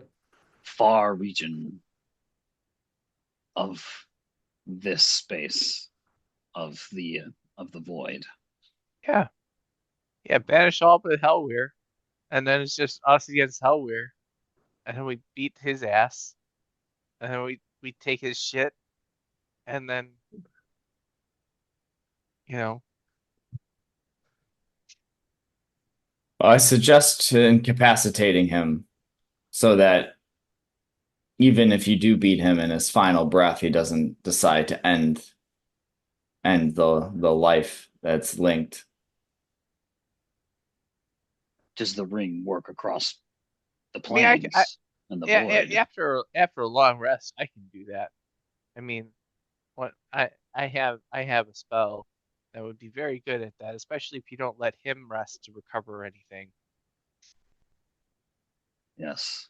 I mean, that you could do because you could keep him moving to avoid getting trapped. I can also prepare hold person. Oh, I have something much better. It's called Psychic Scream. I would love to use it on Hellweir. Very well. But I think my days of physically fighting are over. That's fine. Don't need you.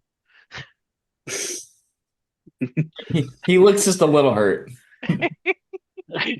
Never say never.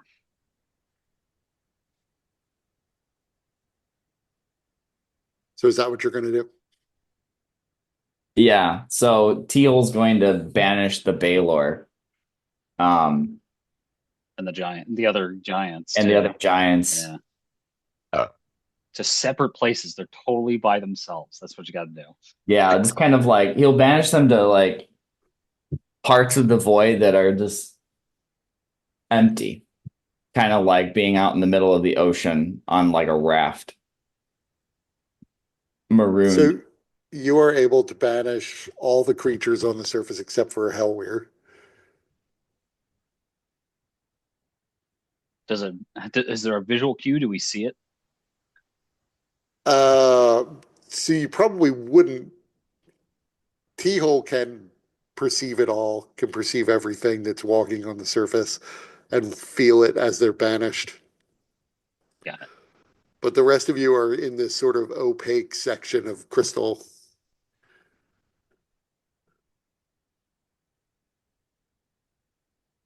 And you all get a long rest.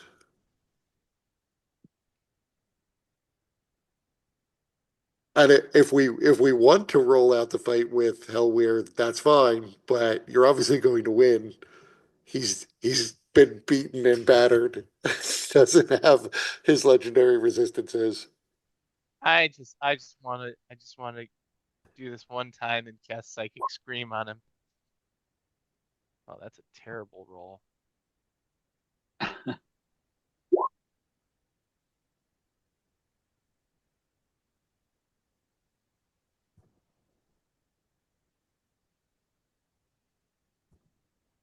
But it's an intelligence saving throw, which is fun. And then he gets stunned.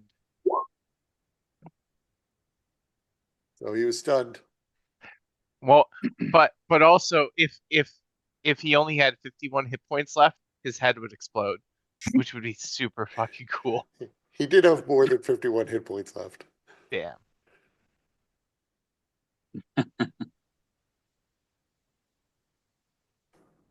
So that is a good chunk of what he had remaining.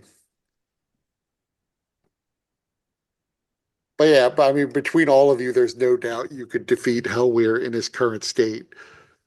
beaten and bruised. If he were back at full strength, he might have a shot. He still has legendary actions. He could have, at his magic sword, he could have done something potentially. So he puts up a fight, but ultimately you are able to overcome him because you're at full strength and he is not. And eventually he's going to be suggested or something into submission and be paralyzed. I would definitely have hold person. Do I get the sense that hold person would still work on him? I mean, Hold Monster did. Yeah, So, but that holds literally anything.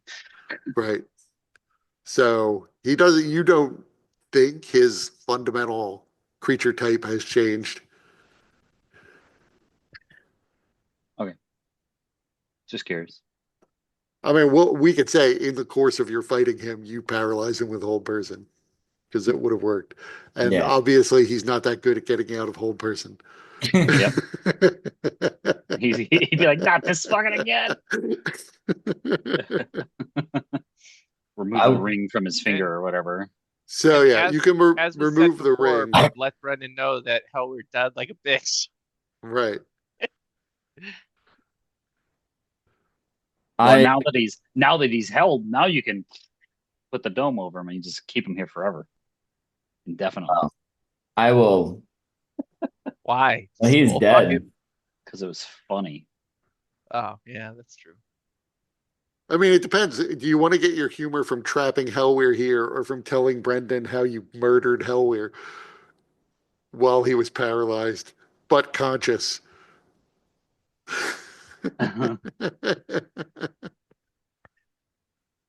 For all the melbs in their ears. Yeah, you choked him to death with elf ears. Even Zarius would say, even this one doesn't even deserve death. Hey, by the way, Zarius, can you throw a ninth level like restoration on me? Uh, there's no restoration spell that does that. Not at ninth level. What do you mean? Some insane stuff. Have T-Hole channel the positive energy into you. That might make me explode. That might make him explode. There, just drip feed it. So yeah, so I mean, Teal would begin to sort of understand what Tharizdun did was literally reshaping reality around you, and that's what caused these effects. So it is not clear that you can be fully restored normally. It's a little Yeah. unclear. Like if you chopped You might your need wish. second, yeah, wish would work or could I don't work. have wish. I have regenerate. I don't think it'll Right. work. Divine intervention could work. It is possible if you had like a full strength potion of Sekhmet, that could work. When we return, I will attempt to beseech the gods to restore you. And I will do this every day until it works, if necessary. I Till, appreciate that, Zarius. till the gods get sick of hearing this request over and over again.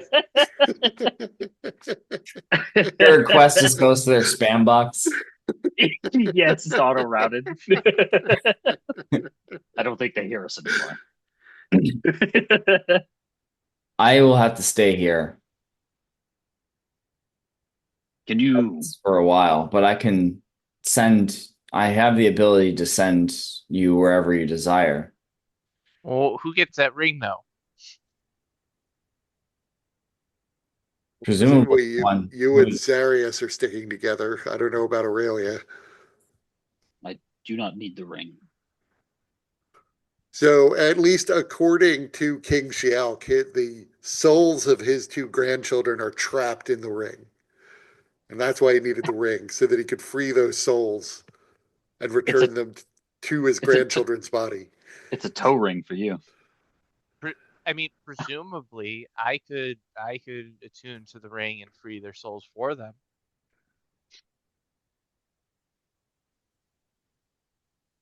presumably.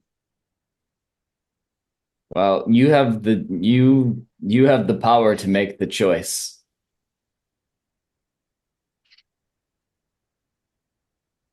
I mean, if nobody else wants that ring, Clave is gonna want it.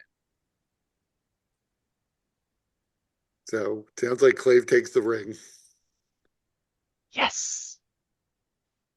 Zarius was never like he never like went heavy on the magic items. He was not First I get the the type. spear, then I get the shield, then I get the ring, then I get the women.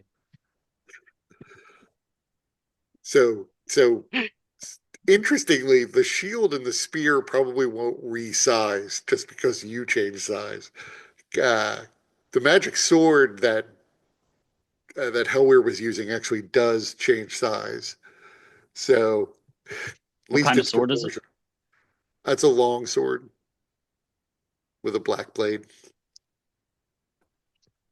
I mean, that's okay. I mean, it seemed like it, like Hellweir, like could grow bigger, but he didn't have to, right? He wasn't always that big. Like he, Right. It is. So it's a little bit, it's almost reversed from what you might think. While you're wearing the ring, at least when you're attuned to it, it's essentially your normal form is the large form. You can use an action to revert to your natural form, and all your natural stats. When you're in your Colossus size forms, you have the stats of an Empyrean.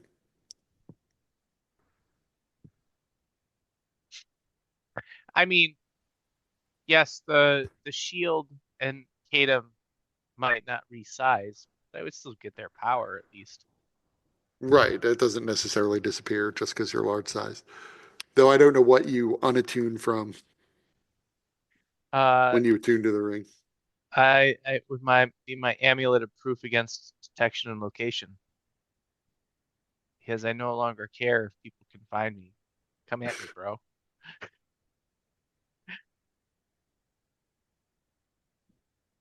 So yeah, so I mean the Empyrean stats actually I think they even make Clave slightly smarter at 21.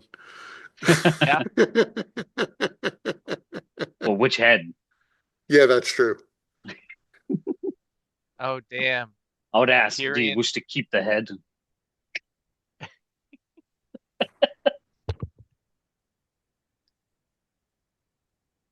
Is there any I aspect of your current form that you wish to maintain?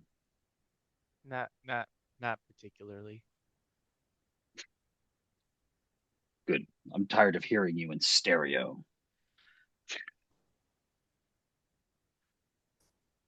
Aurelia, where do you wish to go?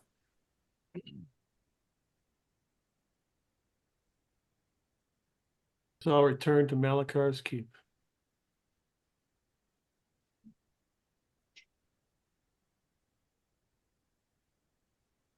Just say the word.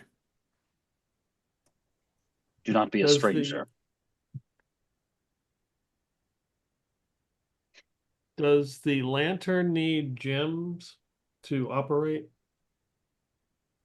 It So does need yes, the crushed lantern does gems. slowly burn through gems just by being lit. So Aurelia reluctantly begins to empty her pockets because she grabbed a handful of those gems when she was in that room with that massive treasure and just dumps them near the lantern.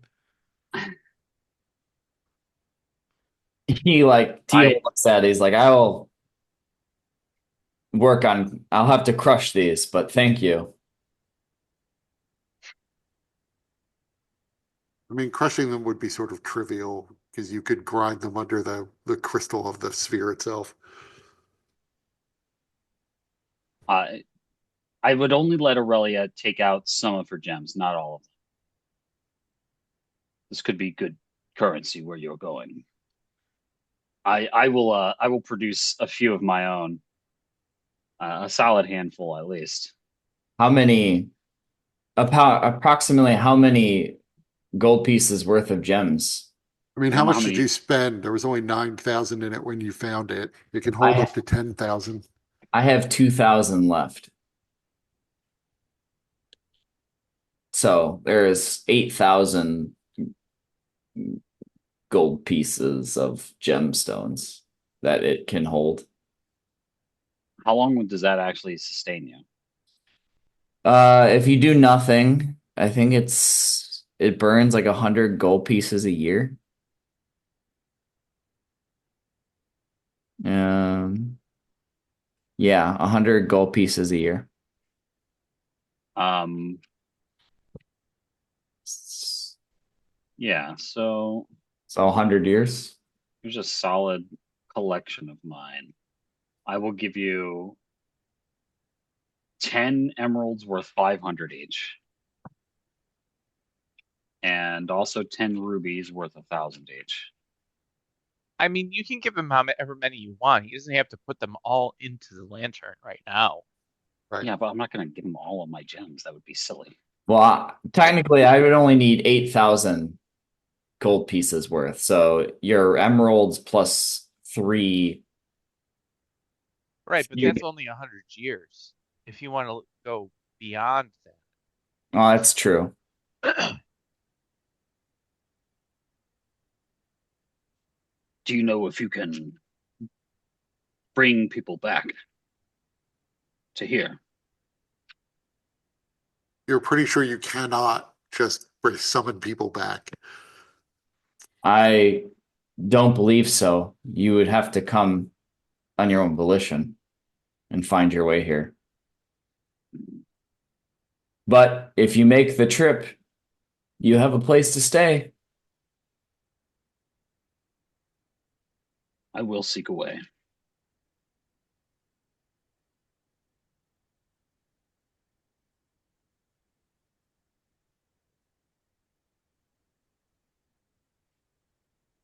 I must do what I can to set my people right. Then I believe I will pursue Asmodeus before leaving his post. He must I have answer a, to this. I have a promise to keep the Coursera, and then I have to care for my people as well.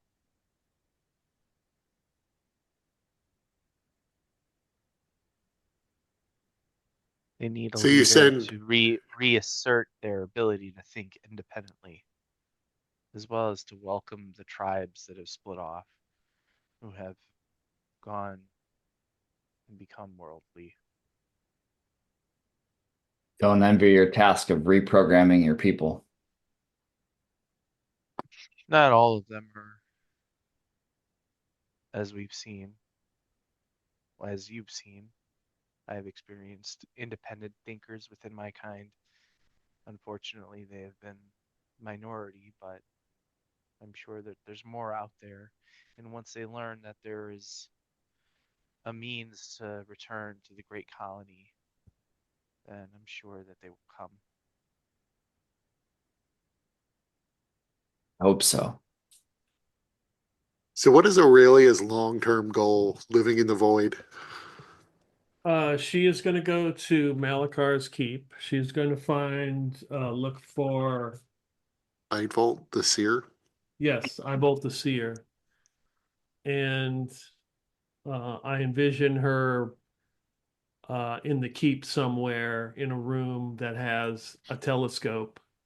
Of course, it's magical that she has set, and every once in a while she looks and checks in on T-hole and sees the eternity's doorstep and just sort of keeps an eye on it. And of course, she will occasionally go and have a dance off with the Ifrit or genie that she faced off in Malakar's Keep every once in a Right. while. Right. So that was actually within the Malakar's tower itself. But that's fine. You settle down and get your own house in the town that surrounds Malakar's keep and use your magical telescope to occasionally look in on T-hole, or at least the prison itself. The prison continues to be a source of religious interests to various things that live in the void. So there are people who go and visit at least the temple far above it where you had your fight. Most of them, in fact, unless you were telling people, all of them unaware of the fact that Tharizdun was briefly released, or at least a form of Tharizdun released, and that he had to be resealed inside. Yeah. Yeah, I would never say anything like that. Clave goes and serves his time learning from Coursera, where he does eventually learn the technique for concentrating on two spells at once. In addition to learning a bunch of spells that had simply been lost because the spells disappeared over time, spell books didn't record them. So he learns new spells and more about the functioning of Mithzerat, eventually returning to the Great Colony, finding that the cult of Tharizdun was still pretty strong. You more or less determined that these people were just religious zealots. So you saved who you could, uh, and then the rest just became enough of a problem that you probably are going to have to either exterminate them or exile them to get control of it. Extermination sounds good. Uh, so ultimately, basically, eradicating the cult of Tharizdun in the Great Colony, that's enough to get the other tribes to begin to return, at least the tribes of the Dancer are. Over the course of, many centuries, I'm sure you could also include the Thralar from the north. Although there was not, at least initially, a lot of intercourse between the Dancer. I'm keeping the sex theme going, you see, with the intercourse between the Dancer and the Thralar. But you are eventually able to integrate them a bit more fully. You do discover that there is another sect of the Thralar who are still in contact with mind flayers, who do not easily join up with you, and you're not exactly sure what is going on with them or when the mind flayers will become a threat again, but you become aware of that threat over time. Zarius returns to the fairly devastated warm lands, the north of which are essentially just cooling sheets of rock, and collects the people he can in the south. The demons more or less disperse after everything that went on at Eternity's doorstep, eventually spreading out into the deeper desert and haranguing the cities along the coasts in particular, leaving the warm lands alone. You're able to find a suitable candidate to take over from you if that's what you want. To become the Sultan, with you becoming more or less an advisor to the new Sultan behind the scenes as you begin to rebuild the religion around which your people had settled. You then lead expeditions into the northern half of the warm lands as there are countless bodies just buried in the ruins that won't have a peaceful rest until you can essentially excavate the cities that used to be there. Over time, you can see, through the use of magic and divine intervention, I would say, yeah, divine intervention eventually is able to restore Clave, put his arms, put his arms back where they're supposed to be, return his ears to him. Uh, Clave may want to keep the second head, though. I don't know. No, Ruins the shape change possibilities. the second head begs for its life, but I don't want to go. the second head is like, I'm the first head. That's the second head.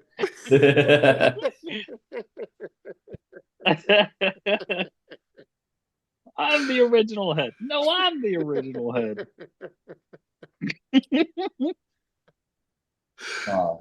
But so you're eventually set back to a more humanoid form, albeit usually gigantic. So the Warblands eventually returns, and using your magic, you're able to begin to reclaim the rocky north, and return it to the form it used to be in. In fact, the soil there being more fertile than before because the sand has all been melted, you're able to add true soil over the top of it and break down the rocks that are there so that it becomes even more plentiful an area than it was before. As before, it was limited to just the river, the areas around the rivers itself. And T-Hole, you continue to keep guard over Eternity's doorstep, though increasingly you become fascinated by that wonderful lantern you have. It becomes, at first, you just become like a little more protective of it, but slowly over the course of time, you become more and more fascinated by the lantern, which it sort of happened to the original creator of the lantern too. Eventually, you become just obsessive. You don't want anyone to find your lantern. It becomes, the sole focus. You kind of forget about Eternity's doorstep. You want to keep this lantern secret and safe and yours. And all of those religious pilgrims, you're sure they want your lantern. You know they do. So you wind up banishing them as they arrive until eventually you drive the religion that's centered around Eternity's doorstep away, because everybody who goes to worship there winds up disappearing. Eventually you're going to have to figure out a way to find more gemstones to keep the thing powered, but that will take many, many centuries. And you're lost in your madness at that point, not wanting to be parted from the lantern, definitely not wanting to take it anywhere where anybody could see it, but also knowing that you need these gems. You know Yeah. you're going to have to make a hard decision. Yeah. And that's where the campaign ends.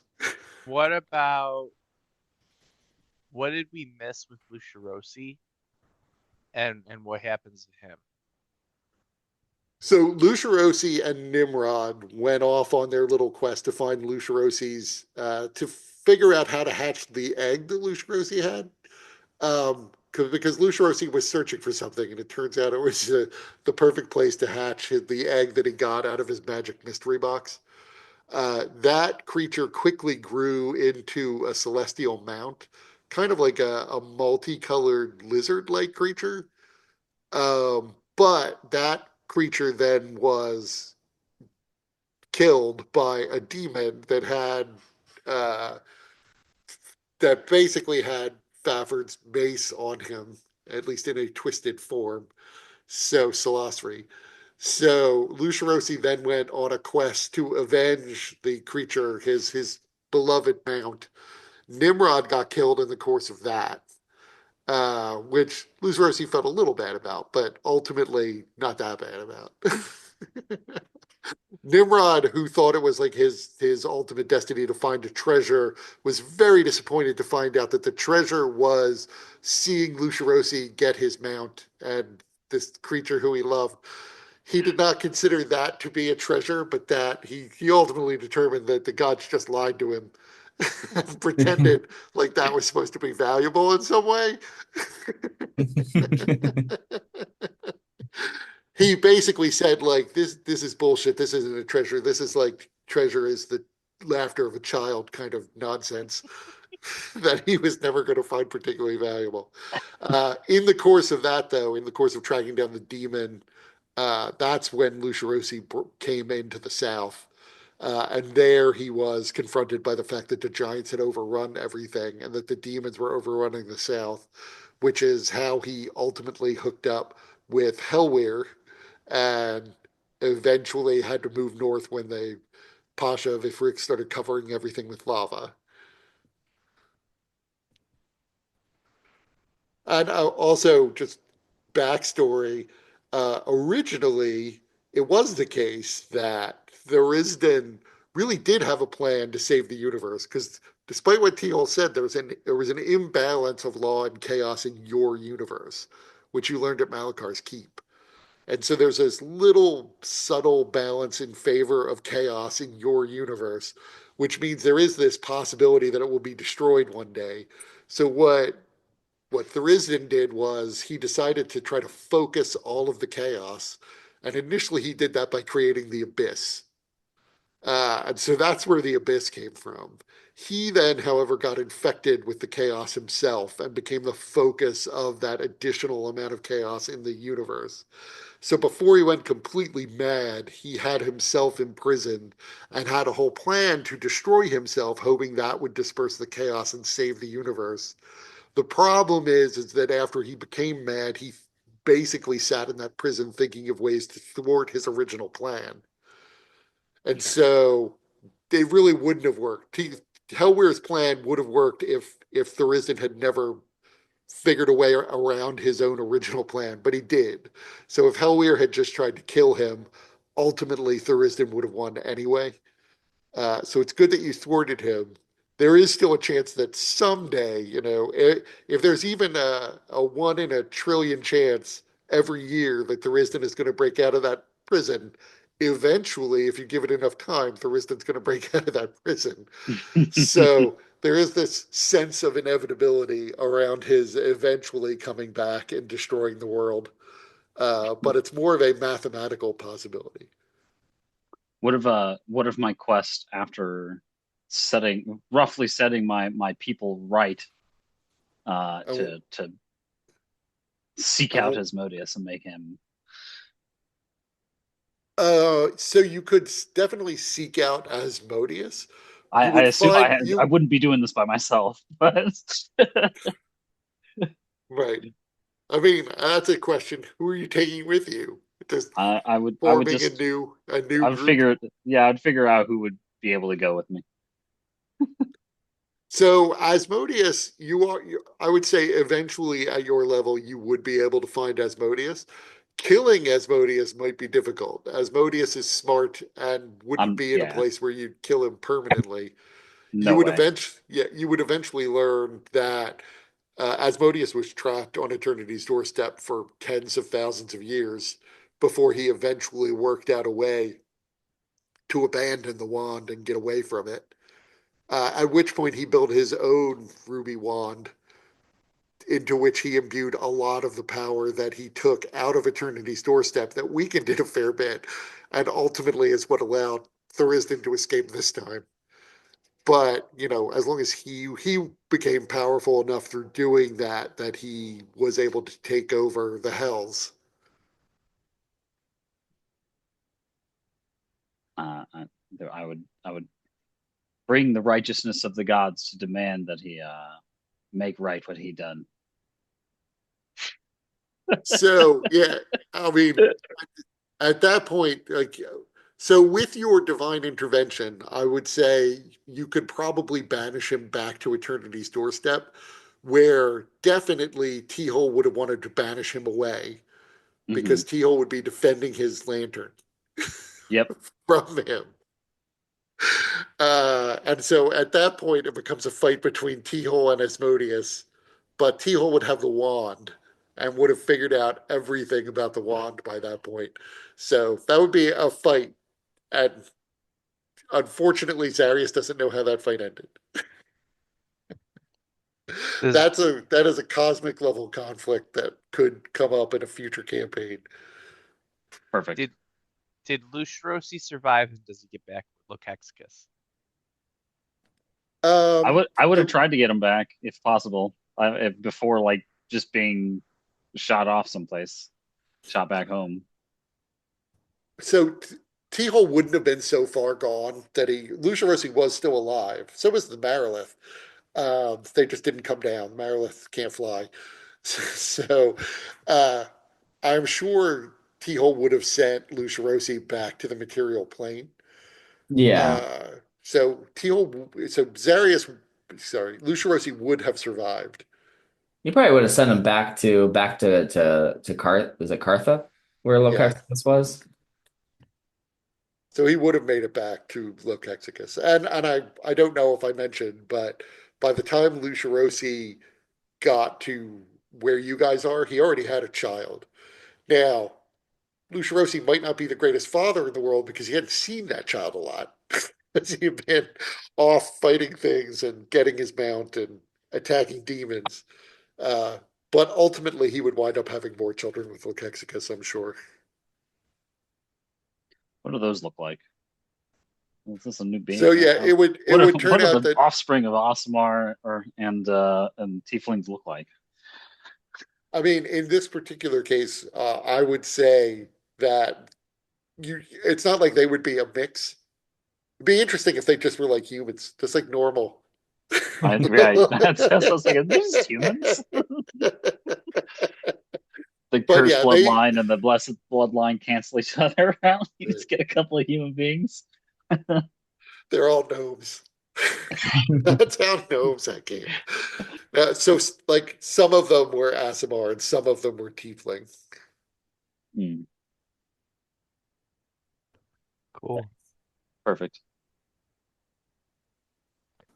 We did So 130 sessions out of 3.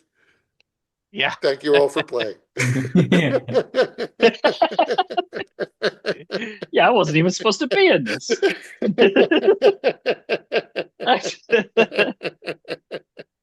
Well, A yeah, lot of it was fun. that was a very epic campaign, Yeah. Yeah. and probably, yeah, I don't. It's got to be the longest or one of the longest. How many sessions was McCormick's Folly? Um, you know, let me see if it says on the because there's only one video that survives from that campaign. It's the final one. So let's see if it's like listed there on it.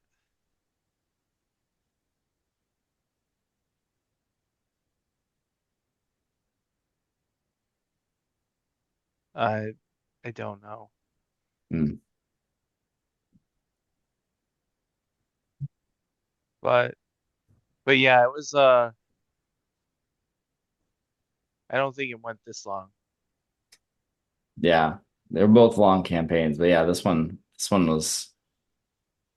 What was the so how far what survived of the original plan I besides mean, so Mordecai and the Tanner? right. So the original plan, which was the temple in the swamp, was at least certainly after the first couple of sessions, I was actually expecting to set up the cult of Vecna. But I like to throw in factions, so I wound up throwing in the cult of Tharizdun as well as like a foil for the cult of Vecna. But then the cult of Tharizdun wound up killing the Seeress in Il Shabazz. And so you wound up being a little more in conflict with the cult of Tharizdun than with Vecna himself. The, Vecna was only like also sort of lying to you, to T-Hole, when he said that he also. Vecna originally did have a plan that was similar to T-Hole's of just trying to sort of control the chaos to keep the universe functioning. But Vecna was very much focused on him being in control. Like if he could become a god, then he could keep everything functioning indefinitely and forever. And Right. so that was his goal, to absorb Tharizdun's power and then become a god that would then be able to stop the destruction of the universe. Whether he would have succeeded in that or not, he believes it was possible. So he didn't necessarily care whether or not you set up empires in the world he was a god over, though. So he would have been, potentially willing to deal, but he ultimately would have wanted the wand. Yeah. But we And to knew free already. We had no, Thuristan. we had known that he failed whenever we were in the void originally, because Right. he had done that and then fucking Which failed, and then so it was unclear. I didn't say he had failed. I said it was just unclear whether or not what remained was more Vecna or more Thuristan than Vecna. He did manage to successfully merge himself with Thuristan, but he may mm, have underestimated exactly how much influence the Thuristan part, the chaos, would have over him. You know that. I mean, I would say so that's what you knew at the time. You did actually get to see back and see that something was destroying the southern half of the continent. Essentially, like a black hole in space was absorbing it. So it seems most likely that Thurisdan had triumphed over Vecna's original plan. Hmm. But Vecna in this timeline did not know that. Yeah. right. Makes sense. So I don't We know already who will be around on the 28th, 27th. But if you wanted to discuss characters in my Eberron game, I probably will be around for that. It won't be like a session per se, but I would be interested. So there are some things I realized I'm going to need your feedback on because I'm trying to figure out what's happened in the future of Eberron. And so if one of you wanted to be like a dragon marked, say like House Beneath human, then obviously that mark has to survive into the future in some form. So I need to know a little bit about your characters to make sure I could make things up on the fly if need be, but it would be good to know what sorts of things you want to play so that I can figure out what the future version of society that you're coming from looks like. I did send you an email a while ago about a kind of concept anyway. Can you Uh, resend that? I just don't remember. yeah. I got it. I I'll also re sent an email, and I also was wondering if I could play my version of the Ranger, but I've changed that since then. So, but I definitely know that I want my character be House Orion, Dragon Mark Bearer, House Orion. I got it. I'll play Pyelius again.